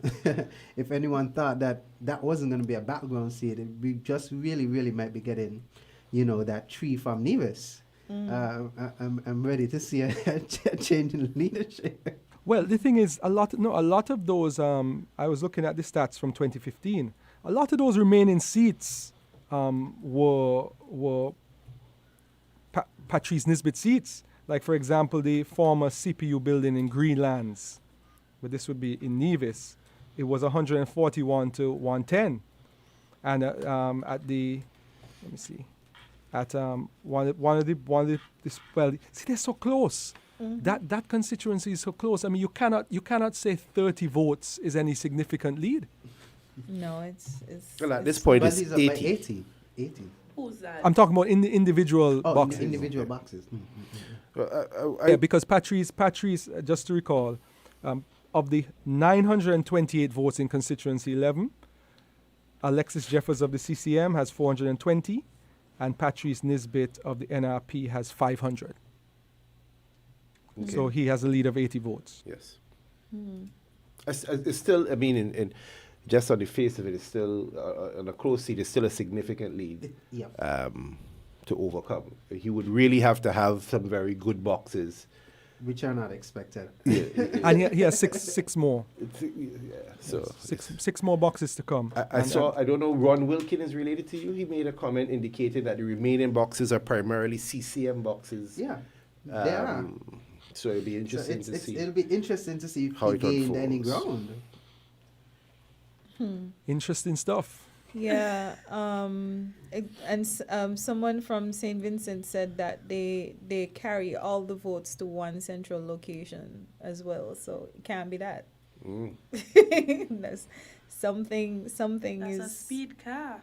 yeah, something is strange. Somebody is concerned. They want to see Gath. Why is Gath off camera? Because he's the statistician. Gath is in the control room, so he's keeping tabs on the indications from the supervisor of elections and also, our chief statistician. Everybody's taking their own records, but we rely on Gath in the case of any discrepancy. So I'm sorry to that person who wants to see Gath, but it's just the way the studio is set up. Let's get a tally of the four of you. What do you think about 4? I'm looking at it now and saying the same thing. I think it's gonna stay Yeah. yellow. We still have 1, 2, 3, 4, 5, 6 boxes with only 4 in. Maybe I'm. What's the lead now? What's the current lead? 544. Grant has 544 votes. 44, 511. 544. 544. Yeah, he's leading by 241. He's leading by, okay, there we go. So what am I missing here? And as you can see, the votes that came in are from particular communities, at both ends of the spectrum. So it's challengers, the 2 boxes in challengers, and the 2 boxes in halfway tree. All right. So you still have Old Road, Middle Island, Lamberts, and those villages to come in too. So you don't know. And where rents for this from isn't in as yet either. So, Maybe that's very telling. The boxes that are taking the longest to come in, these are the arguments. I feel like arguments are happening as we speak. Oh boy. tension is real. Yeah. I'm starting to feel it. No, yeah, Ron Wilkin, it appears no results have come in from 1, 2, or 3. Yes, that is true. We haven't gotten any results from constituency 1, 2, or 3. Or That's- 8. Or 8. Or 8. Well, he specifically asked about 1, 2, or 3. One in Nevis as well. 9. Yeah. Those are one- pretty large constituencies as well too, in the scheme of things, and they're urban constituencies. So I'm assuming it's a lot more complex in terms of gathering and counting and everything else. So I give them the benefit of the doubt. Yeah, 8 is 6,948 registered voters, and 9 is 6,397 registered voters, and 1 is 5,962. So those are large numbers. Very large numbers. Yeah. And I suspect that they're probably waiting to gather at least 4 boxes before announcing Yes, I some of those Yeah. big constituencies. I mean, imagine what's going on in those counting halls right now. Boy, Oh boy. You know. it would not, you would not want to be part of any side of the political spectrum at this stage, because there's still so much uncertainty. You know? I wonder, in the U.S. elections, they have these centers. What do they call them again? Where everybody is when they're doing the counting. There's a term they call it. Which center? Like Who's where in the the parties gather. There's a term they call it. Somebody in the comments help us. It's Watch room? Is it a watch room? It's called I can't where the candidates would be and all of their a watch. advisors. Is this a watch room or something? I can't. I know what you mean, but I can't, the Is it term just is like escaping. Is it not the headquarters or something? Somebody is saying granting foreman, no coming back from that. And another person is commenting, in St. Vincent and Grenadines, all votes are counted at the site. No boxes are moved. So we have conflicting information coming there, but in any event, we need to look at what these other countries are doing to get their results in by 9 and 10 p.m. because, yeah, we're here. Somebody saying campaign headquarter? Is that what you mean, Gary? Yeah. The campaign headquarter? Is that the phrase you were looking for? Garth? Campaign headquarter? Is that the phrase you were looking there's for? some other War term. room? No, there's some other term they call it where they wait. Command center? These are the suggestions coming No, out. where they wait on the results. Mm. Do you Okay, think situation that room. all of the candidates are together for the different parties are Oh, no. together right now? No. Nah, No, I not think yet. everyone's, Because they Not can't be at the yet. count. No. So where do you think they They all are? have their own little watch parties not far away from the polling stations, getting their updates as time goes by. I'm certain that they're a lot more updated in terms of the internal counts than we are currently. Yes, because their persons will be WhatsApping them and telling them, what it is before. After they sign off, they'll be saying, listen, this is what happened. So you'll find I'm already getting WhatsApps about who has won and who hasn't won, and Yeah. I won't announce those, but Okay. Can you imagine how it feels though for the candidates right now? Like just waiting after all of this has gone through. Test the standards. Has to be nerve wracking. Has to be nerve wracking. A nerve wracking process. But also the candidates, wherever they are, they know their boxes. Yes. They know their boxes, so they're looking at the numbers right now and they're projecting, even before they have confirmed numbers. Yes. Correct. So they're in a different type of limbo than us. We don't know necessarily which boxes will be coming in. Right. Well, we're here. We're here as they come in. We cover them and bring them over to the listening. I've situation room, got spin room. War room is all kind of rooms. Yeah, all Nothing kind of coming. rooms. The person's comment, Sorry. Yeah. It's rough. Oh, Gav, I'm here scrolling down through the Facebook page for WinFM and seeing pictures from the Wesleyan Holiness Church today out in constituency number 2. Large crowds. I don't think anybody was paying attention to anything about social distancing today. But what seemed to be, did anyone hear anything happening with that particular polling station? Because it seemed to have been quite congested at some point. I'm not, well, obviously none of us, I think, watching the polls as stations as close as others, but one complication that was brought to my mind was an individual indicating that, was polling actually closed at 6 p.m., Garth? No. No, I No. think they extended. I had For all stations? I don't know or- if it was No. for all, but for Well, the some. supervisor Two- issued a release, Saying- a statement saying Uh-huh. that because at Kim Collins there Right. was a late start, they would open to allow time. I don't know if that happened. I haven't been informed whether that did happen or not. And But number he two, it actually, the statement I heard, which was an official release, audio statement from the supervisor, said that Kim Collins would be open longer. I don't know if that applied to other constituencies. I know that there were many constituencies that actually did start polling on time. So I'm not sure if the late start was widespread. I can only speak about constituency 1 where I voted, which definitely had an hour and 45 minutes delay. delay in starting. Because my question is, for those that were not as inefficient, what would be the point of opening up the polls for them longer than the stipulated 6 p.m.? well, like I said, I had a friend who finished voting at 6:40 this evening in number 4, because there was a halt. They actually stopped the process because there was a bit of I don't want to call it confusion. Let me use her words, because when we were doing it earlier, we would have passed. She said that she went to the Wesleyan Holiness at little before 9 in the morning, and there was no order. They actually stopped it for a while. Then they divided the crowd into 4 lines based on surnames. I was in the line for A to D, and I stood in the exact position for 3 hours.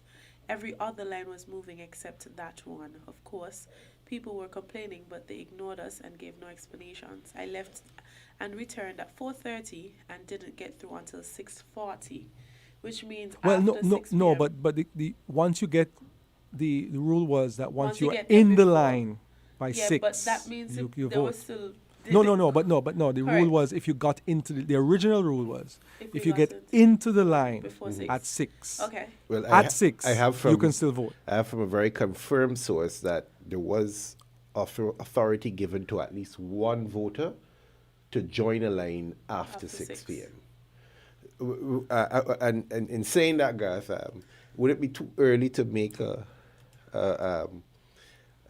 prediction where if it is that Labour does not win, there are going to be serious challenges to the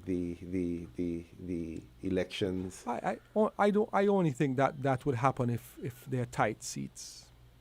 Yeah, agreed.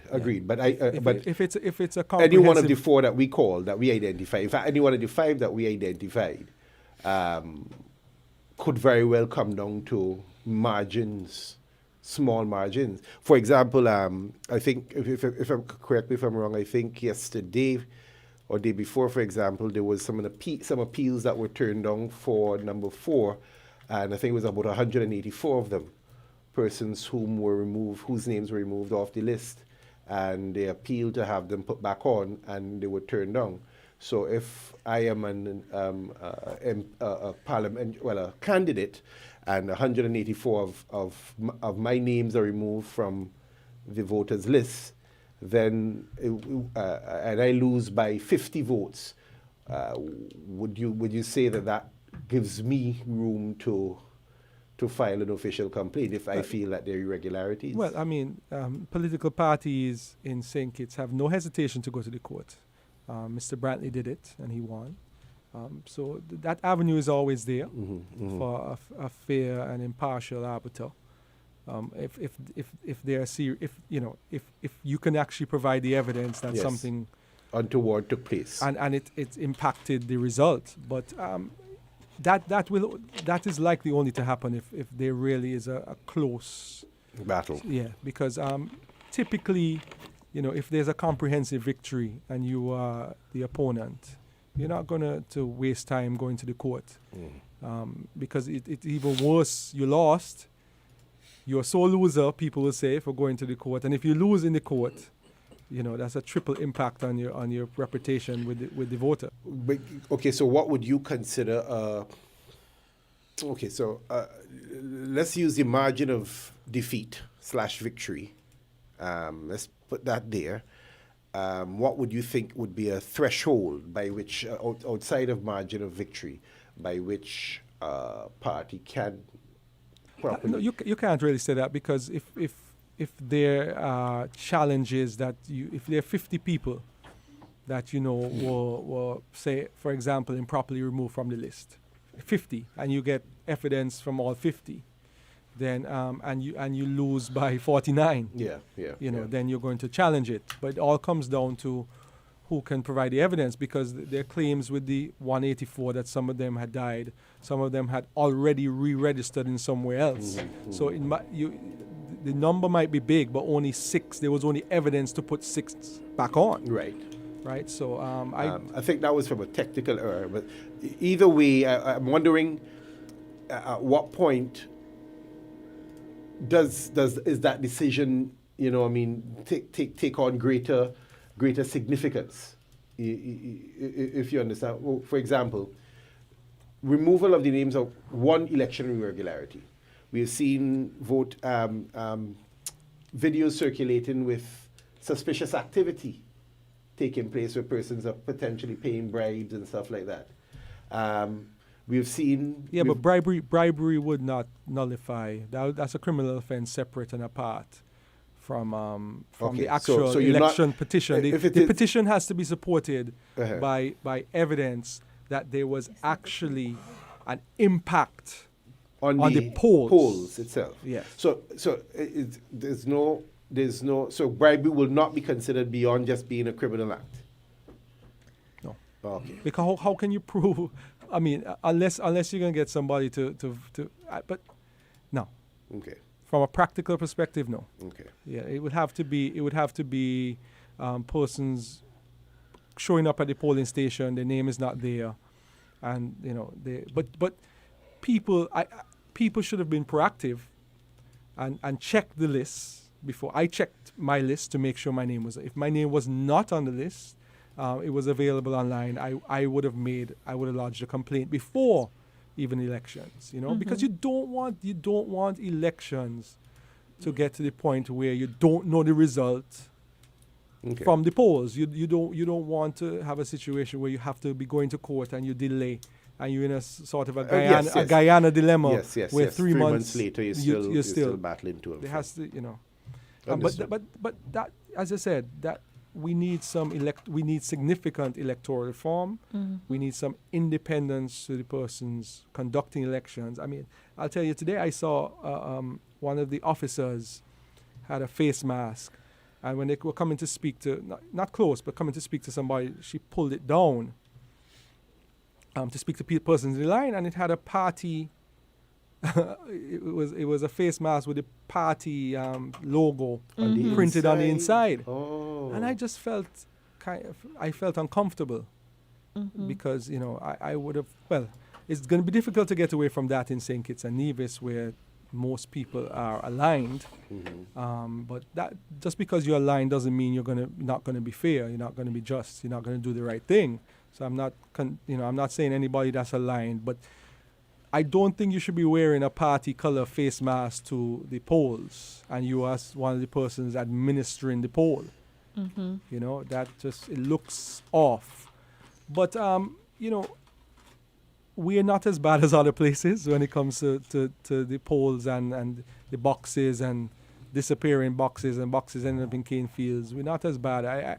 I personally don't have a distrust, overarching distrust of these polls. I think that They're usually reflective of. you can pick on little. You could pick on the fact that the legislation says you have to have a lock and key, and you could pick on those little things. But in the grand scheme, I believe that because it's being monitored by a representative for each party, who's going to keep their eye. Think about it. If you were a candidate, right. and you were sending your soldier in there. You are sending somebody Can't you just trust send anybody. wholeheartedly to keep an eye on that box and make sure that, because another thing I would assume that is done is when I went and I gave my name, and the two on the side will look for my name, and then the official independent official look for my name. So you would think that the numbers must add up at the end before they sign off on the results. So if numbers add up, if both persons are involved in the process of counting, and if your eyes are kept on the boxes at all times, then there shouldn't be any issue. Because think about it.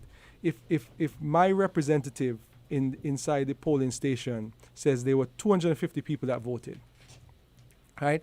And the other representative said that 250 voted, and the returning officer's representative says 250 voted. And we go to the counting center and we count 250 votes. What is the issue? So I think we really at this stage, I don't personally have any significant worry about that process failing, right? But there are certain things that can be done to improve the process. I think we need to discuss those in a national dialogue. Yeah. And the recommendation has already come in for the night that, within the first 100 days, this should be a serious initiative undertaken by whoever forms the new government. There was one issue I was trying to look in the rules about elections, about you mentioned about the agent or the person who was working in a party mask. I don't know if you noticed the persons outside on their tent. I don't know what were they I doing? actually asked them, the ones that were by my station. I asked them, so what's your role? They said, well, we are here to guide and assist persons from a particular party. They had water. I guess they had lists. So I guess if somebody wanted guidance or wanted to ask a question, I didn't go into great detail, but I just asked him, so what's your role? Because they were away from the actual list. But I think they were really just observers, because the person asked me, Gareth, you just voted. How many people voted ahead of you? Right? And I said, well, about 15 thus far. And I guess they were, maybe they were branches to a central station. And somebody at the central station could say, what's going on at constituency 1? And they could say, well, X, Y, and Z is going on. The lines are long, the lines are short. I don't necessarily know if they knew their people, quote unquote people. But they could be saying to central headquarters, well, I didn't see Peter Jones. Maybe you need to call Peter Jones and send a car for him, which is legal under the National Assembly Elections Act. You can provide transport to somebody to come to vote. But we have results coming in around a minute and a half. Okay. So. Well, the issues that someone raised as well, the rules talk about the party insignia and there not being any on display But it was noted that both sides still had up their billboards. I remember last elections, people went around and took down the symbols from the billboards and so on, because the rules say you're not supposed to try to influence the vote. So some people had expressed concern about that. How much more time we have, Gath, you said, before the next result? Well, it should be coming up just now. It's gone off. Should be. Let's kick to it because it looks like it's coming on now. All right.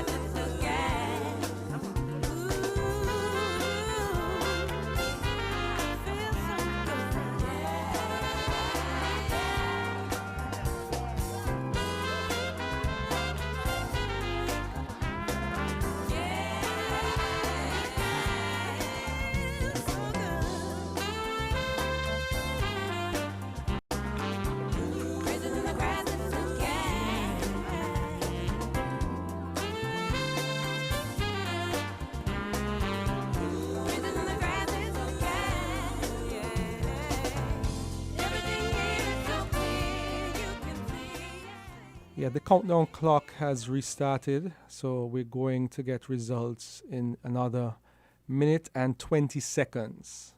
So we'll just play some music until then, and then we'll go directly into the results.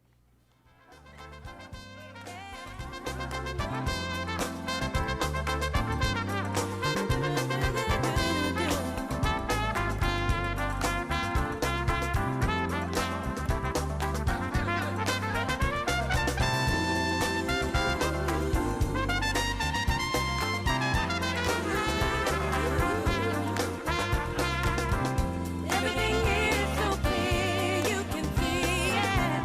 Everything is so near, you can feel it. It's real.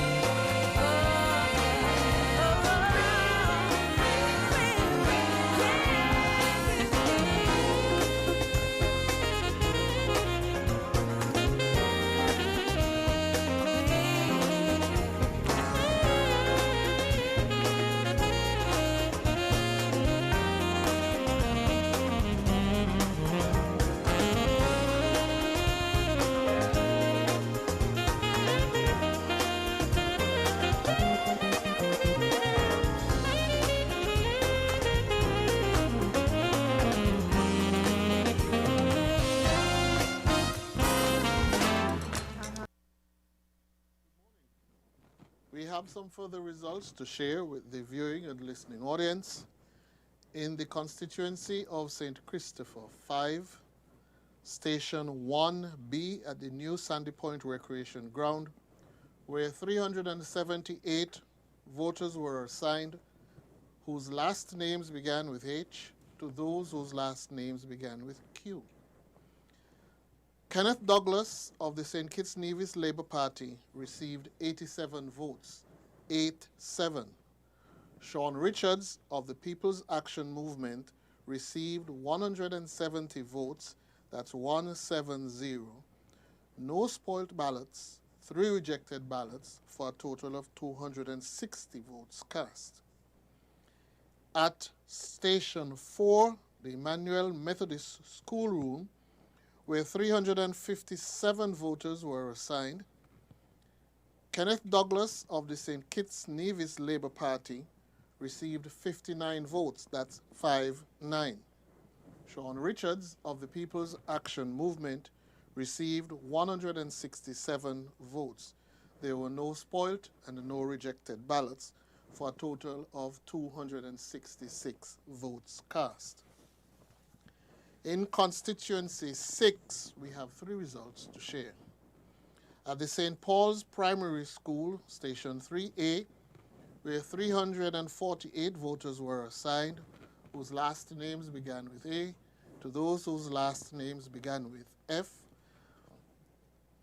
Dr. Denzel Douglas of the St. Kitts Nevis Labour Party received 213 votes. That's 213. Kevin Williams of the People's Labour Party received 32 votes. That's 3-2. No spoilt, no rejects. 245 votes cast. At Station 3B, again at the St. Paul's Primary School, where 300 voters were assigned, whose last names began with G, to those whose last names began with W, Dr. Denzel Douglas of the St. Kitts Nevis Labour Party received 169 votes. That's 169. Kevin Williams of the People's Labour Party received 29, 2-9. There were no spoilt and no rejected ballots. 198 votes were cast. Station 4, the Deep Bay Primary School, where 389 voters were assigned. Dr. Denzel Douglas of the St. Kitts Nevis Labour Party received 152 votes. That's 152. Kevin Williams of the People's Labour Party received 67 votes. There were no spoilt, no rejected ballots. 219 persons cast their vote. In constituency of St. Christopher 4, polling division 4A at the Gospel Hall in Middle Island, 298 voters were assigned whose last name began with H to those whose last name began with H. Lindsay Grant of the People's Action Movement received 112 votes. That's 112. Independent candidate Jason Thomas received 1 vote. Steve Rensford of the St. Kitts Nevis Labour Party received 89 votes. There was 1 spoilt ballot and 1 rejected ballot. 203 votes, 203 were cast. And at the Gospel Hall Middle Island 4B, where 290 persons were assigned whose last names began with I, to those whose last names began with Z. Lindsay Grant of the People's Action Movement received 94 votes, 94 votes. Independent candidate Jason Thomas received 1 vote. Steve Rensford of the St. Kitts Nevis Labour Party received 84 votes. There were no spoiled ballots, and there was 1 rejected ballot for 180 votes cast. And we have 2 results from constituency 7, where the candidates are Timothy Harris of the People's Labour Party and Leon Nathan-Nelson of the St. Kitts Nevis Labour Party. In Station 3 at Estridge Primary School, where 342 voters were assigned, Timothy Harris of the People's Labour Party received 136 votes. That's 136. Leon Nathan-Nelson of the St. Kitts Nevis Labour Party received 80 votes. That's 8-0. There were no spoilt and 2 rejected ballots for a total of 218, 218 votes cast. At the Covenant Outreach Church, Station 4, where 377 voters were assigned, Timothy Harris of the People's Labour Party received 208 votes. That's 208. Leon Nutter Nelson of the St. Kitts Nevis Labour Party received 74 votes. That's 7-4. There were no spoilt ballots and there were no rejected ballots, for a total votes cast of 282 votes. And now it's back over to Master Control.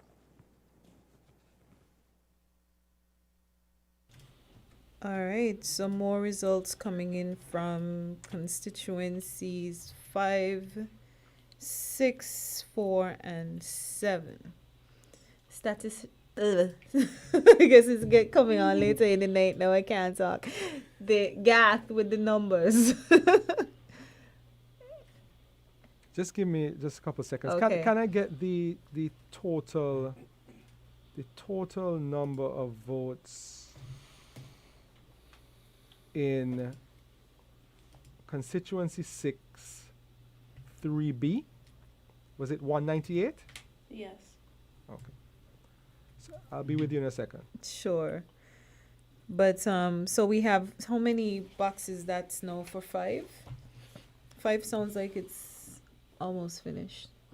5 has. Let me see, that's 1, 2, 4 remaining. Okay, so four more boxes outstanding for 5. And what about 6? I think 6. you also have to look at constituency number 4. Yeah, four has how many? 4 has left. 4 more boxes remaining. They are pretty large boxes, but you're still looking at a lead of approximately 274. I think you could call that one, Bob. 274. Yeah, it's I don't see Mr. Ransford making that up. So let's look, for example, voter turnout in constituency 4. In box 1, it was 62%. Box 1A, 1B, 57%. 4A, 68%. 4B, 41%. 5A, 69%. And 5B, 69%. So could that Gospel Hall, Middle Island box be a big overseas box? Or could it be one of those where persons were removed? Because that's 41% turnout. Yeah. Wow. Finally, we hear 40. I was saying, I'm actually surprised by the voter turnout so far. So in these ones, maybe not, the overseas voters aren't as big as we thought. Yeah, so with 4 more boxes in constituency 4, Lindsey Grant has 63% of the votes, and Steve Rensford has 40% of the votes. So he would have to make up 275 votes in 4 boxes. I don't know. I don't see that happening, based on the trend.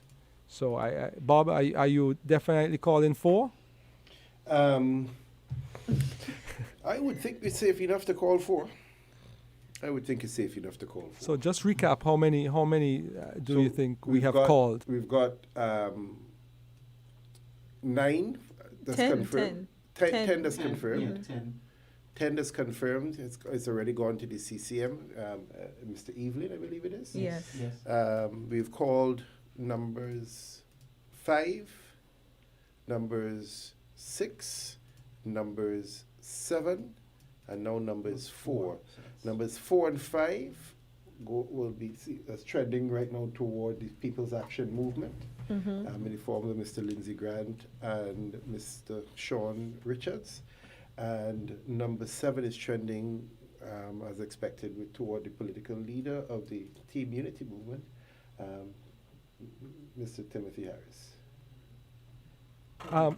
And just to call, in terms of 5, in constituency 5, of the 1,049 voters thus far, 421 are for Kenneth Douglas, and 848 for Sean Richards. So Sean Richards has a lead of 427, but they are 1, 2, 3, 4, 5 boxes remaining.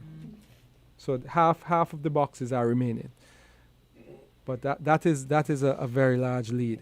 It is. No matter where a person lives, that's a large lead. Yeah.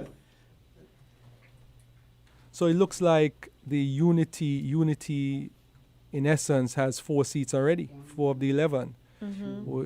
Dr. Harris's seat, Lindsey Grant's seat, and Sean Richards' seat, And the one confirmed. and the one in Nevis. Confirmed in Nevis, Evelyn. So the boats might not even need to go over to Nevis tonight. All right. Commenters are getting quiet now. You guys sleepy too? I don't think we're paying enough attention to 11. What do you think? I think that seat is really, really, really gonna swing blue. I'm caught. It might be an early call. You guys might think it's an early call, but I think I have an advantage to that one there. But I think that we're gonna see a change there tonight. I really do. Okay. Still waiting So on. it's interesting because now the battleground, if the opposition wants to come in, has changed. It's really interesting. If number 11 in switches out. truth, it changes the dynamic both ways. It changes the dynamic for the question as to who will retain support for the prime ministership if the current unity construct can. Because I don't see numbers 3 and numbers 6 moving, which means that the PLP will probably retain its 1 seat in Parliament. Palmer has already secured, seemingly, 2 seats. If it is your prediction is true, then you're also looking at CCM confirming 3 seats. It would be extremely interesting to see whether or not Mr. Harris would be returned as Prime Minister, given the fact that both other parties within the construct would now have garnered more seats than he does. So under his leadership. point taken. That's an interesting thing to add there. So- Under his leadership. Yeah. Quite interesting times ahead. Hi, Ina Bryson, watching from St. Martin. Joella says she done whole of 5. Yeah. But we're going to try to keep the energy up. We have some time ahead of us, and grateful that people are still sticking and still following. For me personally, I think this is the first time I've ever stayed up for an election night. I like to go to sleep and wake up and hear the results. So, it's been an interesting experience so far, but I'm liking it. Yeah, just to inform you, Gian, the average turnout in Sandy Point is around 65 to 67%. Wow. I did say Sandy Point Point is turned out coming today. out. Yes, Yes, Sandy Well, Point came some out. would say those are low numbers, you know. Well, comparative to last elections, what was the average voter turnout? If we're seeing 65 or 66% average. But you remember that I know someone for a fact that is dead and on the list. Well, I don't know the person who's dead, but I know a family member of the person who's dead. So the list need cleaning up. So you could see 5,000 registered voters, and you could have 500 people who are no longer with us. You know, so I think they need to do a cleaning up of the list. So maybe we could get a more accurate reflection. But that I don't know, that 41% in that Gospel Hall Middle Island box, that is an outlier for sure.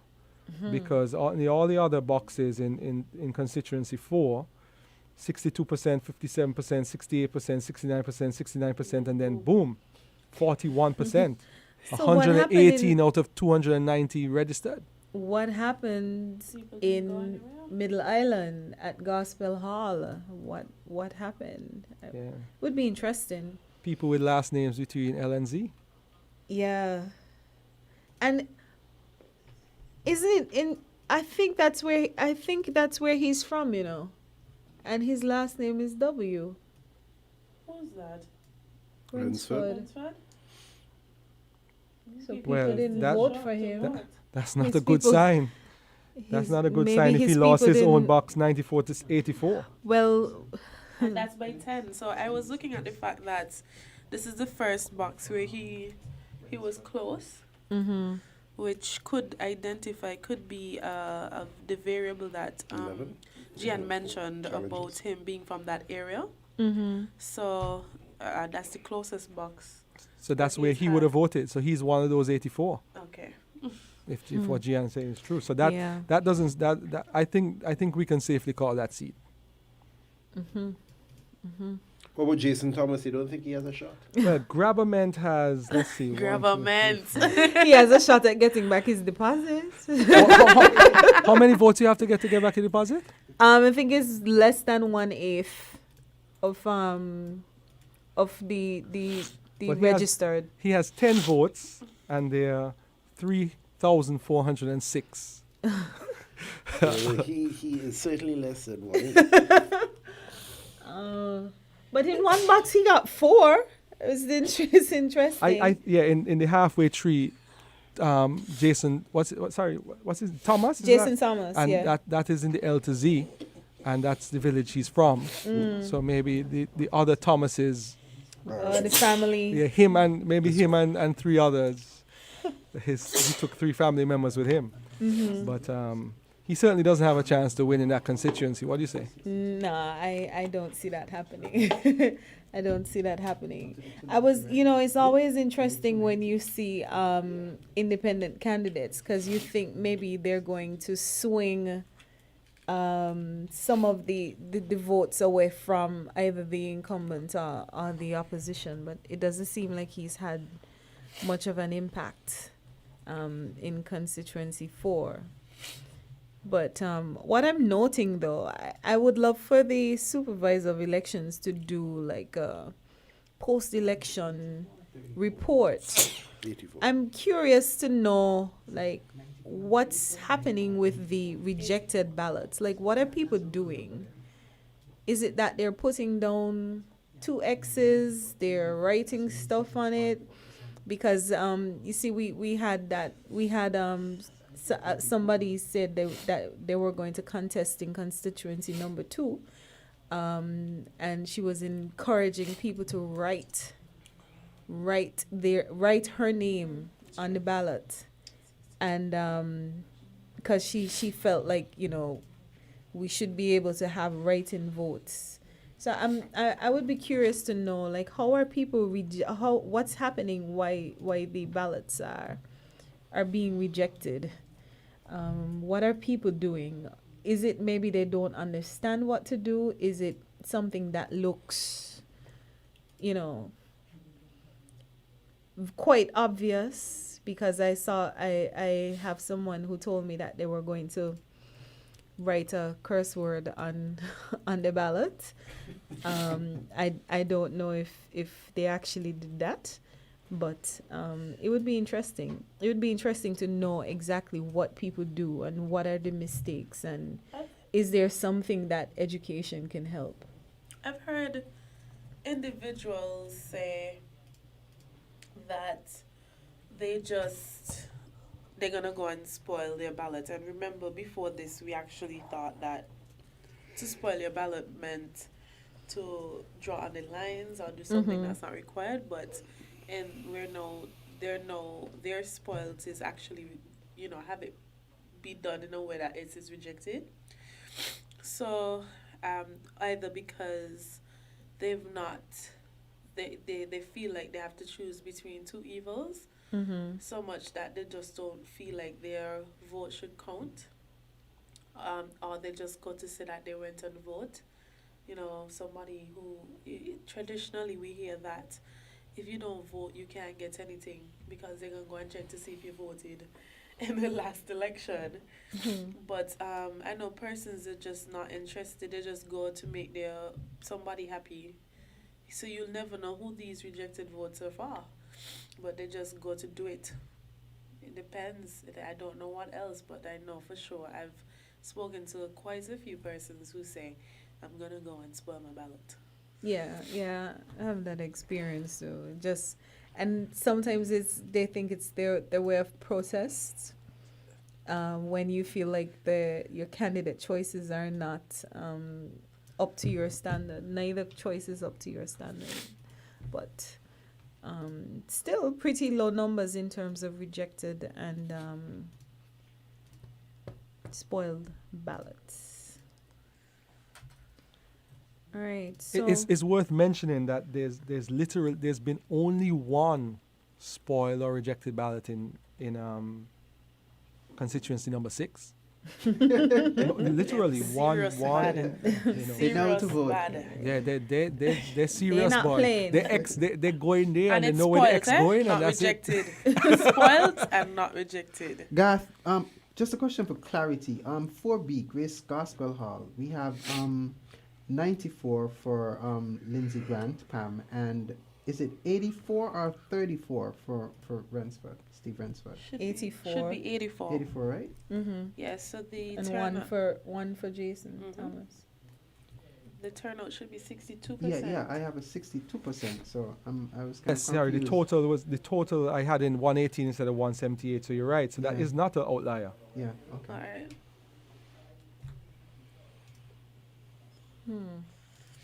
The lowest turnout there would have been 57%.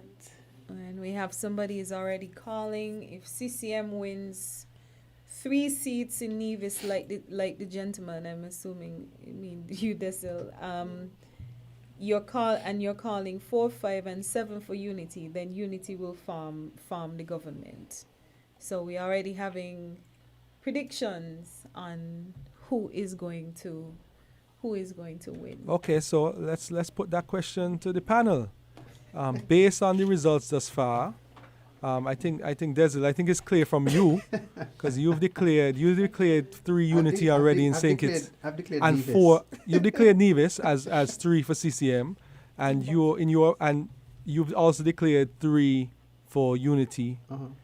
1 for PLP and 2 for PAM in St. Kitts. So as far as Desil's concerned, you have this 6 majority. Yeah. Yeah. I want to hear from everyone else. But I think that's clear.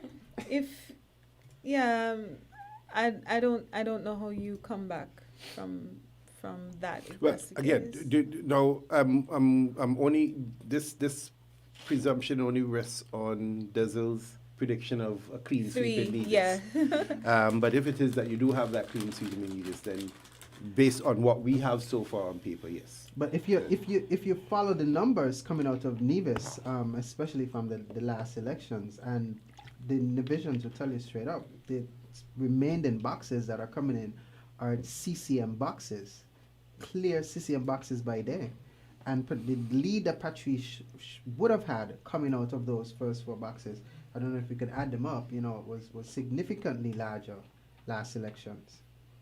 But why is 9 so contentious though? Because we haven't had. 9, the hot seat. Well, it's not even a hot seat anymore after the last time. So There's a word on the street. there's an interesting comment on the live stream from Joella. If there was a way to accurately put a figure to the overseas vote, could it potentially be deduced that the remaining persons who didn't vote or had the spoiled or rejected ballots be a silent sign of a protest? It could be, but it could also be people just don't care. Yeah, I didn't. Yeah. Yeah, that's just how I felt Yeah, after it- reading it- it as well. It's a lack of interest. Because they're those people who feel like it doesn't make sense to vote because 6.5 a dozen is the same thing. So why even bother? You're Get gonna, involved. yeah, you're gonna live regardless. So whoever farm. My opinion of that is a no vote is a vote, and it's a vote for what's there. Because if something is happening and you have the opportunity to change it and you don't, then you're accepting what you have. I'm not saying that you need to vote for what's out there, but you know, it's that's the sense. Your silence is consent. Your silence is consent, basically. I don't know. I mean, there are some persons who prefer just not to get involved in the political environment here.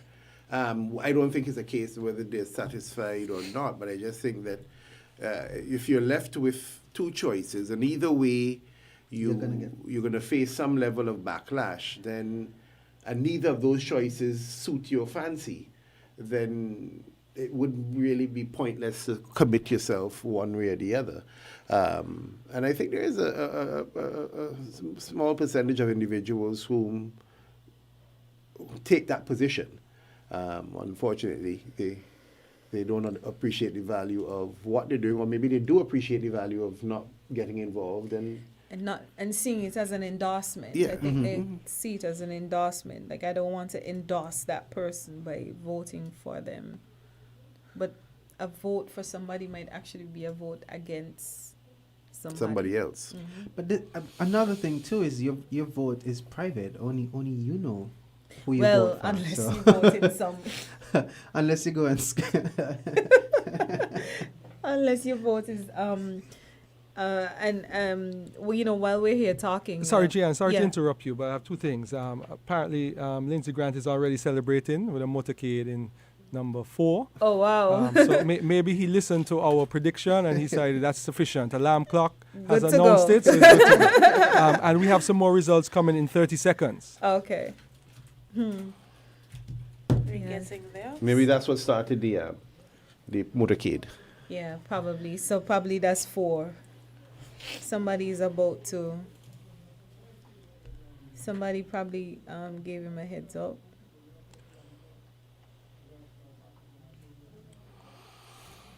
Alright, so we're 30 seconds into the next results. All right, folks. So we're just waiting to connect with. Okay. Remember to tell people.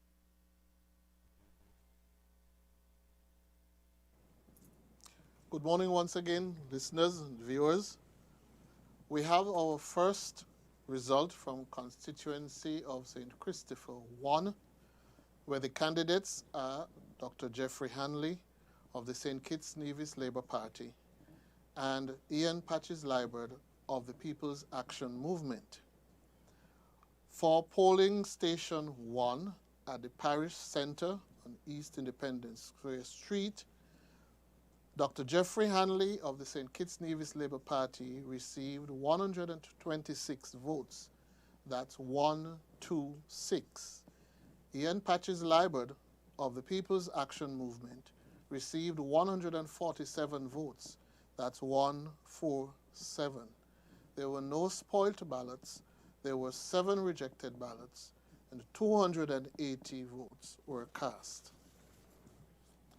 For constituency 5, polling division 1C, recreation ground in Sandy Point, where 401 voters were assigned, whose last names began with R, to those whose last names began with Z. Kenneth Douglas of the St. Kitts Nevis Labour Party received 86 votes. That's 8-6. Sean Richards of the People's Action Movement received 183 votes. That's 183.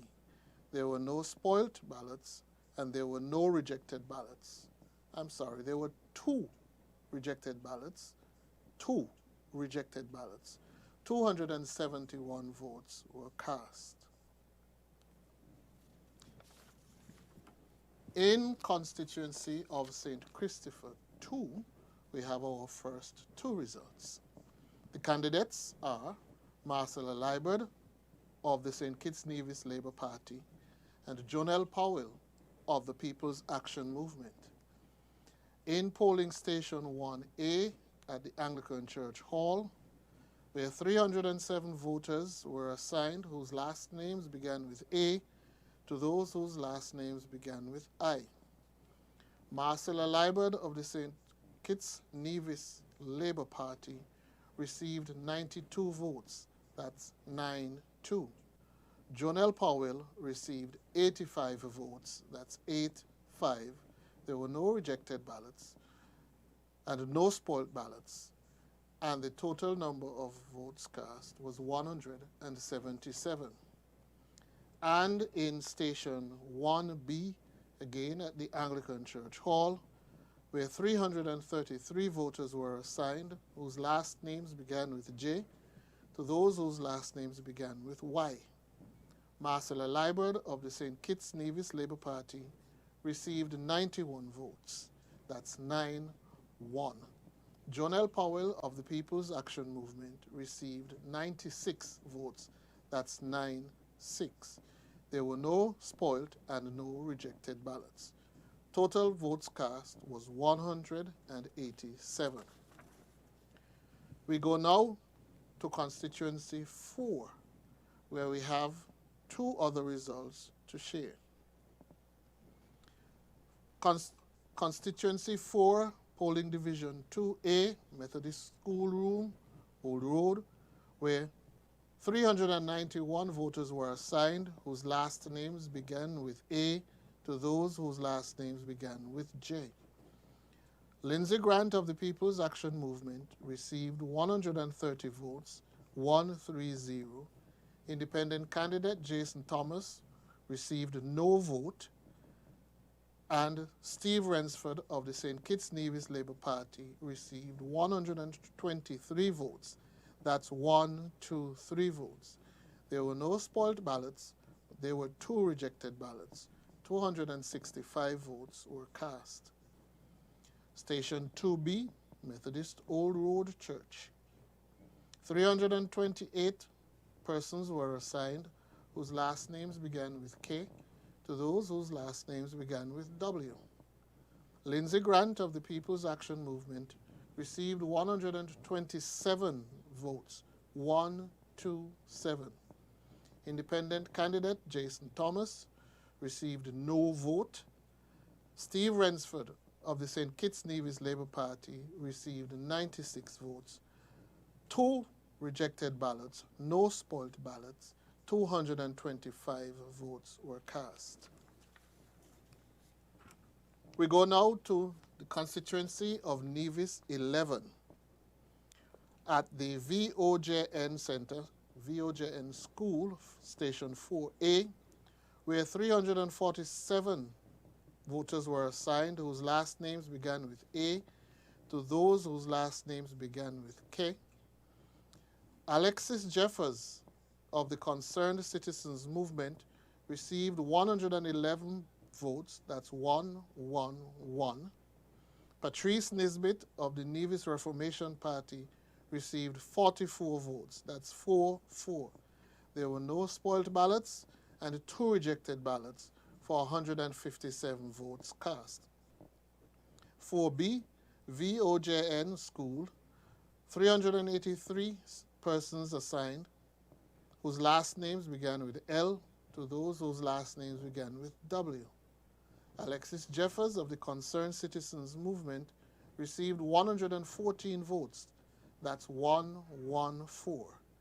Patrice Nisbet of the Nevis Reformation Party received 65 votes, that's 6-5. There were 2 spoiled ballots, no rejected ballots, 179 votes cast. At Station 5 Trinity Methodist Church, where 453 voters were assigned, Alexis Jeffers of the Concerned Citizens Movement received 106 votes, 106. Patrice Nisbet of the Nevis Reformation Party received 101 votes, that's 101. There were no spoiled ballots, there were 2 rejected ballots. Total votes cast, 209. We have several results for you for Nevis 9, constituency of Nevis 9, where the candidates were Mark Brantley of the Concerned Citizens Movement and Dr. Kelvin Daly of the Nevis Reformation Party. At the Church of God of Prophecy in Cox, where 466 voters were assigned, Mark Brantley of the Concerned Citizens Movement received 105 votes, 105. Dr. Kelvin Daly of the Nevis Reformation Party received 98 votes. There were no spoiled ballots and there were 4 rejected ballots. Total votes cast 207. At the Elizabeth Pemberton Primary School, Station 2A, where 338 voters were assigned, pardon me, whose last names began with A, to those whose last names began with K. Mark Brantley of the Concerned Citizens Movement received 79 votes, that's 79 votes. Dr. Kelvin Daly of the Nevis Reformation Party received 56 votes, that's 56 votes. There were no spoiled ballots, there were 3 rejected ballots. Total votes cast 138. Station 2B, St. John's Primary School Annex, where 327 voters were assigned whose last name began with L to those whose last names began with W. Mark Brantley of the Concerned Citizens Movement received 85 votes, that's 85 votes. Dr. Kelvin Daly of the Nevis Reformation Party received 51, that's 51 votes. There were no spoiled, but there were 2 rejected ballots for 138 votes cast. Station 3A, at the Ivor Walters Primary School, where 391 voters were assigned, whose last names began with A, to those whose last names began with D. Mark Brantley of the Concerned Citizens Movement received 132 votes, 132. Dr. Kelvin Daly of the Nevis Reformation Party received 70 votes, 70. No spoiled, no rejected ballots. 202 votes cast. At Station 3B, also at the Ivor Walters Primary School, 321 voters assigned, whose last names began with E, to those whose last names began with L. Mark Brantley of the Concerned Citizens Movement received 96 votes, 96, whereas Kelvin Daly, Dr. Kelvin Daly of the Nevis Reformation Party received 50 votes, 50. There were no spoiled, no rejected ballots for 146 votes cast. At the Methodist Conference Center 6A, where 378 voters were assigned whose last names began with A, to those whose last names began with L, Mark Brantley of the Concerned Citizens Movement received 66 votes, that's 6, whereas Dr. Kelvin Daly of the Nevis Reformation Party received 79 votes, that's 7-9. There were no spoiled ballots and 1 rejected ballot for 146 votes cast. At the Methodist Conference Center 6B, where 344 persons were assigned whose last names began with M to those whose last names began with Z. Mark Brantley of the Concerned Citizens Movement received 62 votes, that's 6-2. Dr. Kelvin Daly of the Nevis Reformation Party received 89 votes. There were no spoiled, no rejected ballots, 151 votes were cast. At the courthouse in Charlestown, where 139 persons were assigned, Mark Brantley of the Concerned Citizens Movement received 27, that's 27 votes, and Dr. Kelvin Daly of the Nevis Reformation Party received 24 votes. There were 2 rejected ballots for a total of 53 cast. For constituency of St. Christopher's 7, we have 1 result, additional result. Station 6, the Molyneux Health Center, where 445 voters were assigned.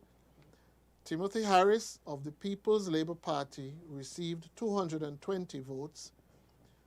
Leon Nathan-Nelson of the St. Kitts Nevis Labour Party received 73 votes. There were no spoiled and no rejected ballots for a total of 293 votes cast. Over to Master Control. Goff, you could give me that last result, please. Which box was that one in 7? Sorry, in 7 it was the Molyneux Health Center, Division 6. 220. 220 for Dr. Harris, 73 for Mr. Natter, and 293 total. I did not get the Nevis 11. Can we start with Nevis 11? Nevis 11. Yes. Yes, There's a what's your input on that one? I know overall, no, I got those figures. Overall, there are 1,473 votes, of which 751 are for Mr. Jeffers of CFCM and 710 for Mr. Nisbet of the NRP, meaning that Mr. Nisbet is down by 41, Mr. Jeffers is up by 41, and there are 3 more boxes, which are the Franklin Brown Community Center, Combermere, Baptist Church, Bricklin, and Butler's Community Center. What does that mean, Desla? I think we can call this one. Thank Can you. we? Yes. No, This is still you're still holding on. let's put it on the Because on the the pretty way board. those last But three, can you call well, okay, go to your 2015 for those 3 boxes. The problem I'm having is that the boxes in 2015 for that constituency don't match the boxes for 2020. Oh. So that is why I would have loved to have that information. But it's difficult to call it with a 41 vote separation, isn't it? Let's see. So for 6, we had the Franklin Brown Community Center, 139, Alexis Jeffers, 115, Patrice Nesbitt. The Baptist Church, Bricklin, 192, Alexis Jeffers, 94, Patrice Nesbitt. That's almost 100 points there. And the Butler's Health Center, 155, Alexis Jeffers, and 114, Oh, okay. Patrice Nesbitt. Well, So- Bob, I think even though you might not be able to voluntarily call 11, I think based on those numbers, 11 is a wrap. It's a wrap. So, Yeah. a wrap. so Yep. wow, the CCM Switch. appears to be coming to the federal parliament with 3 seats. So I think with that said, if it is that the coalition still remains and nobody goes on a boat and convinces them otherwise, I think that's a wrap. And I think Alarm Clock could probably call the election for unity. 6 out of the 11. So far. Yeah, I think that Well, that that's what that's- you need. That's what you it's need, actually so- quite interesting though, looking at Nevis with number 9, because the turnout we're seeing is like around 40 something % per box, and that's usually a really tight battleground. So that's where the overseas voters come in, and we don't have them now. So who knows? I mean, Dr. Daly got 2 boxes. We saw there. The lead wasn't significant. Mr. Bentley is still in front of him, but there are quite a number of boxes out. So This maybe is a we can't trend, call. Maybe we can't call it. You know, that's another interesting thing that can happen. We can't be too quick. So where you might have picked up one at one place, you might have lost it in another. So let's see. Maybe there's so, another plane. Well, piece on the board. you are our Nevis expert on the panel. So you are basically saying we cannot call Nevis 9. Let's leave Let's it. wait. Let's leave it for Be- now. be Let's safe. leave it. So we can safely say that Unity now has 5 constituencies. 4, 5, 5 that we called. yeah, 10, and 11. Yes. No, and 7. Oh, and 7, yeah. Someone is asking about the result for 1. That was, which box was that one? I don't have that noted. Yeah, that was in the Paris Center East Independence Square box. Jeffrey Hanley, 126 votes. Yes, And Patches Liebert, 147 votes with 7 rejected ballots. So someone was asking about number 1. And just to check, I'm checking now, in that box in the last election, it was Asim Martin 130 and Patches Liebert 148. So Oh. it's pretty much The Labour. same. Labour has lost 4 and Pam Patches has lost one. 1. So that's pretty much even in terms of how it was last year. Okay. Somebody's saying Nevis 9 is a known overseas voter area. Yeah, So- that turnout is clear. That was a overseas voter constituency. We I also think that's the first one. yeah, we also got some results from constituency 2 for the first time. In the Anglican Church Hall. Where's the Anglican Church? Oh, so that would most Ball likely be School. Nevis Street and Boys' Victoria school. Oh, Road. boys' school. Girls' Which one? school. Girls' Girls' school, school? boys' school is Methodist. Oh, Yeah, okay. so that would most likely be persons that live on the west of Victoria Road and Nevis Street, that area. And I'm not sure if that covers Market Street, but the polling division 1A. It's part of Kieran Street and Market Street. Okay, so polling division 1A was 177 votes, 92 of which went to Marcella Liebert and 85 went to Jonelle Powell. And in 1B, of the 187 votes, 91 went to Marcella Liebert and 96 to Jonelle Powell. So the total votes of the 364 votes is a dead heat. Marcella Liebert has 183 and Jonelle Powell has 181. So who voted on number 2 being the closest constituency? Me. I said one. So that's a I tight thought- race thus far. But there are many more boxes to Yeah, come. it's close. There's 1, 2, 3, 4, 5, 6, 7, 8, 9, 10, 11 more boxes Yeah, in constituency 2. It's way too So, early. but I that is the deadest heat that we've had thus far. Yeah. We got for seven as well. Is there anything else remaining for 7? Yes, 7 has 4 more boxes, but we called 7 already. Yeah, Of the 1,474 votes, 1,128 are with the Prime Minister and 342 are with Mr. Natta. So the Prime Minister has a lead of 786 votes, and I would dare say that's an unsurmountable lead. Yes. For somebody's asking, no, we still don't have any results for number 8 or number 3. I saw a post by on Facebook that said that the boxes reached to the counting center for number 3 at 10 p.m. Why? Yeah, so I wonder that's why. probably be the latest poll. Dead heat. Okay, so that was number 7, 1, 5. So it looks like Mr. 9. Jeffers might win by over 100. So he might actually change the tide from being down by 91 to be winning maybe over 200 votes. What do you put that down to? Which one?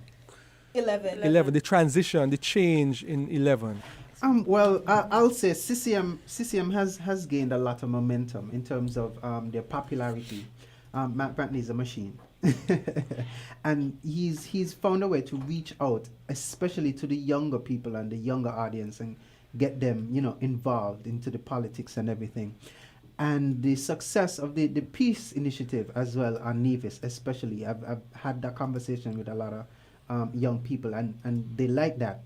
And for me personally, for Patrice Nesbitt, I haven't seen him really in terms of, I haven't seen his effect as in the community. I don't feel him as a candidate as much as Alexis Jeffers, and so it's easy. It's really easy to see him losing a lot of ground in terms of his strong boxes in Nevis. And it's showing here in the polls. And I know you said you don't want to call 9, but what are you predicting for 9? My prediction for 9 would be to the Honorable Mark Brantley, but I don't want to call it yet because that's always a hot seat. I mean, 41% compared to we've been hearing And numbers it's of actually 65 and it's the biggest constituency over there. It has over 6,000 voters. So, we can definitely tell that all the injection that happens there, both in the local and the federal election, is for overseas voters. So we could understand now why there was that internal debate going on as to whether to pass the 6 months. the 6 month requirements for overseas voters, because that you see, politicians, boy. I mean, at the end of the day, no. I mean, you cannot ignore reality. Yeah. You can't. We don't live in an ideal world. You have to work with what you have, and if you have a support of the diaspora, you're going to fight to keep the diaspora. And we might be seeing the result of that. Yep, in the Nevis 9. Desel, can you repeat the Nevis 9 results? I got polling division 1, 2A, 3A, 3B, and 6B, but I didn't get, I believe, 6A and another one. So can you tell? Did you say 3A? 6A, we have 66 votes cast for Matt Bradley of the CCM, 79 votes cast for Dr. Daly of the NRP, with 1 rejected ballot. That's 6A. And the total? Give me the total. Total 374. Well, total votes or total registered? No, votes. Votes 146. And so do you have, just to clarify, do you have polling division 1 being 207 votes, 105 for Mark Brantley, and 98 for Daly? Yes, 4 rejected. And polling division 2A, you have 138 votes, 79 for Mark Brantley, and 56 for Kelvin Daly. Correct. And for polling division 2B, what is the total number of votes you have? 138. And of those 138, 85 went to Mark Brantley and 51 to Mr. Daly. Yes. Yeah. And in the Ivor Walters Primary School 3A, you have 202 votes. Yes. And 132 to Mr. Brantley and 70 to Mr. Daly. Yeah. And in polling division 3B, Ivor Walters Primary School, you have 146 total. Yep. 96 for Brantley and 50 And for 50 Daly. for Daly, correct. And in polling division 6A, 146 total, 66 to Brantley and 79 to Daly. Yeah. And in polling division 6B, which is the Methodist Conference Center, 151 votes, 62 to Brantley and 89 to Daly. Yes. Are those all of the boxes you have? And we also have the courthouse. Oh, yes, courthouse, Yeah, 53. 51. 53 total. 53? Cast, Yes, yeah. cast 27 and Two 24. rejected. Rejected, okay. Yeah. So I just wanted that to get the total. So as of right now, the lead by Mr. Brantley is 135. So of the 1,181 votes, Mark Brantley has 652 and Kelvin Daly has 517. So he's behind by 135. And from the historical perspective, in 2010, Mark Brantley won by 146. And in 2015, as I said, when we had the most overseas voters, he won by 318. So, your prediction, Des, do you think he's going to win by less than 100? Do you think, no, let me not say, do you think that constituency will be decided by less than 100? I don't think it'll be less than 100. I think this lead that we'll get will be maintained. It'll be between, I say, 125 to about 175. Desi, write that down so we can keep it. All right. Well, guys, tell us who's having motorcade in town. People are saying there's a motorcade in town. Yeah, I got the word that it's actually Jonell. Somebody indicated that he may have been victorious in number 2, but we haven't gotten any. We got one. We only got two results. for him. Two boxes. Yeah, but that's just rumors on the side.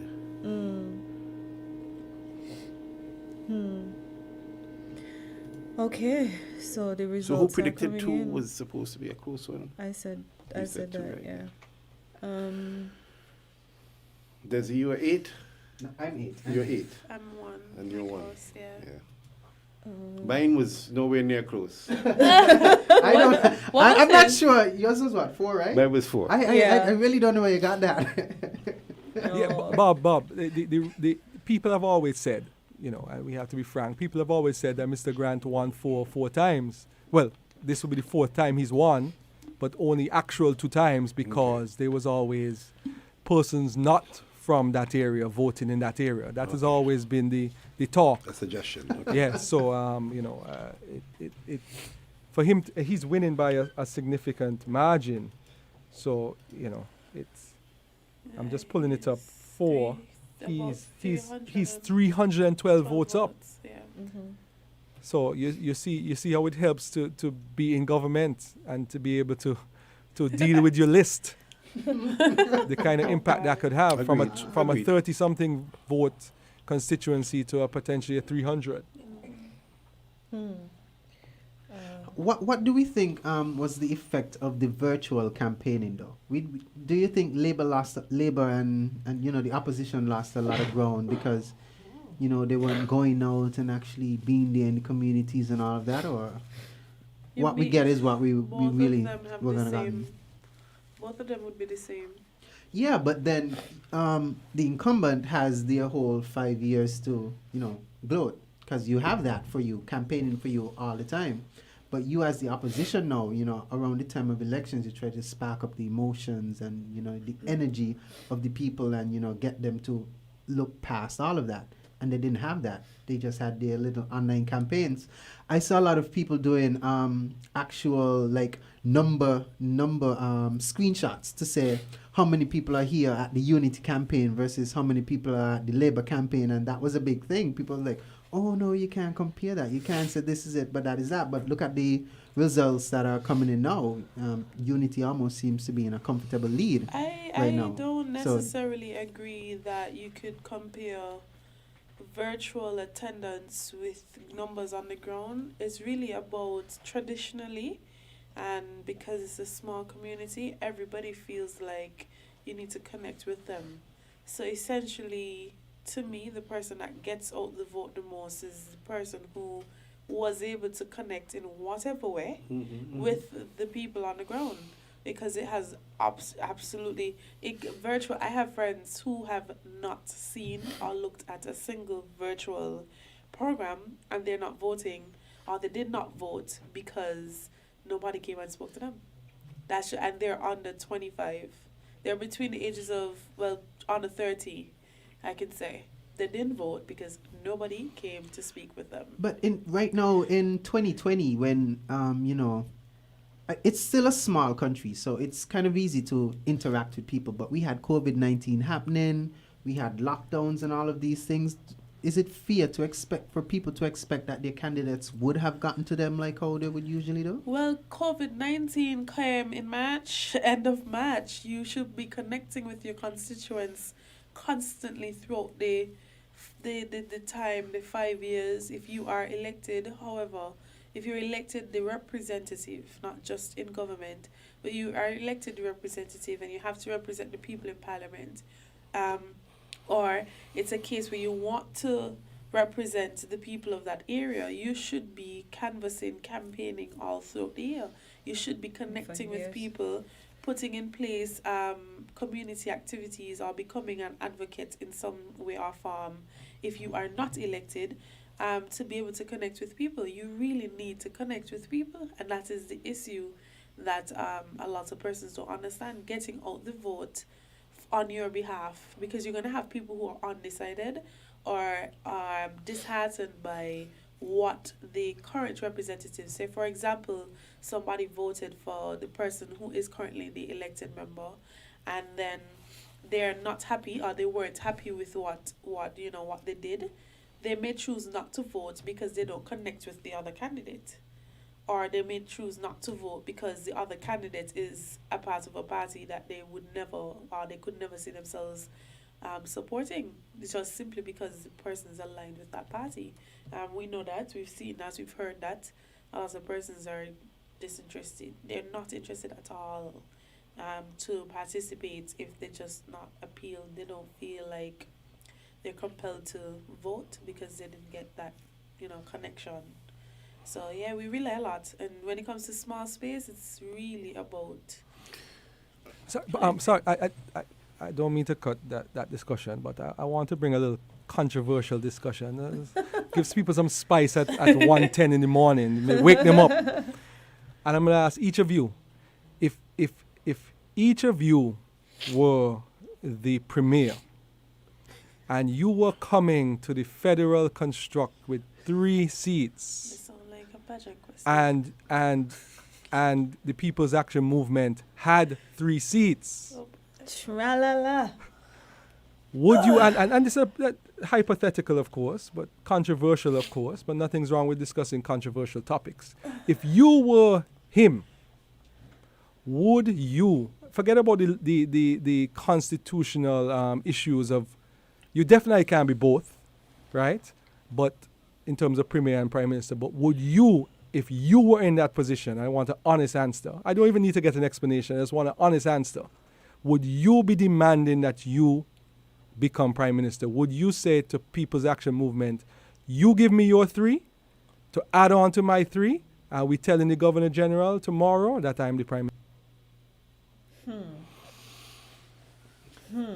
Awkward silence. Well, it's not awkward for me. I'm a confident person, so I'd probably be walking down with my prime minister hat and prime minister face ready. I'm sorry. You didn't print your business cards Yeah, and I already everything. printed my business card. I already took my profile pic, and this is what you guys are going to be putting on the wall, okay?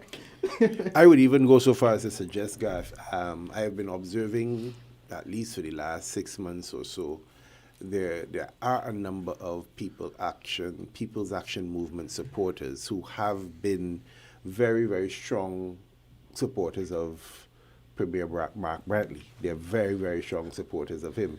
So which is why I even brought up the question earlier. If it is he does come with 3, then it's going to make for interesting political viewing. You didn't answer the question, though. No, but it is going to be a topic. If I were him, I would demand my pound of flesh. You know what I mean?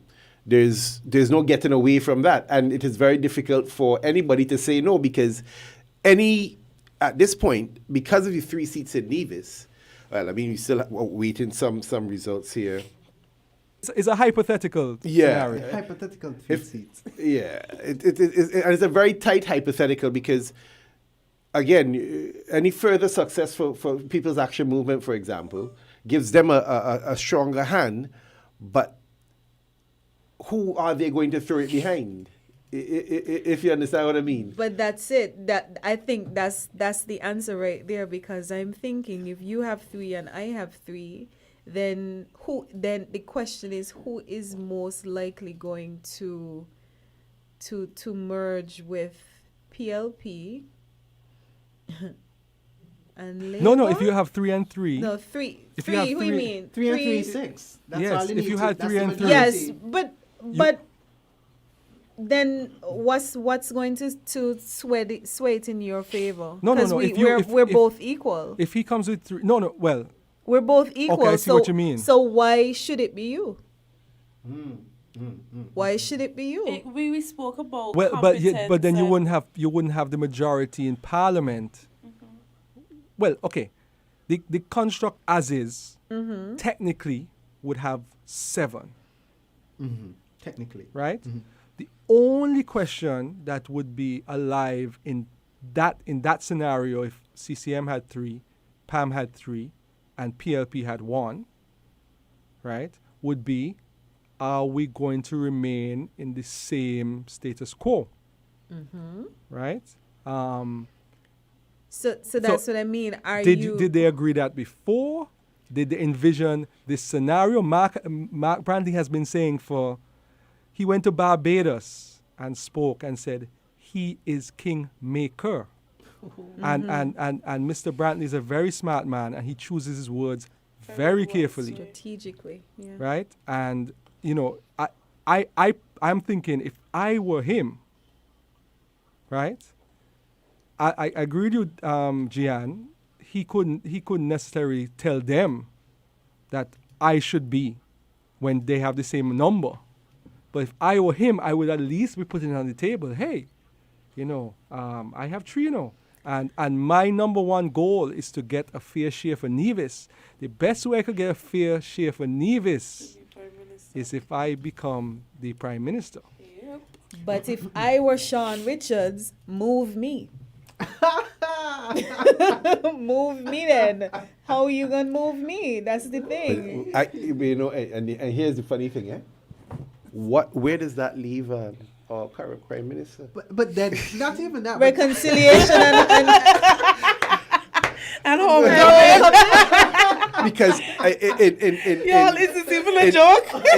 in this election, what has happened thus far no longer has the same level of bargaining power that he had in 2015 when he had the whole coalition. Well, in behind 2015, in 2015, it was agreed beforehand. Okay. But did that expire? Then they made the agreement for some Well, no, they have come together and said we are united. There's no division.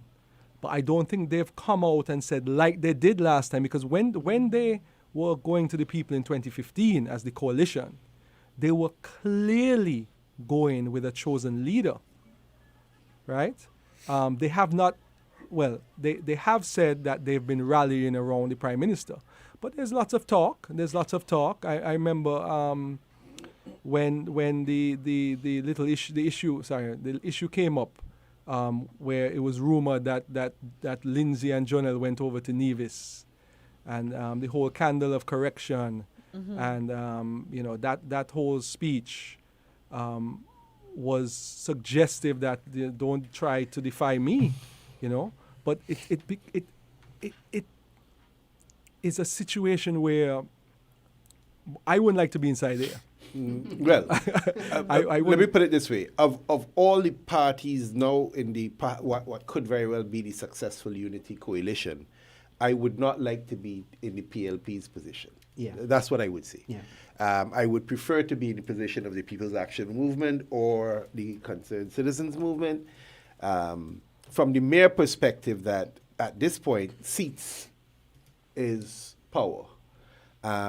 Although in saying that, Prime Minister Harris still has some good allies within the People's Action Movement. It's just that their seats haven't been called yet. In the form of Patches, Mr. Patches, Ian Liburd, and Mr. Hamilton. Yeah. So if those results come in favorably, then it's almost a three-way split again. So okay, let's have another hypothetical. Suppose it's 10-1. 10-1 with who? It's not going to be 10-1. It's not going to be 10-1 because you're saying Congress is going to take a beating or Douglas. Suppose it's 9-2. If it's 9-2 and it's PLP 1, PAM 5. No, it'll be PAM 5. PAM 5 and CCM 3. CCM 3. Then how can anyone tell PAM that they can't PAM take 4. the lead? PAM 4, it'd be PAM 4, 4 and 3 is 7, and then the 2 would be... No, it would be No, PAM he said 5. No, if it's PLP1. 9-2, if it's 9-2, it will be Lindsey Grant, John L. Powell, Ian Patches Liburd, Eugene Hamilton, and Sean Richards. So it would be 5. If it is 9-2, it will be 5 for PAM, 1 for the Prime Minister, and 3 for Mr. Brantley. Oh, 1 for the Prime Minister, only 1 for PM, okay. No, meaning that, so for example, if the Labour Party only won Dr. Douglas's seat and Congress's seat, right, which is still a possibility in this election, but it's a hypothetical, of course, that adds another dynamic. Because then now, if you are an executive member of the People's Action Movement, 5 is more than 3 and 1. True. But so then you go 5-1, and you form the government. But you guys realize That's that the majority exists now, as it is, as it was. Well, we have a new government tomorrow. But because you have Lindsey Grant, you have 4, you have 1, 5, and who else? 8. And 8. That's 4, Nevis, and PLP. And they didn't demand People's Action Movement. But you see, Tim had more bargaining power because he was leaving Labour. Without that, they would not have... And, well, not just leaving Labour, he was bringing Sam along with him too. So that I there were would two really seats. like to know There were how. But five is still how did it? five is still more. But it's still 4, 1, Yeah. and 3, and 2. Somebody, it could be 5. If it is that the Labour Party only wins Dr. Douglas's seat and Congress Leibert's seat, then Congress Maynard's seat. Sorry, is my good friend too. It would be 9 remaining, and of that 9 remaining, it would be 3 for CCM, 1 for PLP, right, and 5 for the People's Action Movement. So in that hypothetical, you could see the People's Action Movement saying, "Oh, ho, ho, ho! Y'all said we were dead, but look at this. We have 5, and they can go to Dr. Harris alone and say, CCM, we don't need you anymore." Or they could go to CCM and say 8 is a serious majority and declare that they want the top job. So, I mean, and all of that can be done even without falling out, They could have possibly not have discussed this because I don't know, do you discuss this beforehand? Because remember, at the end of the day, the Prime Minister is who the majority of the members of Parliament tell the Governor General it should be. Right? And on the last occasion, as there were a lot different variables, and there was a clear path, a clear choice for who was going to lead the coalition. But now with Mr. Brantley coming with potentially 3 from Nevis, and Pam potentially winning lots of seats in St. Kitts, potentially, it could change the dynamic. There's still a bit out. On that because you still have 8 and 1 to navigate. But yes, I do think that it's worth considering if it is that the Unity Coalition already has 3 in Nevis, that Mark can offer himself up for consideration for Prime Minister. In fact, to be brutally honest, I do think that all things considered, if the dust were to settle with 7 or a greater majority, let's assume that it's even between PAM and CCM in terms of numbers. That. But I've noticed throughout the campaign, though, both sides have almost courted Mr. Brantley. Like he was not attacked. I was about to say, because you have Charlie Jong messaging me from, I think he's currently based, he's working with the Motley team. Is it? Yeah, I think he's Dominica. No, I think he's... Which team? The last time I saw him in St. Kitts, he was working with Mayor Motley. Okay. But he would have to confirm. He's listening and watching all night So he said a key point might very well be, albeit premature, that a government cannot be formed without the CCM. So I guess that's why everybody has been courting him. Yeah, he's definitely been courted. He has been courted. I see somebody even suggested here. I don't know how. This is someone watching on Amar Gosai. He's saying 3 CCM plus 3 Labour equals new government. Brantley the new PM. So if Labour unequivocally offers Brantley, assuming they get 3 seats, and says to Mr. Brantley, well, we will offer you leadership.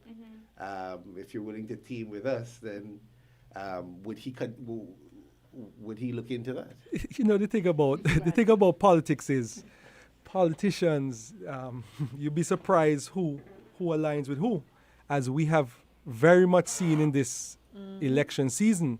But at the end of the day, I would assume that Mr. Brantley's number 1 priority is the people of Nevis. Yes. And he would have to determine on behalf of his party, and it's not a decision he makes by himself. He'll have to consult with his party and his people and say what role would be in the best interest of Nevis at this time. And, we're just throwing these things out. This is, there's so many different scenarios that could happen from now. There could be that they have decided that things will continue as is with just more seats. It could very well be that. But nothing's wrong with a little being devil's advocate and discussing these types of issues and hearing people's views on these types of issues, because it's a possibility. You can never rule out anything when it comes to politicians. And there's a lot of talk that's what Brantley wants too. That's his ultimate goal. There's a sentiment out there saying that. What about I'm seeing someone here saying on the stream, what about 3 CCM and 3 Labour if Labour wins? Strange bedfellows politicians make, but I don't. I mean, I heard Mark Brantley speak at the. I heard a clip on Win FM about him speaking about the coalition. I don't think, while it's a possibility, I don't necessarily think it's a practical possibility of that 3-3 formation. But anything is possible in St. Kitts and Nevis. It's not a real place. And Disil, you were talking about when we were outside, you were expressing views that divisions might not like that sort of coalition. Nope, that ain't happening. Labour and CCM coalition. So Desil, what you're saying? You're saying that the red boat is on its way to Nevis right now? But they have to come bearing a lot of gifts. They got to be Santa Claus, the Easter Bunny, everybody but Jesus, everybody there. Yeah, wow. Christina, I'm sorry, there's still nothing here for number 8. Seems very intense about neither three. She's asking about 3 as well. 3 or 8. We haven't heard anything from them yet. We did announce one box was announced for constituency number 1, Jeffrey Hanley 126, Patches Libert 147. And there were 2 for constituency number 2. Box 1A, Marcella Libert, 92 votes. Jonelle Powell, 85 votes. No spoilt or rejected ballots. And in 1B, Marcella Libert with 91 votes. And Jonelle Powell with 96 votes. Okay. Just to get a point from the conversation we were just having about Brantley, the Premier, as the PM, Rodney Brown says on the live stream, even with 3, I doubt Brantley successful negotiating a PMship at this time, but he would be fine with the Minister of Finance. That allows a lot of scope for Nevis. That's an interesting point. Very interesting So point. would you take Minister of Finance over the Prime PMs? Minister?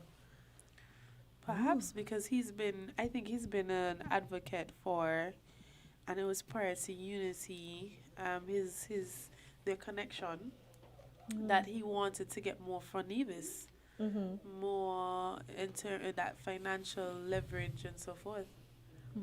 Oh, that's an interesting take. That's not happening. Thanks, God.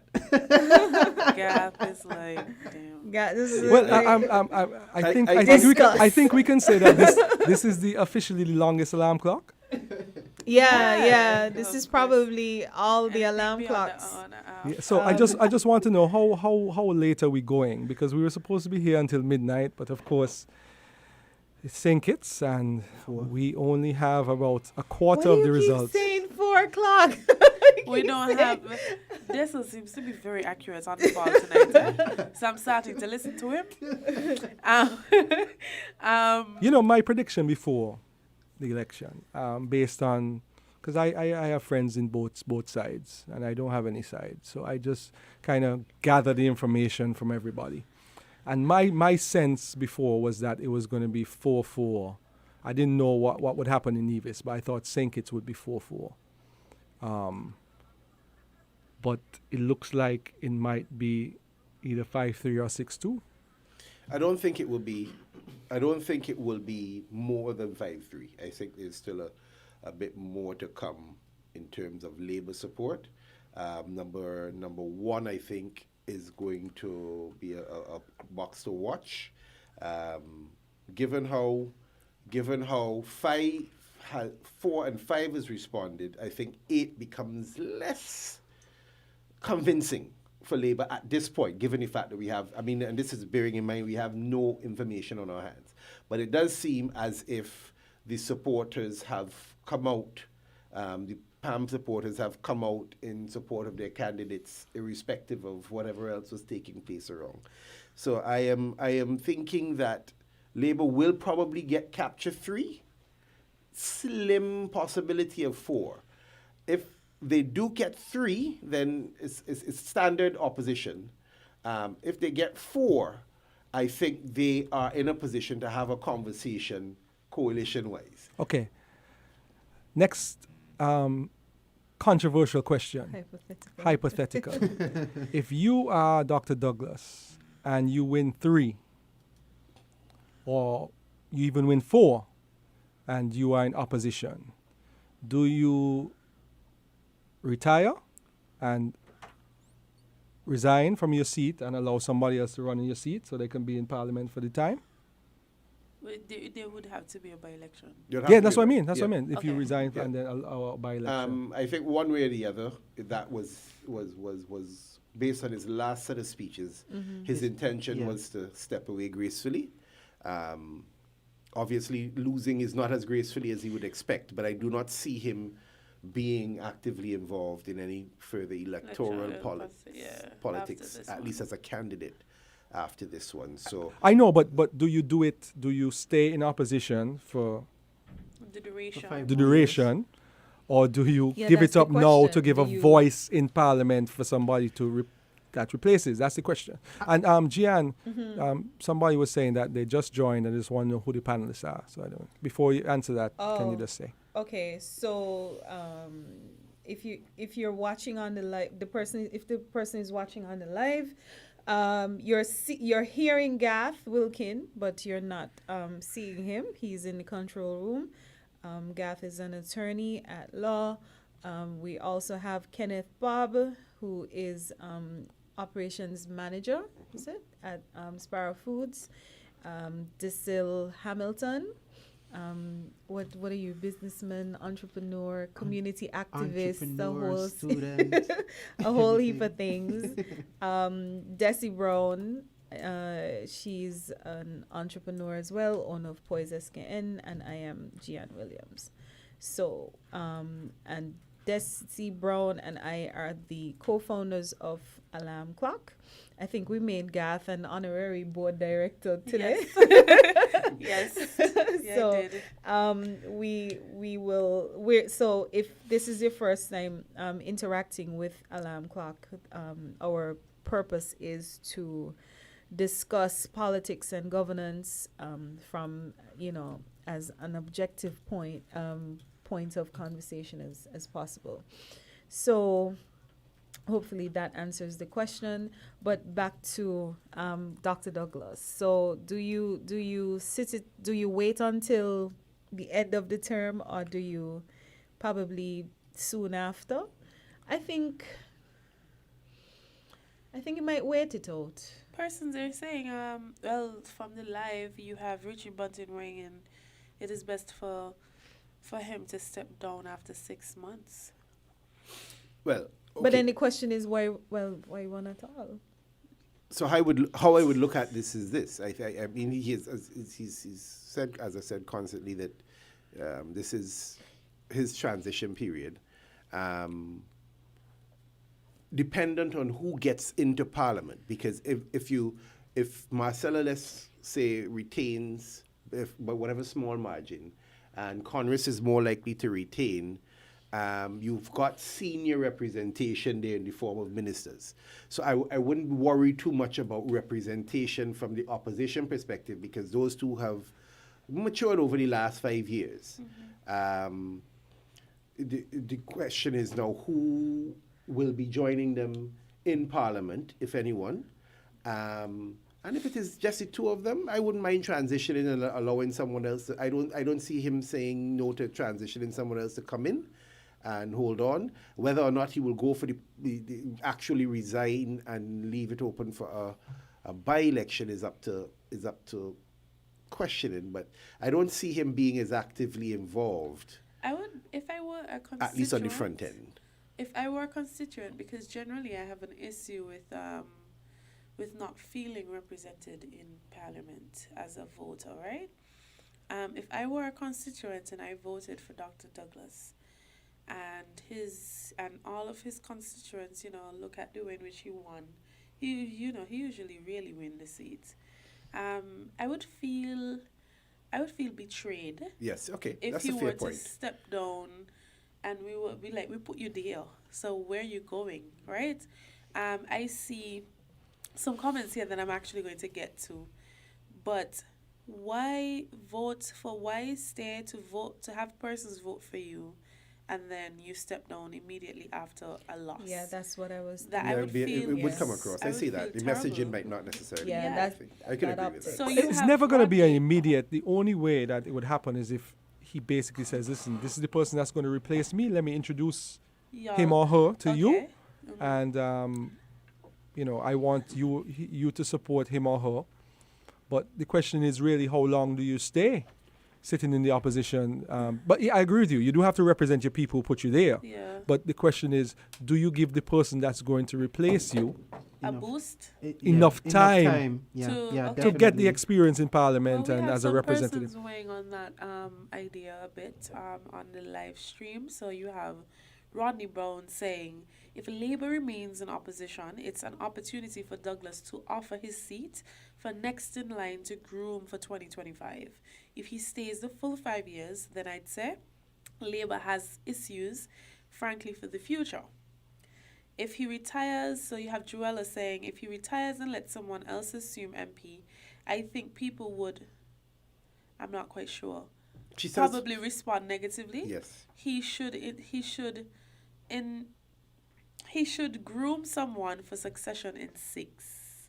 You see the recommendation, put Drew in number 6. Yeah, I'm with that. I like Drew. But I Drew like- is passionate about Eight. number 8. 8. How would 8 feel about that? Exactly. Yes, well, that's We the don't have dynamic it. But they'll then have he to work might- out. But but if then he he loses might- 8, then But one of the things we have to really consider is that you cannot tell me that of all the number 6 is a Labour stronghold, right? For years, and that's from Bradshaw coming up. You cannot find anyone. I could think of one person.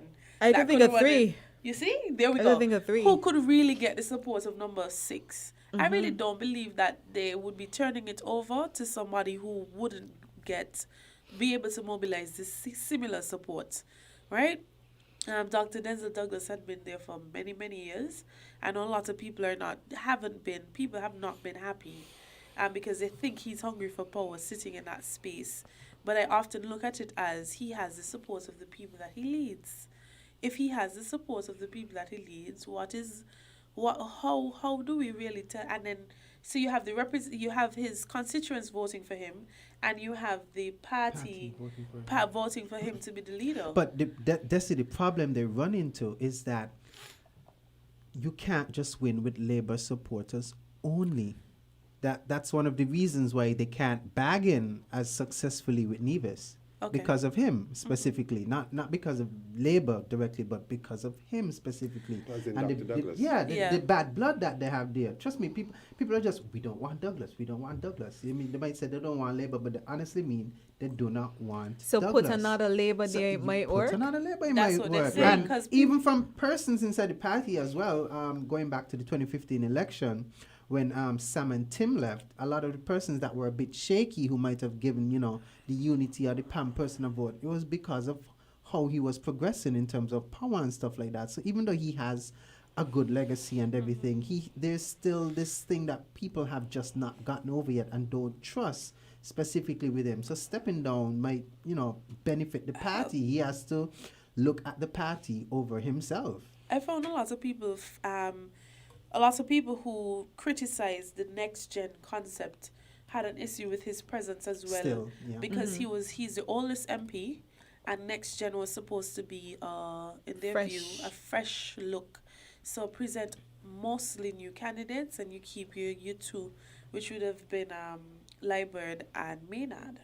right?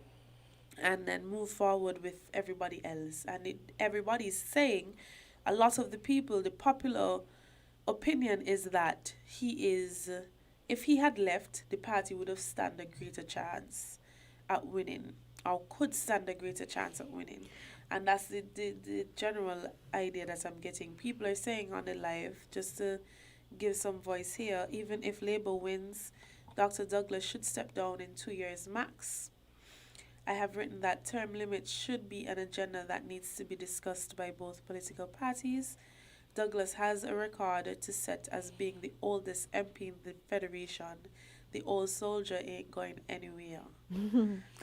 Well, two things I would add to the conversation. I'm actually agreeing with Disil in the sense that I actually spoke with one or two persons from constituency number 8, and the general feedback you get is that everybody loves Drew. Yeah. But a vote for Drew Is a vote for is a Douglas. vote for Dougie.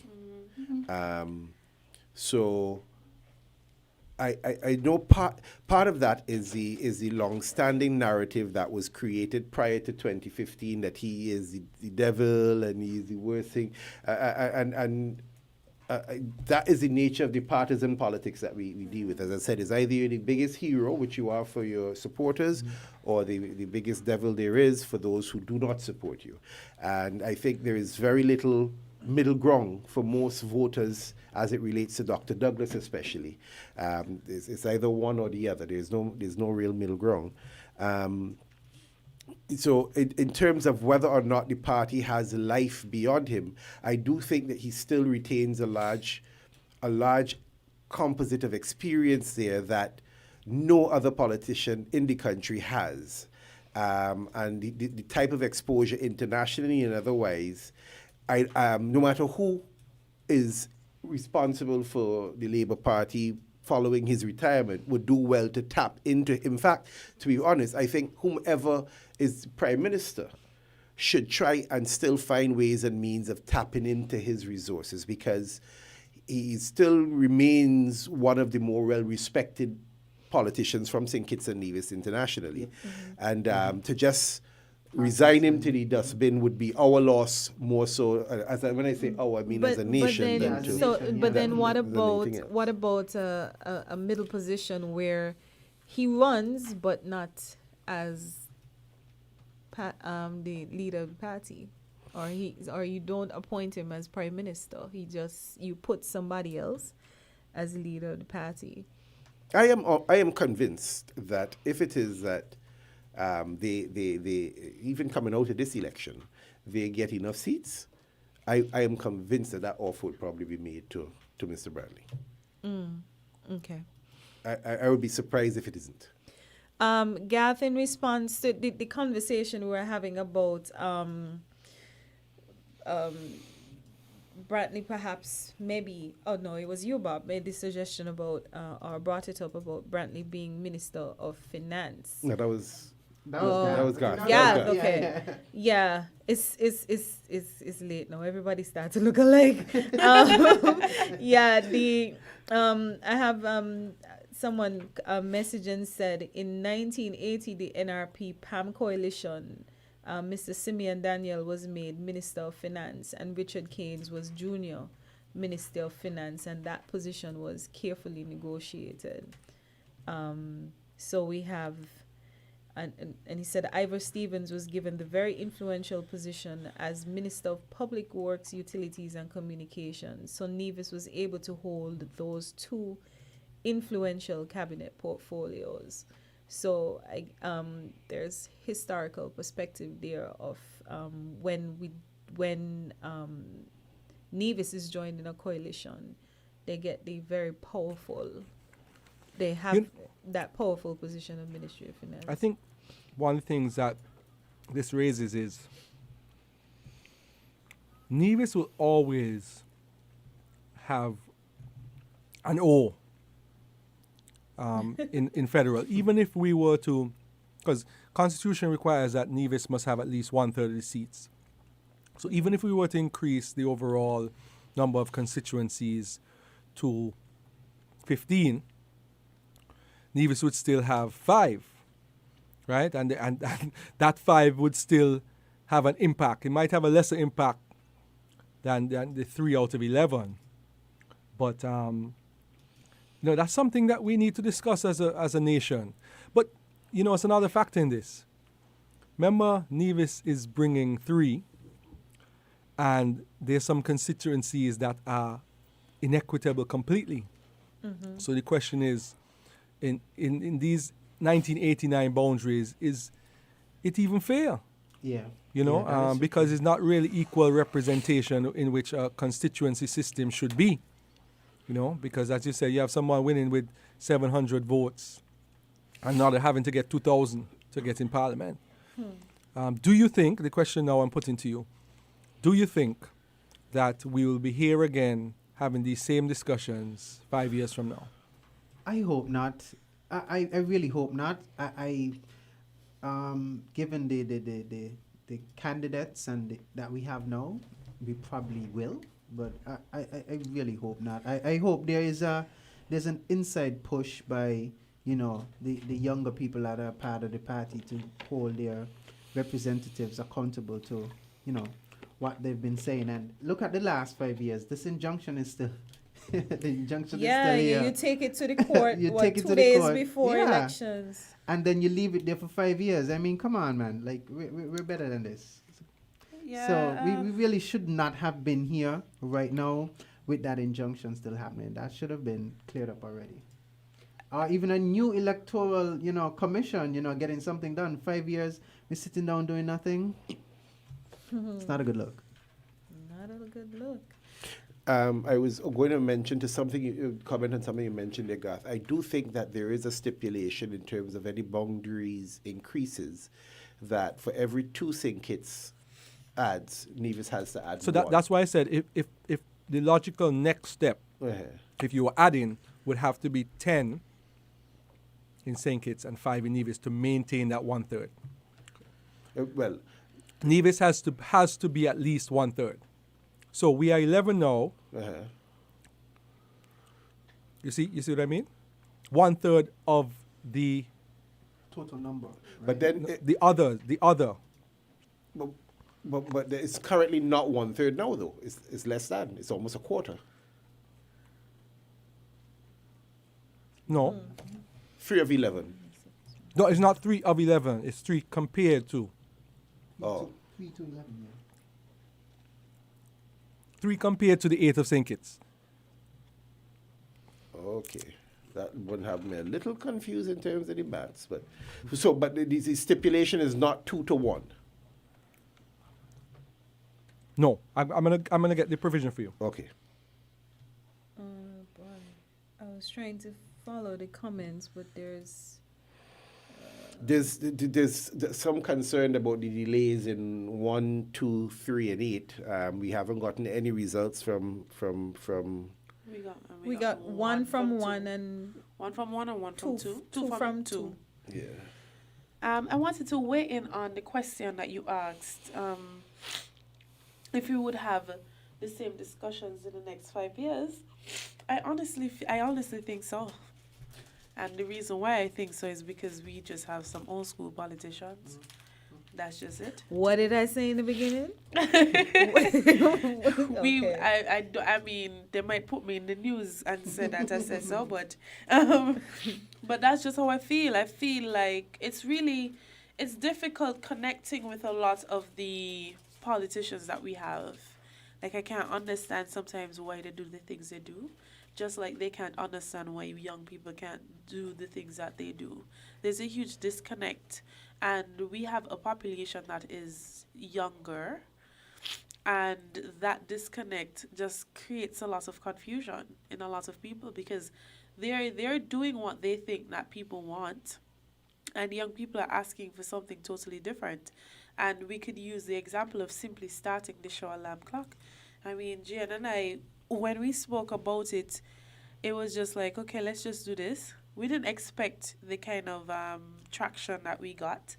I don't think we expected anything at all. I think we're surprised that so many people are interested in politics. So like we often say they're not. Yeah, like I thought this show would have been like some lame-o, like, I you get- know? but it's okay. But no. But you guys, but here we are. We are seeing this. I mean, we do have persons viewing from Really over the region interested. and stuff like that. Exactly. But my thing is, it's going to be these politicians, as Garth has said before, they're in to win. Their party is there to win. So if we do want to see these things happening, we as young people have to get involved and not just talk, but act as well and go out and vote. That's why it's so important, because if you're the smallest group of persons in my constituency and you're telling me that I need to fix this, I need to do this, you need to give me a road, you need to give me a road, and I'm convinced I don't need you or your road to win an elections, I'm not going to do it. You understand? So we have to move from just talking. We really, really need to move from just Honestly. talking and put ourselves out there and act. Let me throw this one at you, Disil, right? Currently, you have Premier Mark Brantley, who likely to win 3 seats. He's also a minister in the federal government. And because of the lack of provisions, he is comfortably taking home the 2 salaries and doing the 2 jobs. If it is that he realizes that he has gained power, for more power, because last time he had 2 seats, now he has 3, because of operating on a particular model, what inspiration would he really have to change that model if it is proven to be a successful one? Exactly. And that's If- the old school mentality. If That's the old when the school local elections comes around, people go, "Ain't." Yeah, but what is the likelihood of that? For example, I mean, the double salary discussion or the double position discussion, because I mean, reducing it to double salary is just a bit, I think, is more for the sound bites. But the double positions that he's holding, I don't think there are many persons, even in Nevis, who thinks that that is right. However, this is where the wind is blowing. So they will vote where the wind is blowing. Do you really see 5 years from now, they getting fed up of that breeze to the extent where there's going to be a change in fortunes for him? I don't see it happening, but who knows? You know, somebody might go out there and vote their morals and The point. them The accountable. point is I that the think- point is that it's very difficult. For a politician or political party to change the rules that they have won under twice, or even once. Well, that's true, and again, that's the old school mentality. I see somebody here agreeing with me, but one of the things I wanted to say is this: so, I am one of those young people who don't just talk, right? I don't know how much support I get doing anything from nationally to say, okay, she's doing something good, she has an impact, she has a reach, let me connect with her. I've connected with the previous Minister of Youth. You know, he attended my shows and all of that. But there are other things that I want to do, and there's no real support for those things. And that could be on either sides. Because even if we look at manifestos, like how many persons came to the young people doing work in creative arts and entertainment and asking, what are the things that you guys would like to see? None. Nobody asked me anything. And then it was skimmed over. I feel like it was skimmed over. I don't think it was sufficiently addressed. And I think because the catch, I don't want to call it a phrase, the catch ask for creative arts and entertainment is a performing arts center, they just dropped that in there. Like, I really honestly don't want a performing arts center until we address a lot of the situations that's happening with arts and entertainment. Education. Like, there's a lot of work to be done. There are lots of gaps to be filled. We need to improve significantly in the quality of the services that we produce and the quality of arts education that we have. And that's me talking constantly and me working constantly and even paying my way to go to France last year and being asked why I didn't say anything. Right? I'm doing, but who is sitting with me to try to address these problems as somebody who is working extremely hard to try to make a difference. I'm not just talking.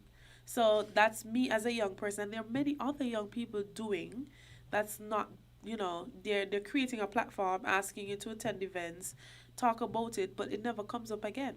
We never do anything to actually um, create some culture of change in the areas that we request. These things, it's just like an old school, okay, let me just empower them. And empowering is just allowing them to speak. Ceremonial. Yes. Oh my God. Don't start with that. Ceremonial. Right? And then everything else goes out the window. They go back to priority. They go back to healthcare. They go back to agriculture and probably legalizing marijuana. I mean, there are lots of issues that I am passionate about because I am generally passionate about nation building. So it's not just creative arts and entertainment. I can see work being done in so many areas in St. Kitts and Nevis that we could even integrate across several ministries. So I really don't believe it is we need to vote. And voting is a powerful thing, but we need to, there just needs to be more, we need to organize ourselves Our better civic as duties. citizens. Yeah. Just to update you, we have some more results coming in a minute and 40 seconds. And Bob, the Constitution says there shall be not less than 8 constituencies in the island of St. Christopher and not less than 3 constituencies in the island of Nevis. And if the number of constituencies is increased beyond 11, not less than 1/3 of their number shall be in the island of Nevis. Okay. Bob just stepped out for a little while, but yes. Desi, basically, what I gather from what you're saying is that you want a voice, not just to be used as a statue or a prize to say that trophy. You want young people, particularly in the arts and entertainment, to have a voice in decision making. Not just arts and entertainment, youth in general who have an interest in nation building in several areas. There are lots of us passionate about different areas, and I posted it today because I keep getting a lot of questions in my inbox about, well, since when you're into politics and governance, mainly because I just didn't have a platform where I feel like I could speak because, like Jan said earlier, I've been labeled as a Labour hothead, and I've never actually been on a Labour platform to speak about Labour. I've never been on any platform to do such a thing. But I've been labeled because of my family or my father's very vocal position support for the Labour Party. So I've not had that. wait. Sorry to cut Wait, you yeah. off, but we're going to results right Great. now. All right.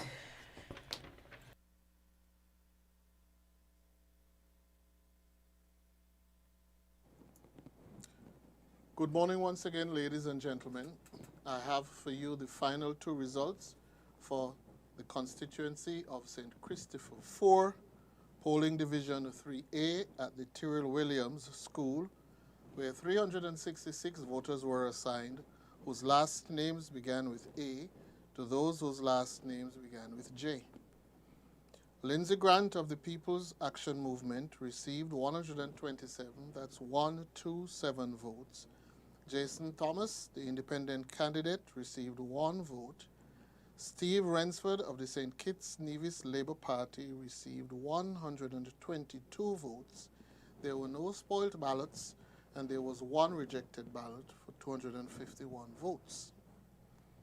In Tyrrell Williams School 3B, where 394 persons were assigned whose last names began with K to those whose last names began with W, Lindsay Grant of the People's Action Movement received 150 votes, that's 150.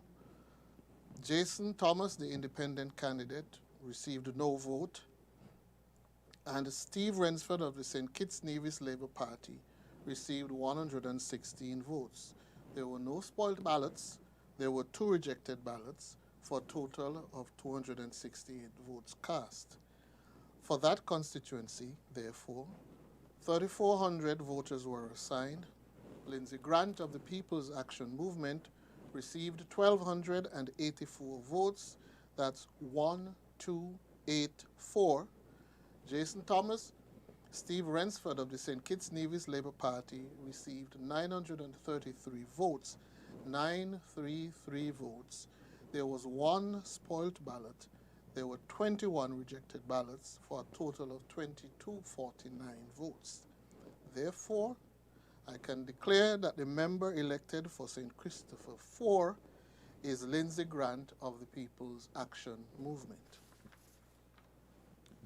For the constituency of St. Christopher 5,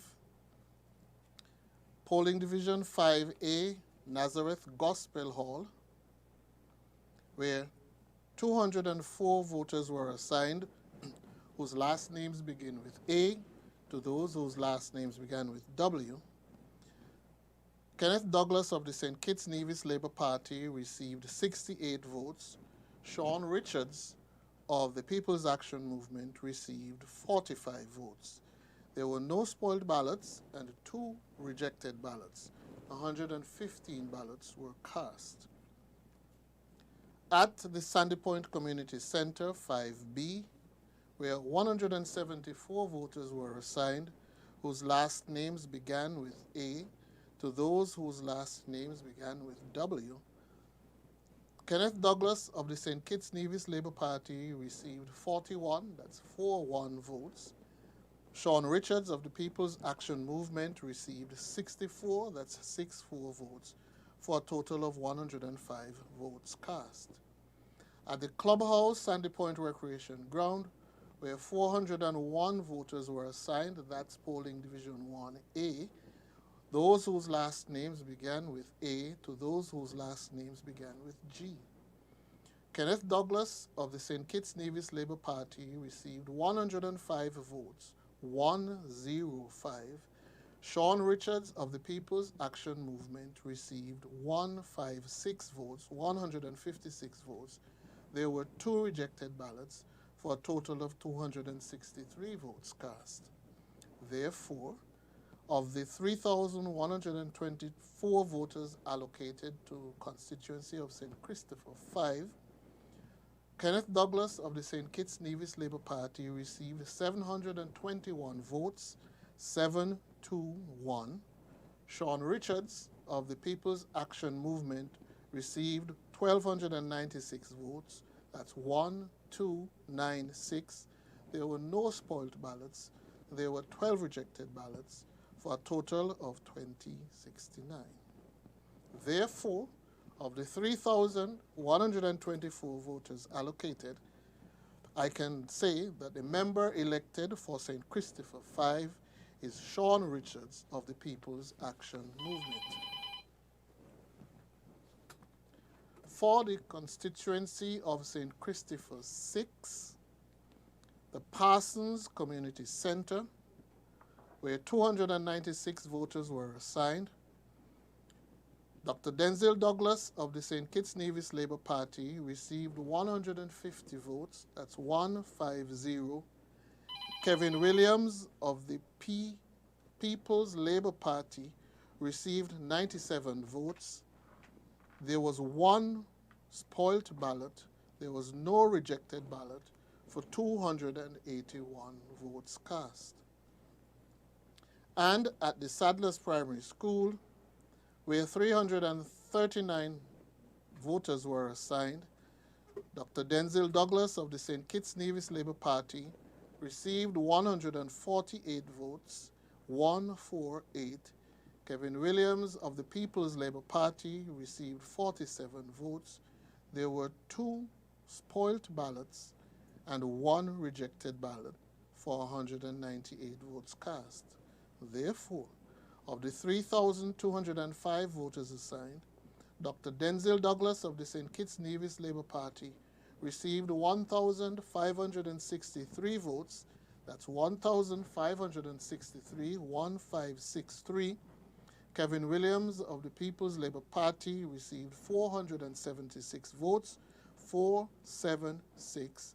There were 5 spoiled ballots and there was 1 rejected ballot for a total of 2,035 votes cast. Therefore, the member elected for constituency 6, St. Christopher 6 is Dr. Denzel Douglas of the St. Kitts Nevis Labour Party. And in constituency 11, Nevis 11, at the Franklin Brown Community Center, polling division 6, 387 candidates, 387 voters, were allocated. Alexis Jeffers of the Concerned Citizens Movement received 102 votes, 102. Patrice Nisbet of the Nevis Reformation Party received 57 votes, 57. There were no spoiled ballots, no rejected ballots, 159 votes cast. At the Church of God in Brooklyn, where 460 voters were assigned, last names began with A to those whose last names began with Y.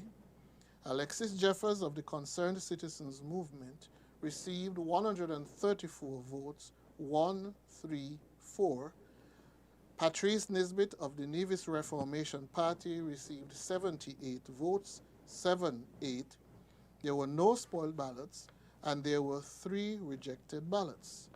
Thus, of the 4,005 voters assigned to constituency of Nevis 11, Alexis Jeffers of the Concerned Citizens Movement received 1,107 votes, that's 1,107. Patrice Nisbet of the Nevis Reformation Party received 910 votes, 910. There were 4 spoiled ballots and 15 rejected ballots, for a total, therefore, of 20 and 20, 32 votes validly cast. Therefore, the member elected for Nevis 11 is Alexis Jeffers of the Concerned Citizens Movement. And now, back to Master Control.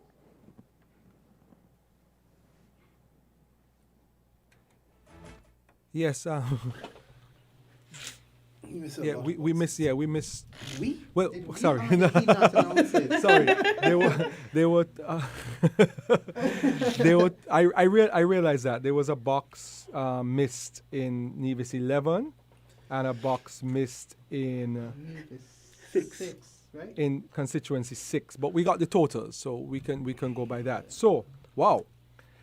In Nevis 11, who had said? Did I say Nevis 11 was going to be close? Yeah. Yeah, well, you that was said 11. Bob. We'll never get a chance on alarm clock again because Mr. Jeffers won by 197. So he switched his margin from minus 91 to plus 197. Wow. That is amazing. So congratulations to him. He's also a first-time member of parliament in the federal parliament. So congratulations to Mr. Jeffers. We can also call We've called Lindsay and 4. Yeah, we call Lindsay, Well, but he I want to give the declared 4. figures for 4. yeah. I think this is proving what a lot of people have been saying for a long time, that because Lindsey Grant, who won by 36 last election, won by 351 votes.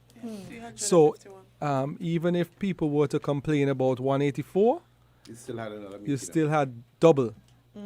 So that probably shows that there were lots of overseas voters and there was lots of voter padding in that constituency, which people have always had rumors about. I think those numbers, I don't think those numbers reflect anything but that you know. Well, it could Not be. possible. not just possible maybe that he got the performance. support. No. Yeah, no. No, of course. No, but this is a constituency that has been under 50 votes for the last 3 elections, and all of a sudden it's 300. So, unless the people thought he did excellent, which is possible, but I'm saying that there was always that talk about number 4 being padded. So it could be both. And in number 5, Sean Richards won. Did somebody say number 5 was going to be close? No. No. No. Sean Richards won by 575 votes. So Is his that margin, more or less than the last time? his margin last time was 361. So he's improved his margin from 143 in 2010, 361 in 2015, and now 575 in Sandy Point. Sandy Love Point. Sean. Yeah. So what was his slogan? Licks. What's his, I No don't. tricks. no tricks, just licks. Gimmicks, not Well, tricks. well, not that is gimmicks. some serious licks. No overseas voters. Not tricks, not gimmicks, something like that. Same But, same voter turnout. But yeah, the turnout was average. There was 156, 65%. but normally 64, 65, 66 was the voter turnout. As well as in number 4, the voter turnout 62, 57. So the voter turnout in 4 was actually high, so around 67, 68% on average. 351 is a big win in a constituency that's been considered marginal. Yeah, so congratulations to Lindsey Grant, congratulations to Sean Richards, congratulations to Eric Evelyn, congratulations to Alexis Jeffers.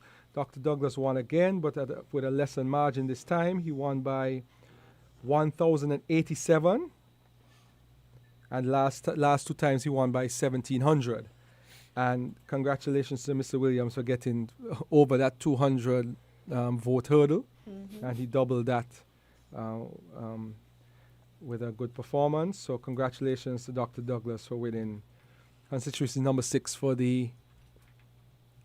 How many times is this now? Whew.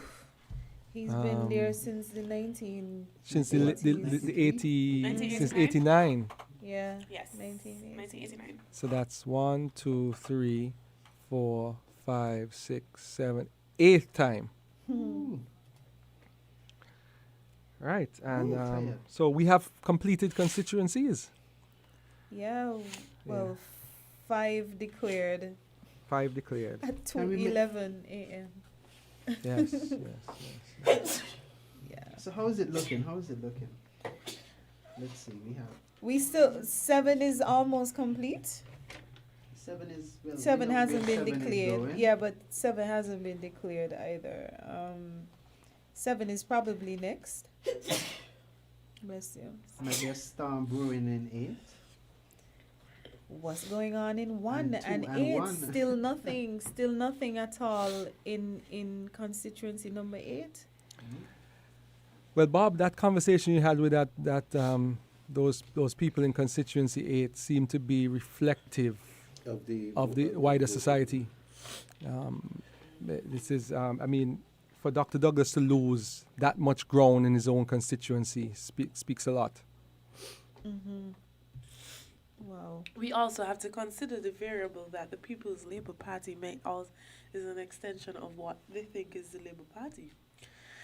So you have that Still similar Labour. ideals, yes. Still Labour. You have those ideals. They just and remember his slogan was try something else. So people just figured, okay, Let's maybe try let me try something something else. else. It's still a Labour. Yep. Yeah. So someone is saying, Lavi Gums, so what I'm seeing here, St. Kitts is ready for another party since PLP, PAM, CCM are team convenience, which leave St. Kitts Labour Party, NRP at a disadvantage. The playing field is not level. So no doubt Sean has delivered for his constituency, and he will continue, and he has been doing so consistently. Yeah.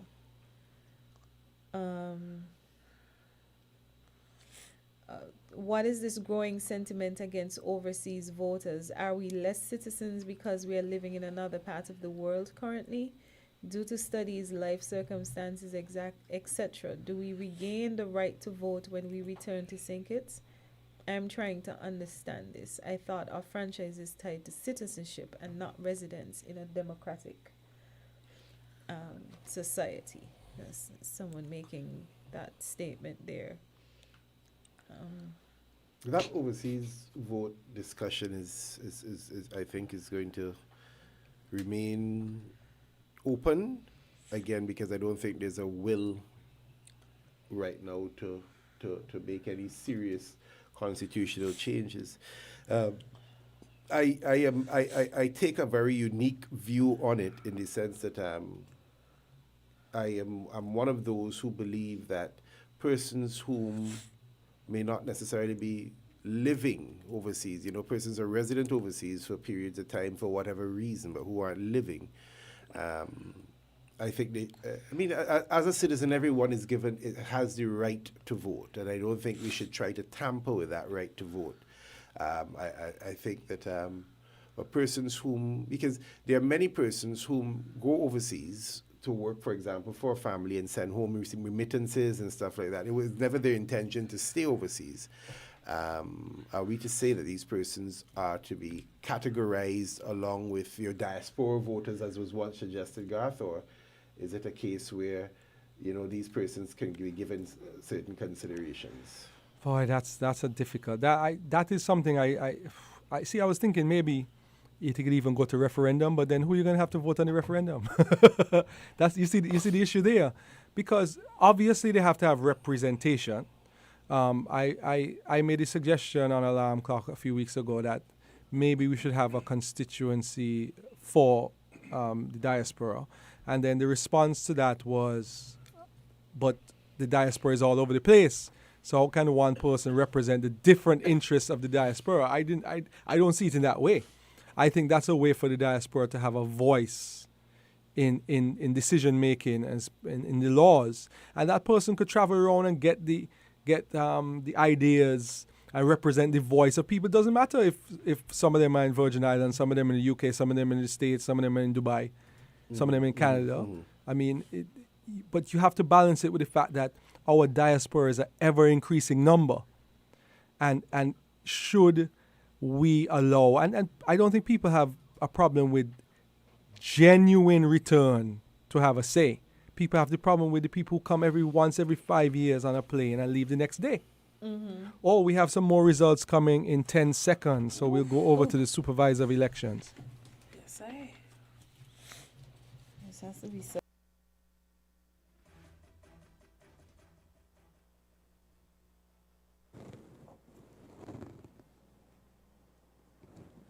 It's helpful to know that the public is paying such close attention to have brought to my attention that I neglected to announce the box at the Butlers Community Center for constituency of Nevis 11. So I will do so now. In that box, there were 411 voters assigned. Alexis Jeffers of the Concerned Citizens Movement received 120 votes, 120. Patrice Nisbet of the Nevis Reformation Party received 65 votes. There were no spoilt ballots, and there were 3 rejected ballots, for a total of 188 votes cast. Therefore, of the 4,005 voters assigned, Alexis Jeffers of the Concerned Citizens Movement received 1,107 votes, that's 1107. Patrice Nisbet of the Nevis Reformation Party received 910 votes. There were 4 spoilt ballots and 15 rejected ballots. 2,032 votes were therefore cast. Therefore, the member elected for Nevis 11 is Alexis Jeffers of the Concerned Citizens Movement. Back over to Master Control. It's the box that was missing. Yeah. But I think we feel.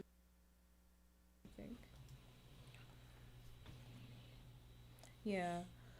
Okay, so the supervisor of elections just filling in a gap. He had neglected to announce one of the boxes for constituency number 11.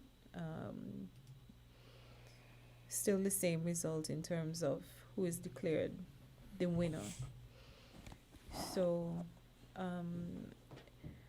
The only thing I want is that I agree with you, Gath, that the sentiment that I think people don't like about the overseas voters is, just they come in for a couple hours, vote, and then leave, and whatever situation you create, whatever government you have helped to vote in, it's whatever result is garnered from that.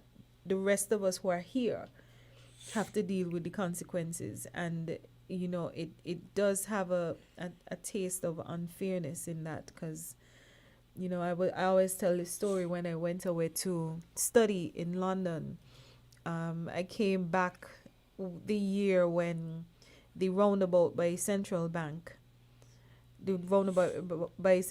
was being built, and I saw all the comments on social media about how huge this roundabout was and how complicated it is, and people gonna get lost, and there's gonna be a lot of accidents, and all sorts of stuff was happening. And I came home thinking like I was going to be lost going around a roundabout. And when I came home, I told my brother, like, slow down, let me see this roundabout, because I gonna get lost. But it's because I got the impression from social media and what you heard on the radio, but there's nothing like first-hand experience in, living in a country and feeling it and seeing it for yourself. And so sometimes the impressions that our nationals overseas have is not a very realistic or reflective of the true position that's going on. I tend to think that I don't think I have a lot of data to support this, but I tend to think that they also can act as a check and balance on the local electorate, because there are times I get the impression that the narratives that are shared amongst us within the country, within the federation, we're almost in a little isolated kind of bubble sometimes. And I would even suggest that correct me if I'm wrong, but the last time in 2015, it would have had to taken a significant number of overseas voters to have switched their vote for the now ruling PAM Unity, PAM CCM PLP construct to be able to. I don't think they would have been able to do it without some of those overseas voters. Correct me if I'm wrong, Garth. If do you think that the 2015 elections would have been won by the current administration had they not had the support of some overseas voters? I can't tell. I don't know.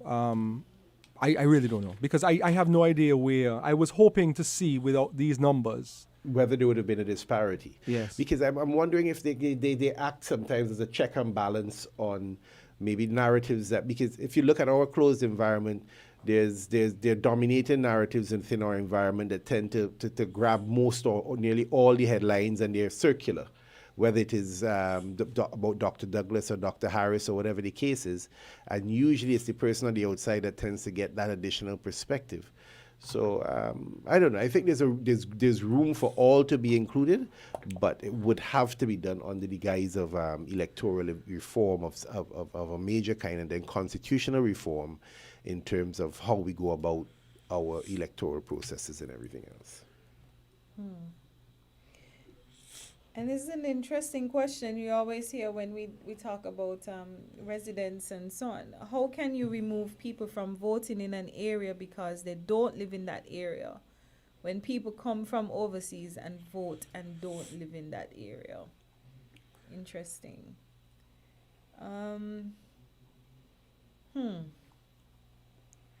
So we have, again, thanks to everybody for your comments.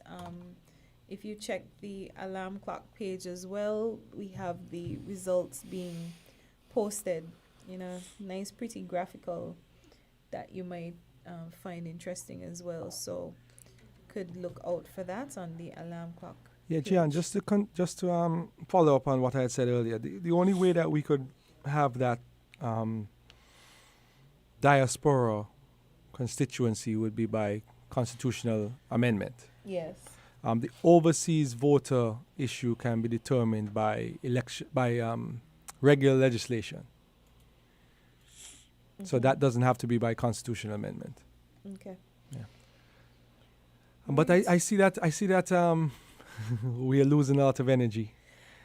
We've been here. We have to Well- find it though. well, We have to find it. Bob looked at me like I was crazy because he's full of energy. But it's I am quite. it's 2:25, so I think maybe let's give it another 15 minutes, see if we get some more results, and if not, we will switch over Okay. to whoever's going to continue. Yeah, because it's been quite a while. I realize we have lots of people still following because they're eager to find out what's happening in constituency 1, 2, 3. I'm hearing talk of recounts. Yeah. So I'm getting a request, Gath, statistician, to recap Nevis 10 in PD3, 5 and 6. So Nevis 10, PD3, 5 and 6. okay, in polling division 3, which is Hanley's Road Community Center, there were 165 votes, 128 to Mr. Evelyn of the CCM and 35 to Mr. Hanley of the NRP. In Hard Times, which is Division 5, there were 255 votes, 219 for Mr. Evelyn and 36 for Mr. Hanley. And in Division 6, Gingerland High School, there were 166 votes, 124 to Mr. Evelyn and 42 to Mr. Hanley. Okay. We have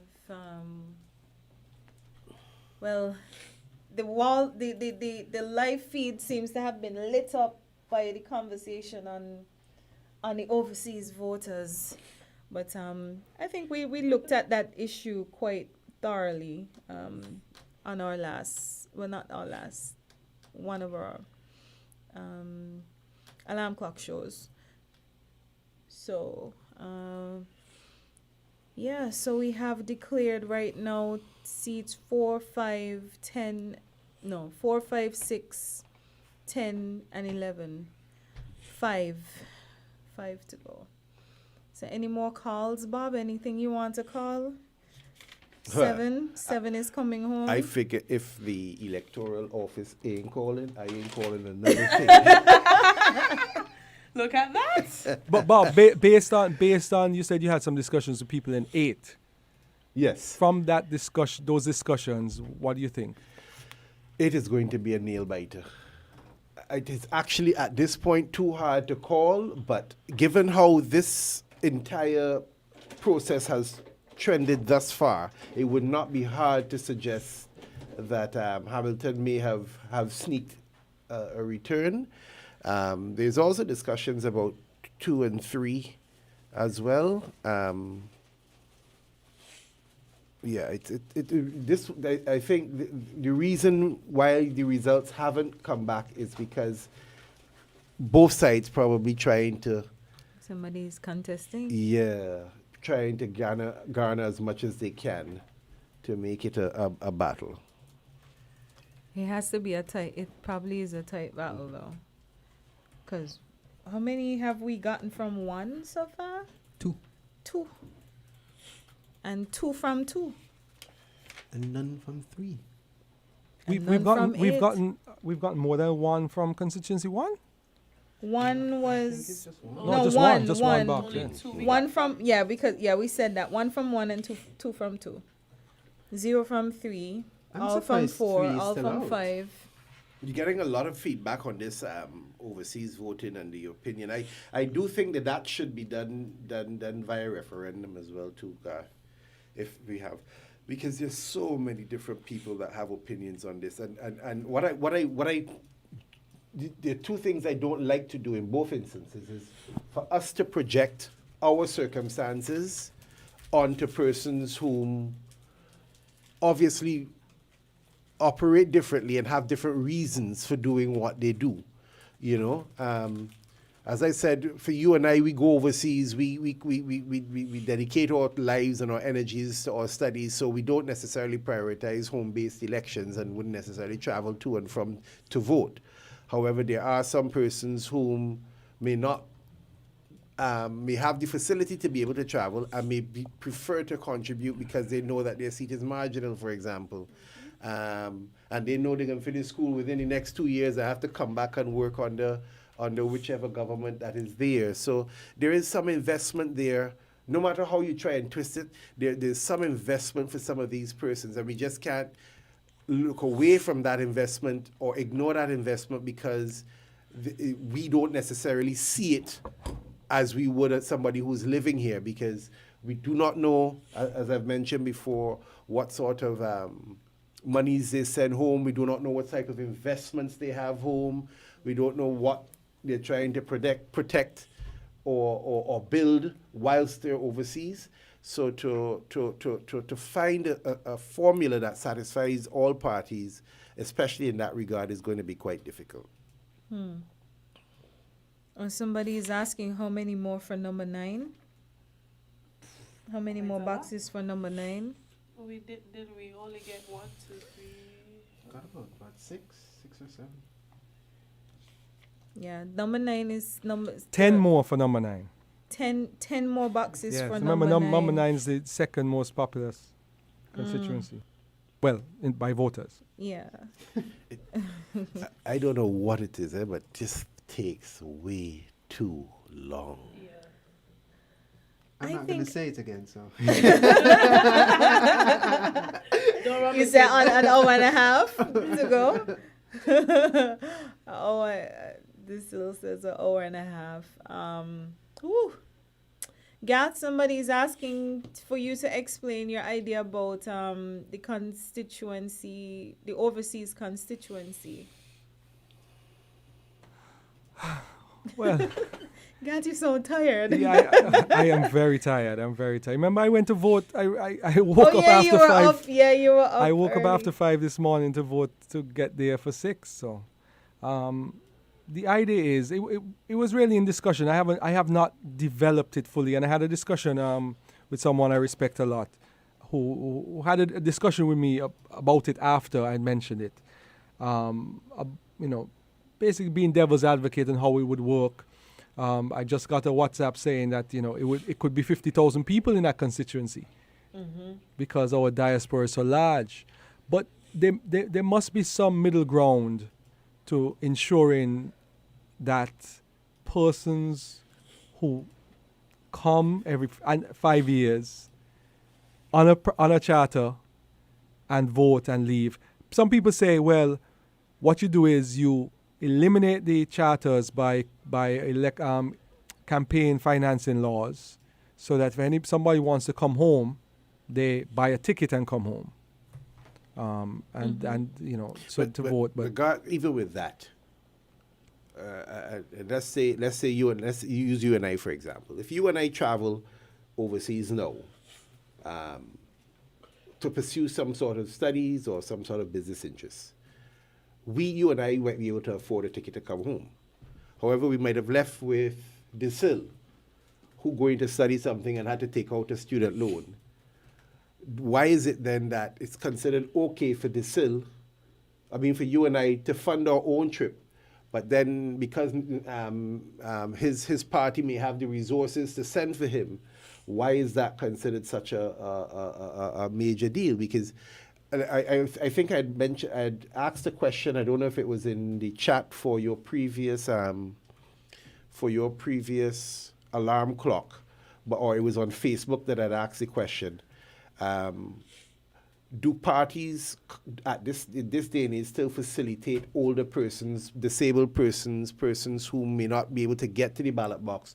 Do they find ways and means of assisting them to get to the ballot box? And that could be monetized.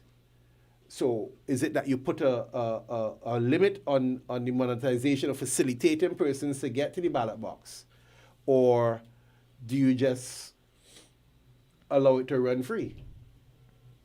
You know, that would be my question, because yes, it might only cost you 25 to bring Miss Desi from Sandy Point to the voting station. It might only cost you $25.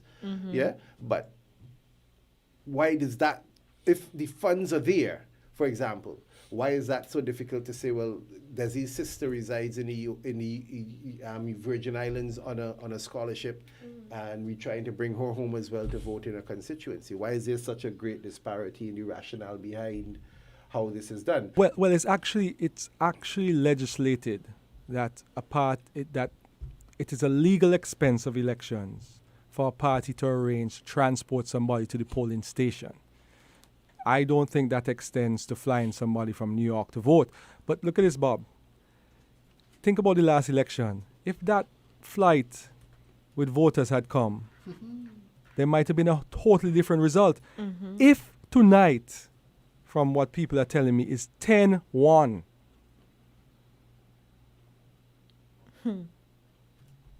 right? 10-1. And the whole chain of events was upset by one flight. And then the people on the ground are looking a certain way and voting a certain way, right? If they did a referendum and only allowed people on the island to vote, it might go another way, but we have more results. Okay. Oh, they changed their mind, I'm told. Oh boy. But it's a very, Bob, it's a very important discussion. Because I cannot think of a family in St. Kitts and Nevis that does not have some family member living in the diaspora, and a lot of them are very concerned with what's going on. A lot of them, even if they don't have property, right? They send remittances. They care. They're concerned about what happens to their family members. The question is, how do you give them a voice? So when I made the suggestion of the overseas voter constituency being one of the 15 by way of constitutional amendment, I was just making that suggestion as a way for them to have a voice, to have a representative in parliament, you know. But there are many ways to skin a cat, right? So, you know, it could be, if it is 10-1, right? If the results of tonight are Unity 10 and Labour Party 1, right? Then that might very well be a mandate for the new government to pass that act to prevent overseas voters. Well, okay, so let me throw a little bit of a spanner into this. Because of this same victimization that we always speak about, is it true or not that more often than not, when your party loses an election, a number of persons tend to migrate soon thereafter, or tend to go and do some kind of schooling or something of the sort, because they don't see themselves benefiting under the administration that would have either previously victimized them, or you know that you wouldn't get anything out of them. And if that's the case, that means that subsequent to the last election, a number of Labour supporters, maybe core Labour supporters, would have sought to pursue degrees, would have sought to seek a better life outside St. Kitts and Nevis. Then in comes COVID and shuts down the borders. So these same persons now, whom they probably still want to have a contribution here, but they know they can't do it on the present administration, no longer allow the opportunity to come home and express their constitutional right because of circumstances beyond their control. So yes, that might be an indicator, but what it indicates to me is that currently on land, the persons who have access to our electoral system are persons whom would have probably been supportive of the current administration and thus remained on island benefiting from the different polls. Because correct me if I'm wrong, there are a number of persons from the former administration who would have left the island either for study or personal reasons or something of the sort. Bob, sorry to cut you off, but we're going to more results.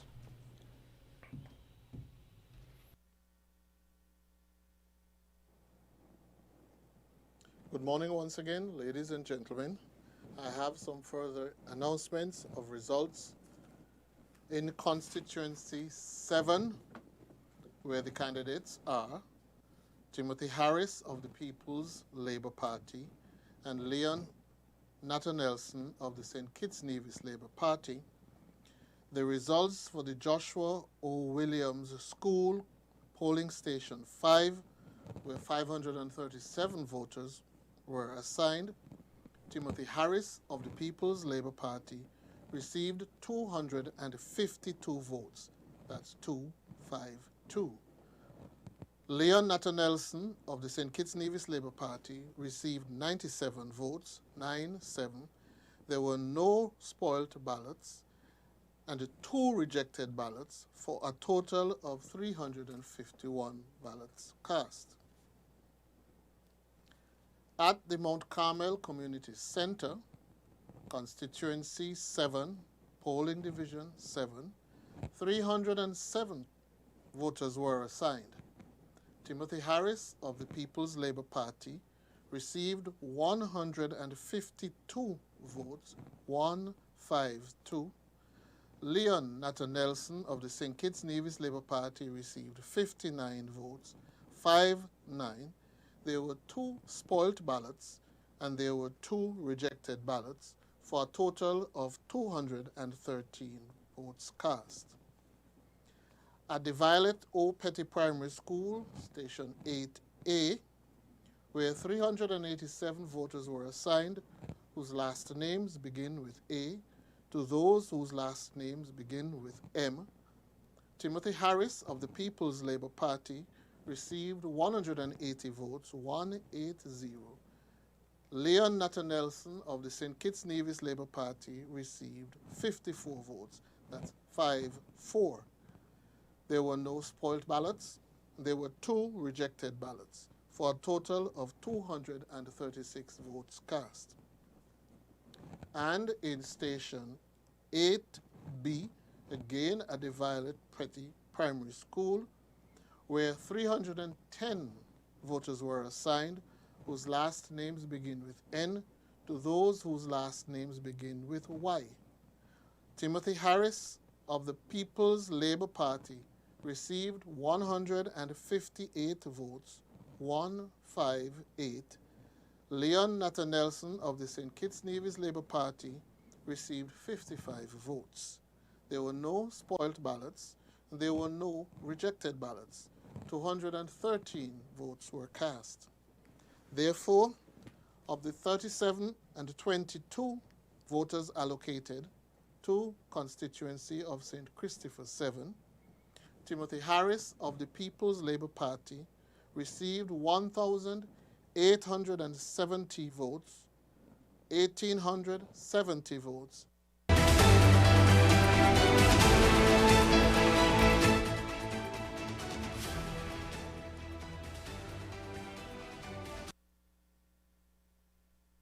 Of 2,486 valid casts. Therefore, the member declared for St. Christopher 7 is Timothy Harris of the People's Labour Party.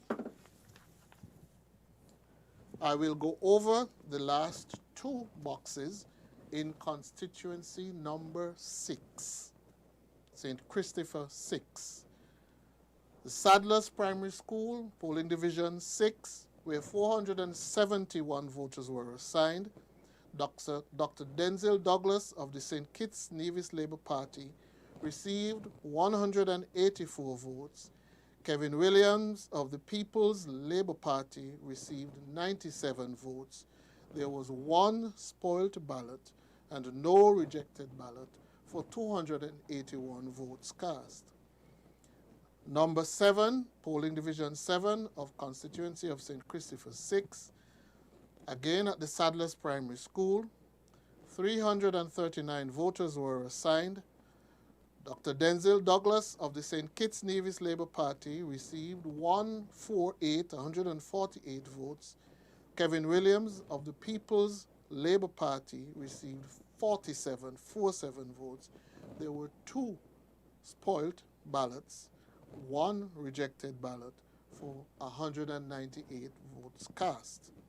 Therefore, of the 3,205 voters assigned, Dr. Denzil Douglas of the St. Kitts Nevis Labour Party received 1,563 votes, 1563. Kevin Williams of the People's Labour Party received 476 votes. There were 5 spoiled ballots and 1 rejected ballot. 2,035 votes cast. Therefore, the member elected for constituency 6 is Dr. Denzil Douglas of the St. Kitts Nevis Labour Party. And in constituency of St. Christopher 1, polling division 2A, where the candidates are Dr. Jeffrey Hanley of the St. Kitts Nevis Labour Party and Ian Patches-Liberd of the People's Action Movement. There were 392 voters assigned whose last names began with A to those whose last names began with F. Dr. Jeffrey Hanley of the St. Kitts Nevis Labour Party received 122 votes. Ian Patches-Liberd of the People's Action Movement received 109 votes, 109. There were no spoilt ballots, 3 rejected ballots. 234 votes were cast.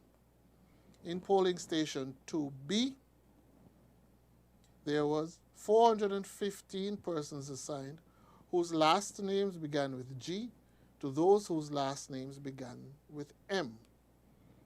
Dr. Jeffrey Hanley of the St. Kitts Nevis Labour Party received 124 votes, 124. Ian Patches-Liberd of the People's Action Movement received 117 votes, 117. There were no spoiled ballots and 1 rejected ballot.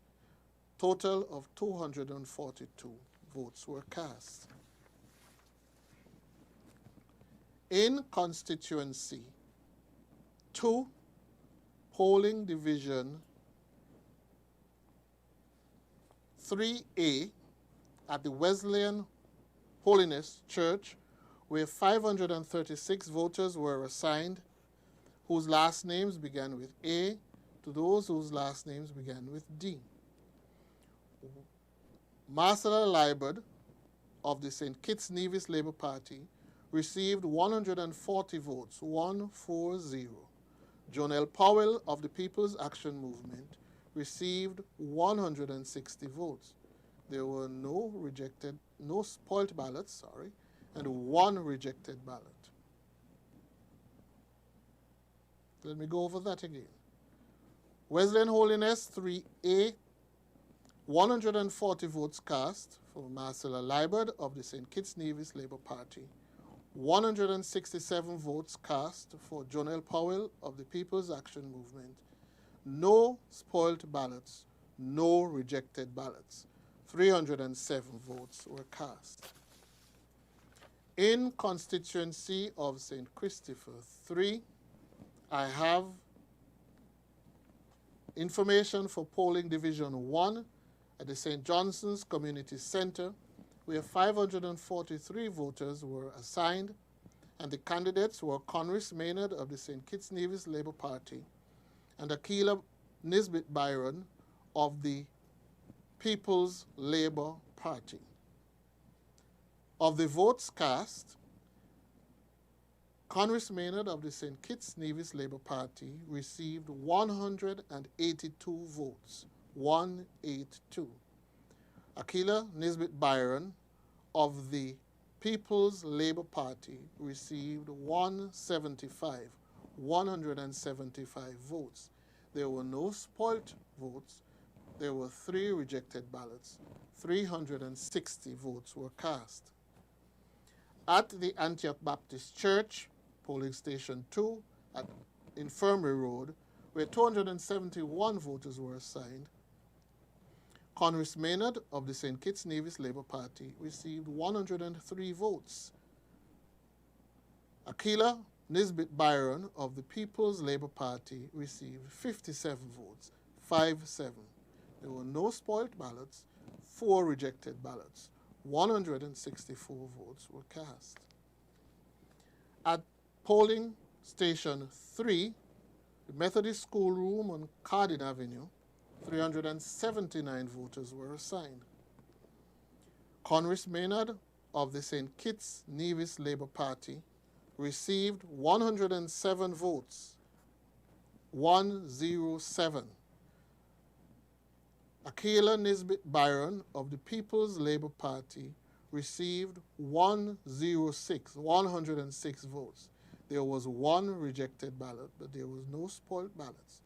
214 votes were cast.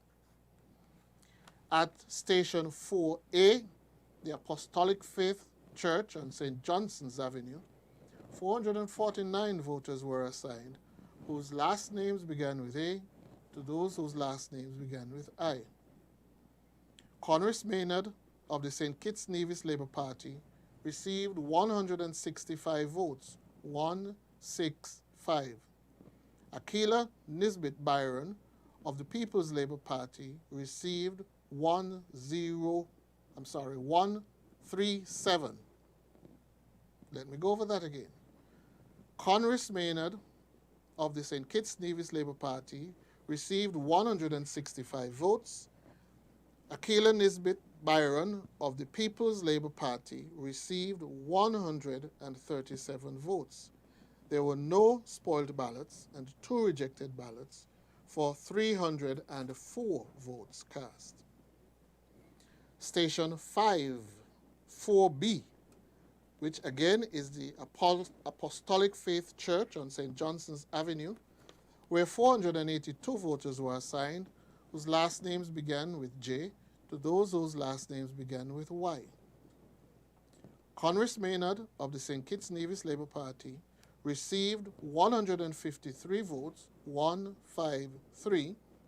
Akela Nisbet Byron of the People's Labour Party received 158 votes. There were no rejected ballots and no spoiled ballots. 311 votes were cast.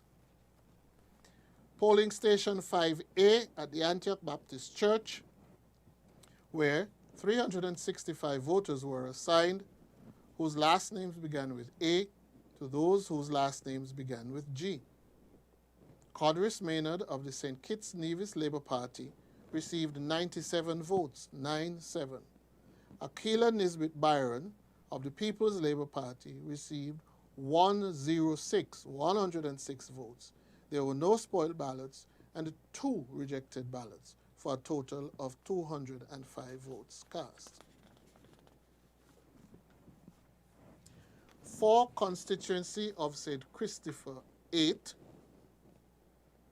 at the Keon Daycare Center, polling station 1A, where 355 voters were assigned, whose last names began with A, to those whose last names began with J. Terence Drew of the St. Kitts Nevis Labour Party received 76 votes, 76. Eugene Hamilton of the People's Action Movement received 147 votes. There were no rejected ballots and there were no spoiled ballots for a total votes cast of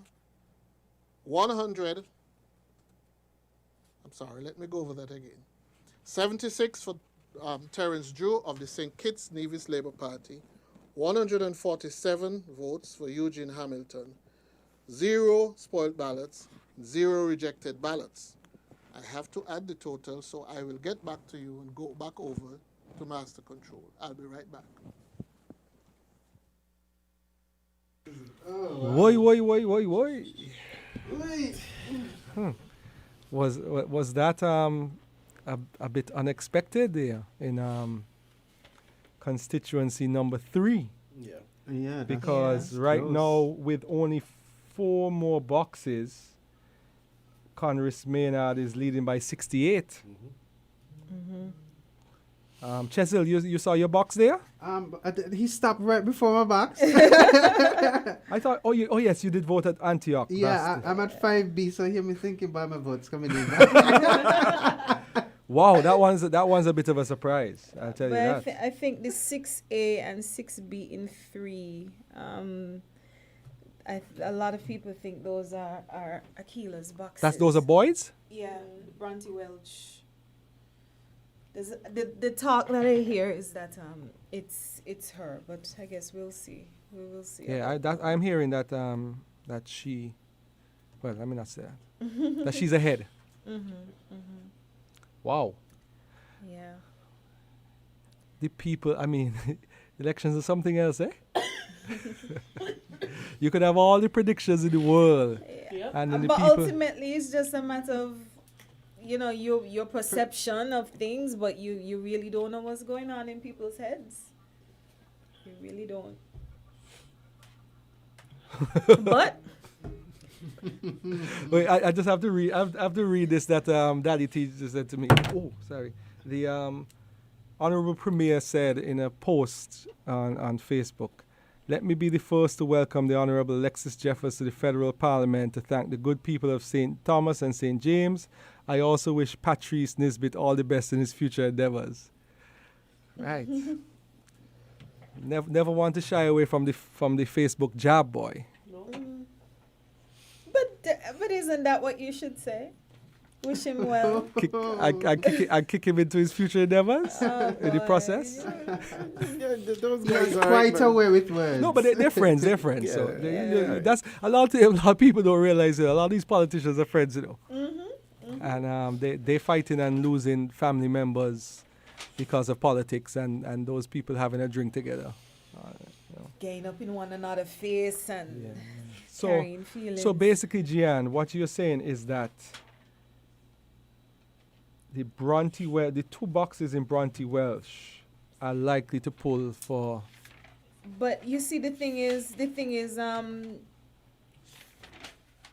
I don't think I think a lot of people underestimated her in the other boxes as well. So there's no telling what could happen even in the other two Antioch apostolic faith. What area? The Antioch Baptist Church boxes cover which area, Desel? That would be Village, Bucklers, Camps area. Also, So that's so around the brewery. yeah, around the brewery area. Yeah.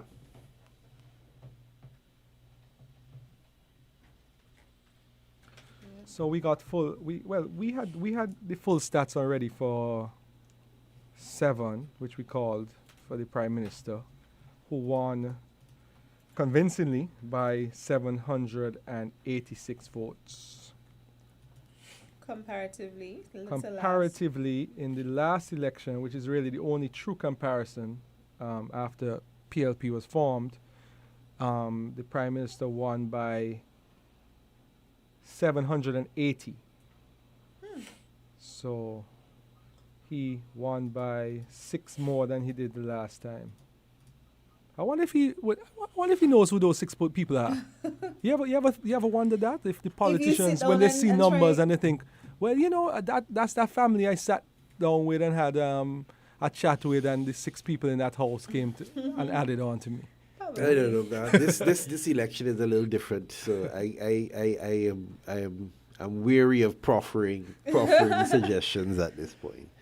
But I can say that some of these, especially, well, I shouldn't say some, especially ones for number 3 and Nevis 11, I think. Nevis 11, I can't say I had a good handle on that, so I would leave that one with the sill. But number 3 looks a little, it's surprising at this point. Yeah, and I'm hearing that Jonelle Powell has won. I heard they already started a motorcade for him for some, yeah. Yep. And Gian, let's get. Oh, we're going back to the supervisor. Well, we're not sure yet, actually. See, we're pulling from the feed, so we have to depend on them. But yes, in the interim, Gian, what are your thoughts on potentially having another, but a young female member of parliament? Is that Of course, more than welcome. And I think the benefit as well for her is I wouldn't say a benefit, but the extra allure rather of her is that she's a mother of young children. So we don't normally see young women and especially young mothers being even interested in politics. A lot of times, the examples we have of women in politics, they're older, their children are grown, and one and it was so funny when Akila cut her hair.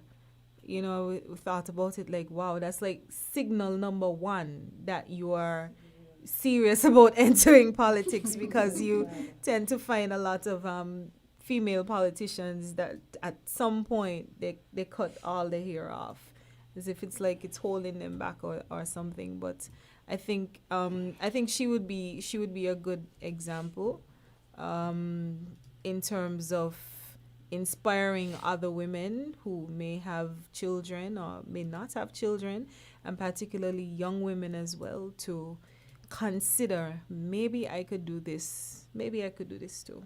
All right, Gian, we're going back to the supervisor of elections. Okay.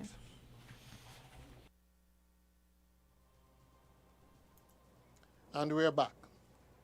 We're going to announce 3 stations for constituency 1, polling station 2A, police station, where 392 voters were assigned whose last names begin with A, to those whose last names begin with F. Dr. Jeffrey Hanley of the St. Kitts Nevis Labour Party received 122 votes. Ian Patches Liebert of the People's Action Movement received 109 votes. There were no spoiled ballots and 3 rejected ballots. 234 votes were cast. In polling station 2B, police station, 415 persons were assigned whose last names began with G, to those whose last names begin with M. Dr. Jeffrey Hanley of the St. Kitts Nevis Labour Party received 124 votes, 124. Ian Patches Liebert of the People's Action Movement received 117 votes, 117. There was no spoilt ballot, and there was 1 rejected ballot. 242 votes were therefore cast. 2C, Warner Park, where 380 persons were assigned whose last names begin with N, to those whose last names begin with Y. Dr. Jeffrey Hanley of the St. Kitts Nevis Labour Party received 126 votes, 126. Ian Patches Liebert of the People's Action Movement received 117 votes, 117. There were no spoiled ballots. There were 5 rejected ballots, for a total of 248 votes cast. In constituency 8, Keon Daycare Center, where 355 voters were assigned whose last names began with A, to those whose last names began with J. Terence Drew of the St. Kitts Nevis Labour Party received 76 votes, 76. Eugene Hamilton of the People's Action Movement received 147 votes, 147. There were no spoilt and no rejected ballots. 223 votes were cast. In Station 1B at the Keon Daycare Center, where 350 voters were assigned whose last names begin with K, to those whose last names begin with Y. Dr. Terence Drew of the St. Kitts Nevis Labour Party received 60 votes, 6-0. Eugene Hamilton of the People's Action Movement received 165 votes. There were 2 spoiled ballots and no rejected ballots. 225 votes were therefore cast. At the Keon Church of God, polling station 2A, 462 voters were assigned whose last names began with A to those whose last names began with H. Dr. Terence Drew of the St. Kitts Nevis Labour Party received 74 votes. Eugene Hamilton of the People's Action Movement received 212 votes. That's 212. There were no spoiled ballots. There were 2 rejected ballots. 288 votes were cast. In constituency St. Christopher 2, 3A, Wesleyan Holiness Church. The candidates were Marcella Liebert of the St. Kitts Nevis Labour Party, John L. Powell of the People's Action Movement.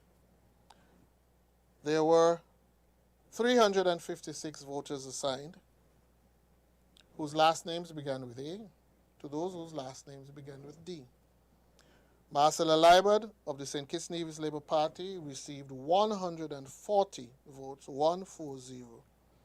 John L. Powell of the People's Action Movement received 167 votes. No spoiled ballots, no rejected ballots, 307 votes cast. Polling station 3B, Wesleyan Holiness Church, where 471 voters were assigned whose last names began with E to those whose last names began with I. Marcella Liebert of the St. Kitts Nevis Labour Party received 135 votes, 135. John L. Powell of the People's Action Movement received 160 votes, 160. There were no spoiled ballots and 1 rejected ballot. 296 votes were cast. At the St. Barnabas Church, where 456 persons were assigned to Station 4A, those whose last names began with A to those whose last names began with J. Marcella Liebert of the St. Kitts Nevis Labour Party received 124 votes, 124. John L. Powell of the People's Action Movement received 143 votes, 143. There were no spoiled ballots, and there was 1 rejected ballot. 268 votes were cast. For constituency 9, Nevis 9, polling station 3B, Ivor Walters Primary School, where 321 voters were assigned, those whose last names began with E to those whose last names began with L. Mark Brantley of the Concerned Citizens Movement received 96 votes, 96. Kelvin Daly, Dr. Kelvin Daly of the Nevis Reformation Party received 50 votes, 50. There were no spoiled, no rejected ballots. 146 votes were cast. Polling station 3C, Ivor Walters Primary School, where 352 voters were assigned, whose last names begin with M, to those whose last names begin with R. Mark Brantley of the Concerned Citizens Movement received 83 votes, 83. Dr. Kelvin Daly of the Nevis Reformation Party received 84 votes, 84. There were no spoiled ballots. There were 3 rejected ballots for a total of 170 votes cast. At the Cicely Brown Integrated School, Station 3D, where 295 voters were assigned, whose last names began with S, to those whose last names began with Z. Mark Brantley of the Concerned Citizens Movement received 75 votes, 75. Dr. Kelvin Daly of the Nevis Reformation Party received 55 votes, 55. There were no spoiled, no rejected ballots. 130 votes were cast.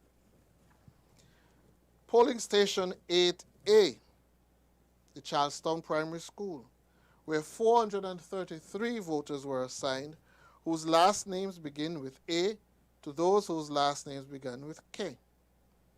Mark Brantley of the Concerned Citizens Movement received 128 votes, 128.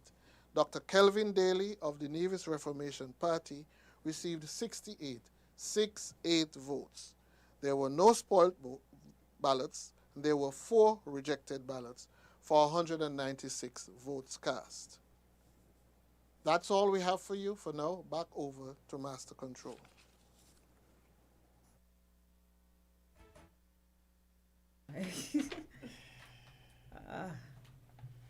Yeah, you gotta turn back on my video.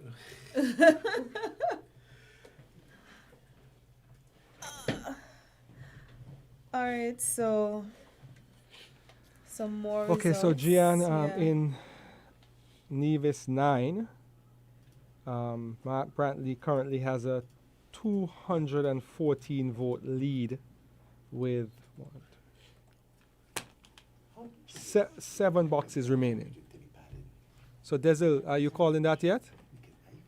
Oh, he can't hear me. Are you calling Matt Brantley yet? Oh, yes. Okay, just checking. Because the remaining boxes are Marion Heights, Bath, and the Magistrates Court and the Courthouse. I missed the total. Can someone give me the total for constituency 8 1A? I do not see where Keelan support. 81A. 76? No, the total. Like I have 76 and 147, but I didn't get how many was spoiled. 223. 223. So in 8 with the 3 boxes, many more to come. The lead currently by Mr. Hamilton is 316. But that was expected in K-On. I think a big lead was expected in K-On. So we will see what else will be coming in number 8. And in number 2,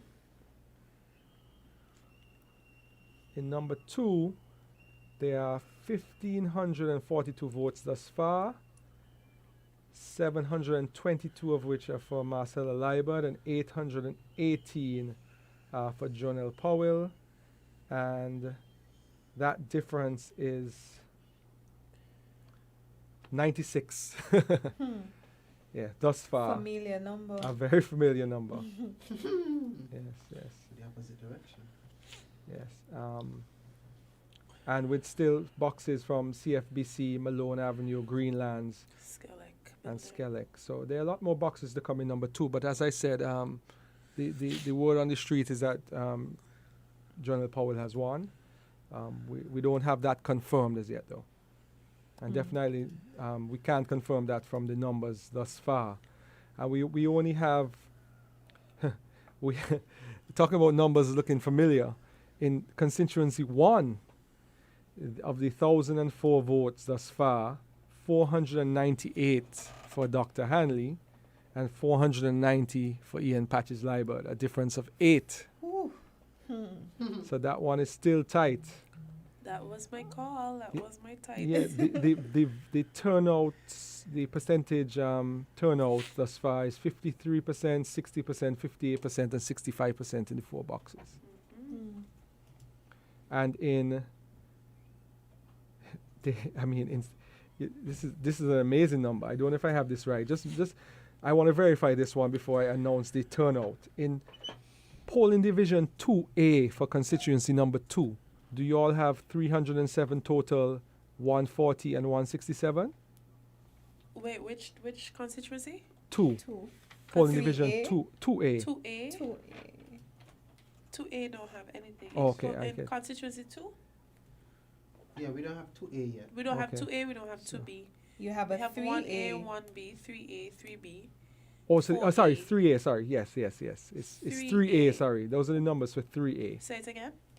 307 total, 140 and 167. Yeah. Yeah. Where did you get 3? Let's go on the 307. You have That's a the spoiled total. ballot or rejected? No, none. 140 and 167. Okay. And No spoiled spoiled, or no rejected. rejected. 135 and 160.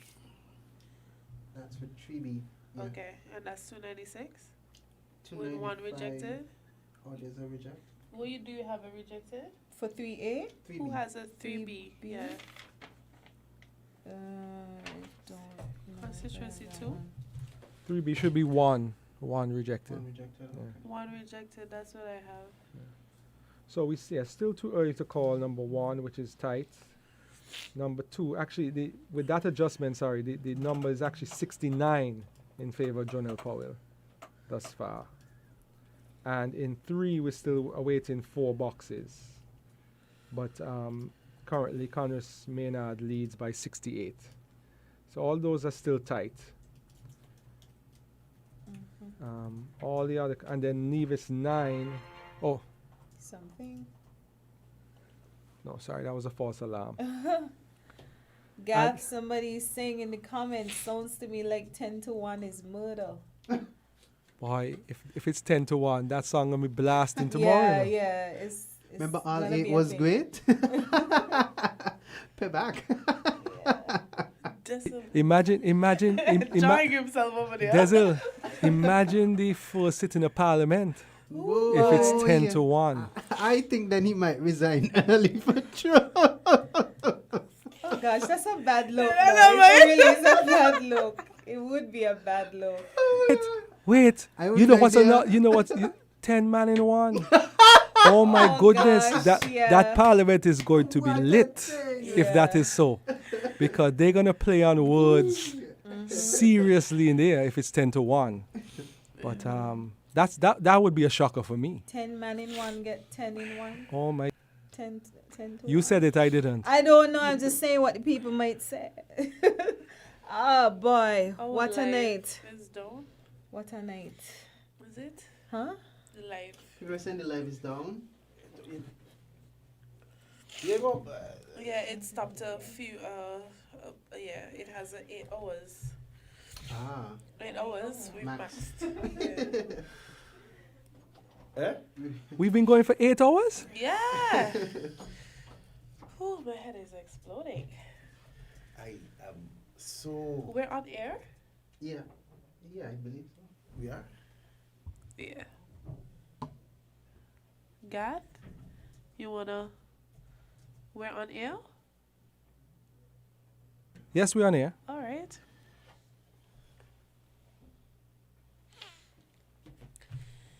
All right, so let's look at what's left. Actually, I want to look at the voter turnout for number 1. As I find the results are incredibly close because you have Jeffrey Hanley leading by 8 votes. The lowest, 53%, and the highest at 65%.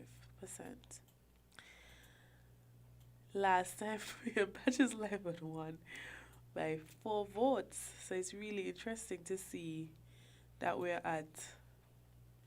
This is tight. This What is was the the tightest. percentage last time? We have the percentage from the last time, Dessel. For the. I think I have. No, I just have the figures. God might have the percentage. For number 1 percentage turnout for number 1 the last time? of voters. Wait, let's see. I'll tell you that in a second. Registered voters and actual votes. So it's 5,000 persons registered in the last election and 3,479 voted. So that's 5036 by 3476. That's 69%, roughly. And we are what now? We The highest turnout in that is 65%. Yeah, 68.6% last we're election at- turnout. Yeah, right now, total, we're at 17, based on the numbers that we've gotten, because we have quite a lot of 1, 2, 3, 4, 5, 6, 7, 8, 9, 10, 11 boxes to go. 17% of the turnout Gosh, so far. you don't find this is a high voter turnout for not one plane landing? Yeah, that's the same thing I was thought. just thinking that, Bob. That's the same thing I thought because it looks like the This last is a very, very voter high turnout. voter turnout when you don't have the inclusion of the overseas voters. the overseas voters. I Well, agree. we have 60. Yeah, it's because thus far in St. Kitts it's probably an average of 65%. Well, 65% of 48,000. Let me do that. I think 64%. I deliberately moved that there. It's sleep, I fall asleep. So shut. Yeah. Bob, you're on air. You're not. Sorry, You're not in sorry. your living room. 64% of 48,000 voters is 30,000. But it's not going to be 64% across the board. No, we were just looking at it from. Well, there's from, an additional what? 1,000, about roughly 1,000 additional names on the list in one. So that's the thing. The lists are getting bigger and bigger and bigger. And no overseas voters. But Bob, but the percentage remains high. maybe we were overestimating the impact of the overseas voters because, I mean, a charter brings in. A charter from Miami or New York could bring 150 people. Right. And if you spread those people across the constituencies, they could become very negligible. There was a rumor that there were 27 planes, but that wasn't just jets. That was, charters from Virgin Islands and different places. So maybe when you spread out the overseas voters to where their roots actually are, where they're domiciled, then the impact is negligible.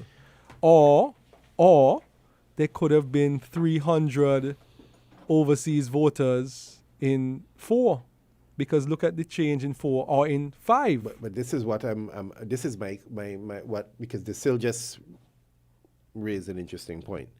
I think there've been an increase in the voters list across all the constituencies. You do not have the influence of any overseas voters, which means that if you have an increase in numbers in terms of your voters list and you have a decrease in persons coming in, then the percentages should be less. I'm wondering what is accounting for that increased voter turnout. Where are those additional numbers coming from?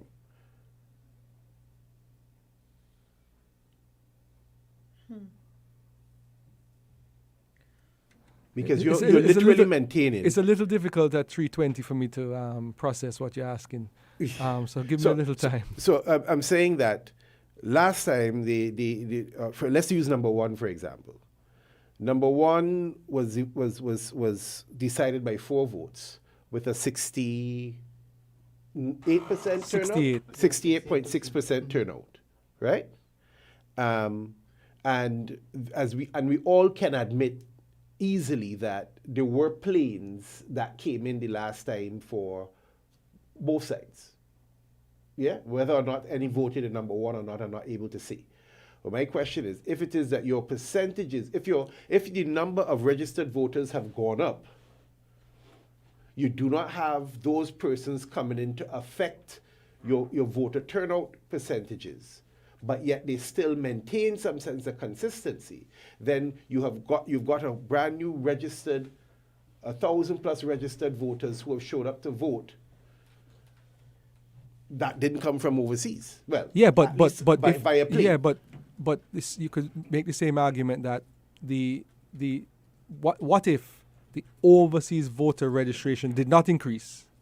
The local registration increased, and those who recently registered have decided to vote. That could be a youth vote, That the turnout, because think about it, if the overseas voter registration did not increase after the last election, so all of the increases, so the 40 last election, it was 42,185 registered. Correct. Now it's 48,242 registered. Correct. Right?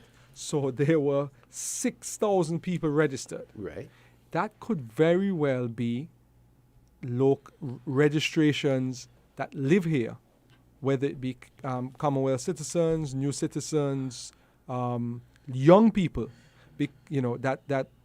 who want to vote, and they turned up to vote, and therefore the numbers. Well, the numbers here, especially in one, are not showing 68. They're showing 65, 63, 50. So the numbers are less. 53 in one box, 60 in one box, 58 in one box.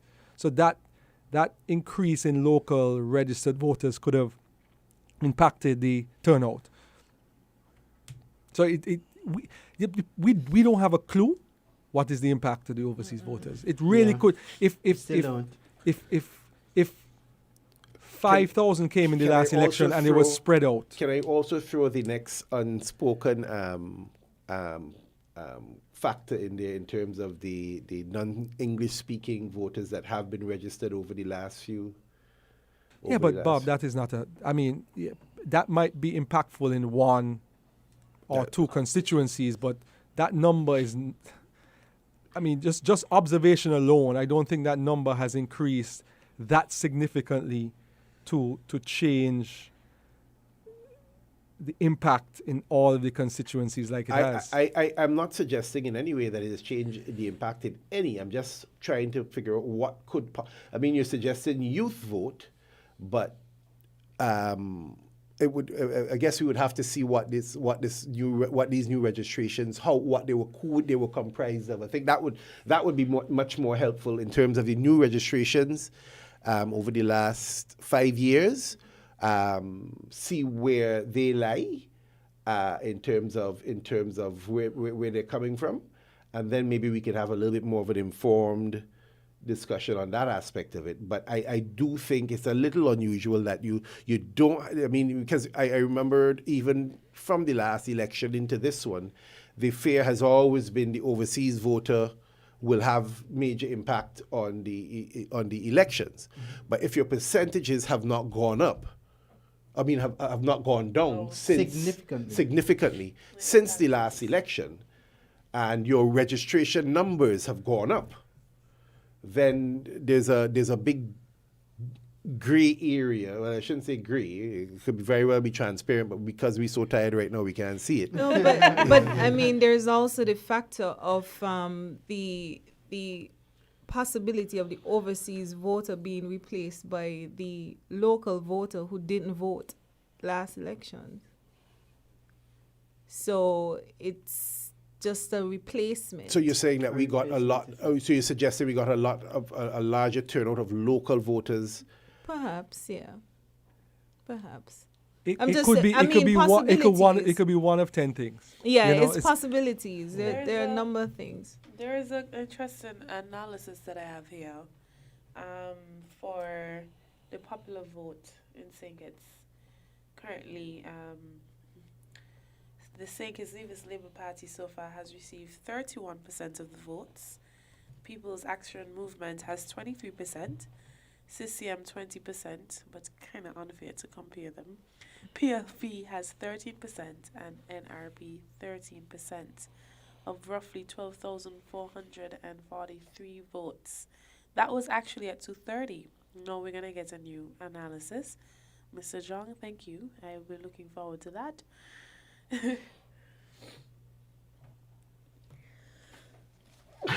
Sorry. The live ended again? Or is it?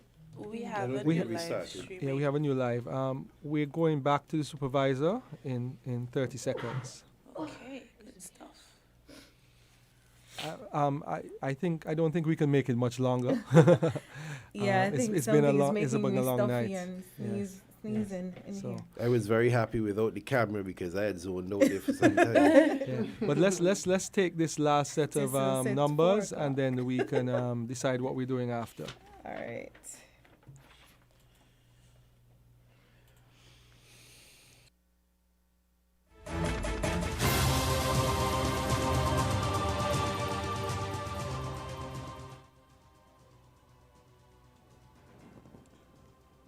Good morning once again.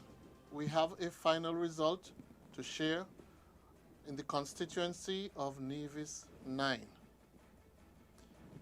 Constituency Nevis 9, polling division 4A, where 282 voters were assigned. Those whose last names began with A, to those whose last names began with G. Honorable Mark Brantley of the Concerned Citizens Movement received 92 votes, 9-2. Dr. Kelvin Daly of the Nevis Reformation Party received 46 votes. There were no spoilt and 4 rejected ballots for a total of 142 votes cast. Station 4B, Marion Heights Education Department, where 292 voters were assigned, those whose last names began with H to those whose last names began with M. Mark Brantley of the Concerned Citizens Movement received 101 votes, 101. Dr. Kelvin Daly of the Nevis Reformation Party received 44 votes, 4-4. There were no spoiled ballots, and there were 2 rejected ballots. 147 ballots were cast. Station 4C at the United Pentecostal Church, where 456 persons were assigned whose last names began with N to those whose last names began with X. Mark Brantley of the Concerned Citizens Movement received 105 votes, 105. Dr. Kelvin Daly of the Nevis Reformation Party received 45 votes, 4-5. There were no spoiled ballots and no rejected ballots. 150 votes were cast. At Station 5A, the Albertha Payne Community Center, where 394 voters were assigned, those whose last names began with A to those whose last names began with J. Mark Brantley of the Concerned Citizens Movement received 116 votes, 116. Dr. Kelvin Daly of the Nevis Reformation Party received 80 votes, 80. There were 3 rejected ballots. 199 ballots were cast. Station 5B at the Albertha Payne Community Center, where 407 voters were assigned whose last names began with K to those whose last names began with W. Mark Brantley of the Concerned Citizens Movement received 128 votes, 128. Dr. Kelvin Daly of the Nevis Reformation Party received 55 votes. There were no spoilt, 3 rejected, for 196 votes cast. At the Magistrates Court, polling station 7, there were 423 voters assigned. Mark Brantley of the Concerned Citizens Movement received 102 of the votes cast. Dr. Kelvin Daly of the Nevis Reformation Party received 71 votes, 7-1. There were no spoilt, no rejected. 173 votes were cast. And finally, at Station 8B, Charlestown Primary School, where 463 voters were assigned whose last names began with L to those whose last names began with Y, Mark Brantley of the Concerned Citizens Movement received 111 votes. Dr. Kelvin Daly of the Nevis Reformation Party received 90. There were 3 rejected ballots for 204 votes cast. Therefore, of the 6,497 voters allocated in constituency of Nevis 9, Mark Brantley of the Concerned Citizens received 1,689 votes. Dr. Kelvin Daly of the Nevis Reformation Party received 1,155 votes. There were no spoilt ballots. There were 34 rejected ballots. And therefore, Mark Brantley of the Concerned Citizens Movement is declared the winner of Nevis constituency Nevis 9. Back over to Master Control.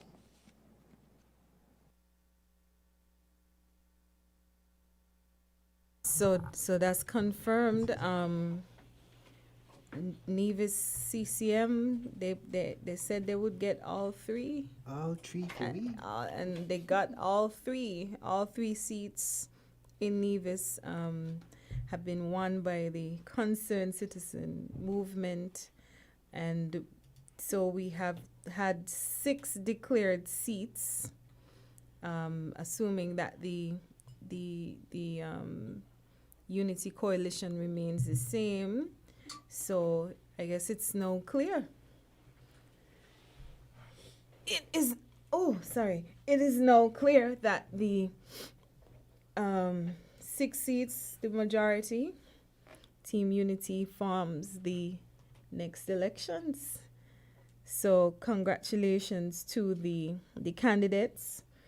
We're gonna see some new faces in Parliament, and so we're just waiting on declarations from constituency number 1,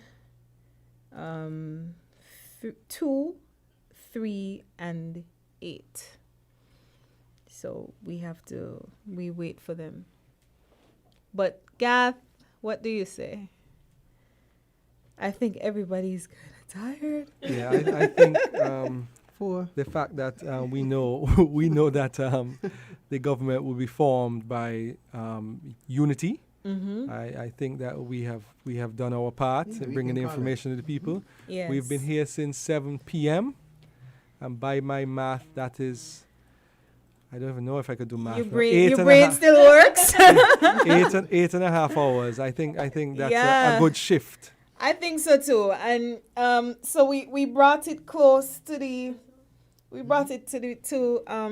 close to the finish line, and at least we know what the end result may look like. So I guess perhaps later on we're gonna have to have like an alarm clock show reviewing all of the statistics, perhaps maybe after they swear in the cabinet, maybe. That probably would be a good show that we could discuss and see where the direction is. Know that there will be new faces added. Yeah, I'd like to say congratulations to all the candidates so far. Job well done. I'm really looking forward to seeing Alexis Jeffers, especially in Parliament. He's a great man, and he works hard, so I know he'll represent his constituents well. Yeah. Yeah, so we'll keep on top of it. We'll keep on top of it, and we'll continue to have these kinds of discussions with the general public about politics and governance. I mean, it's all part of, accountability and keeping our government in check. So, Gath, any parting words from the WinFM end? Yeah, we just like to thank Alarm Clock for coming in. I'm being told by numerous people they are happy to have a youth voice option on election night. So congratulations to you and Desi on the Alarm Clock, the success of it thus far. I think we had an interesting discussion today.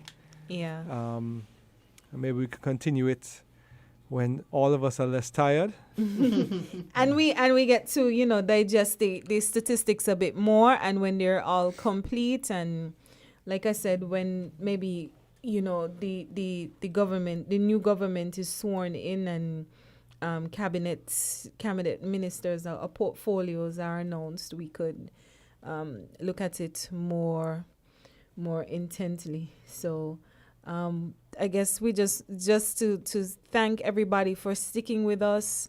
Not quite sure what happened with the live, but I think the live is tired too.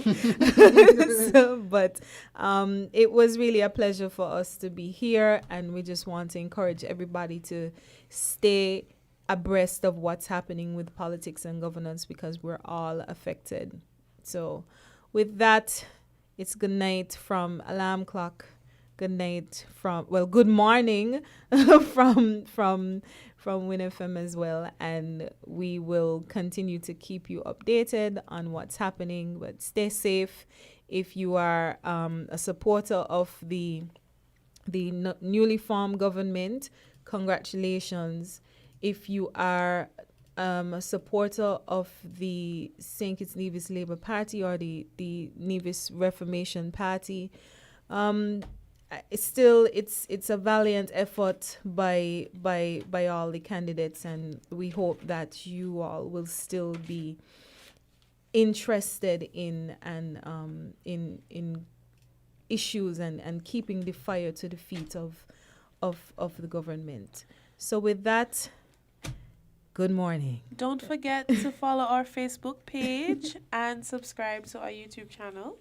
You'll be able to get information. Just drop a get notification action, and we'll be talking with you guys soon. Thank you for joining us and joining the conversation. Yes. Good night.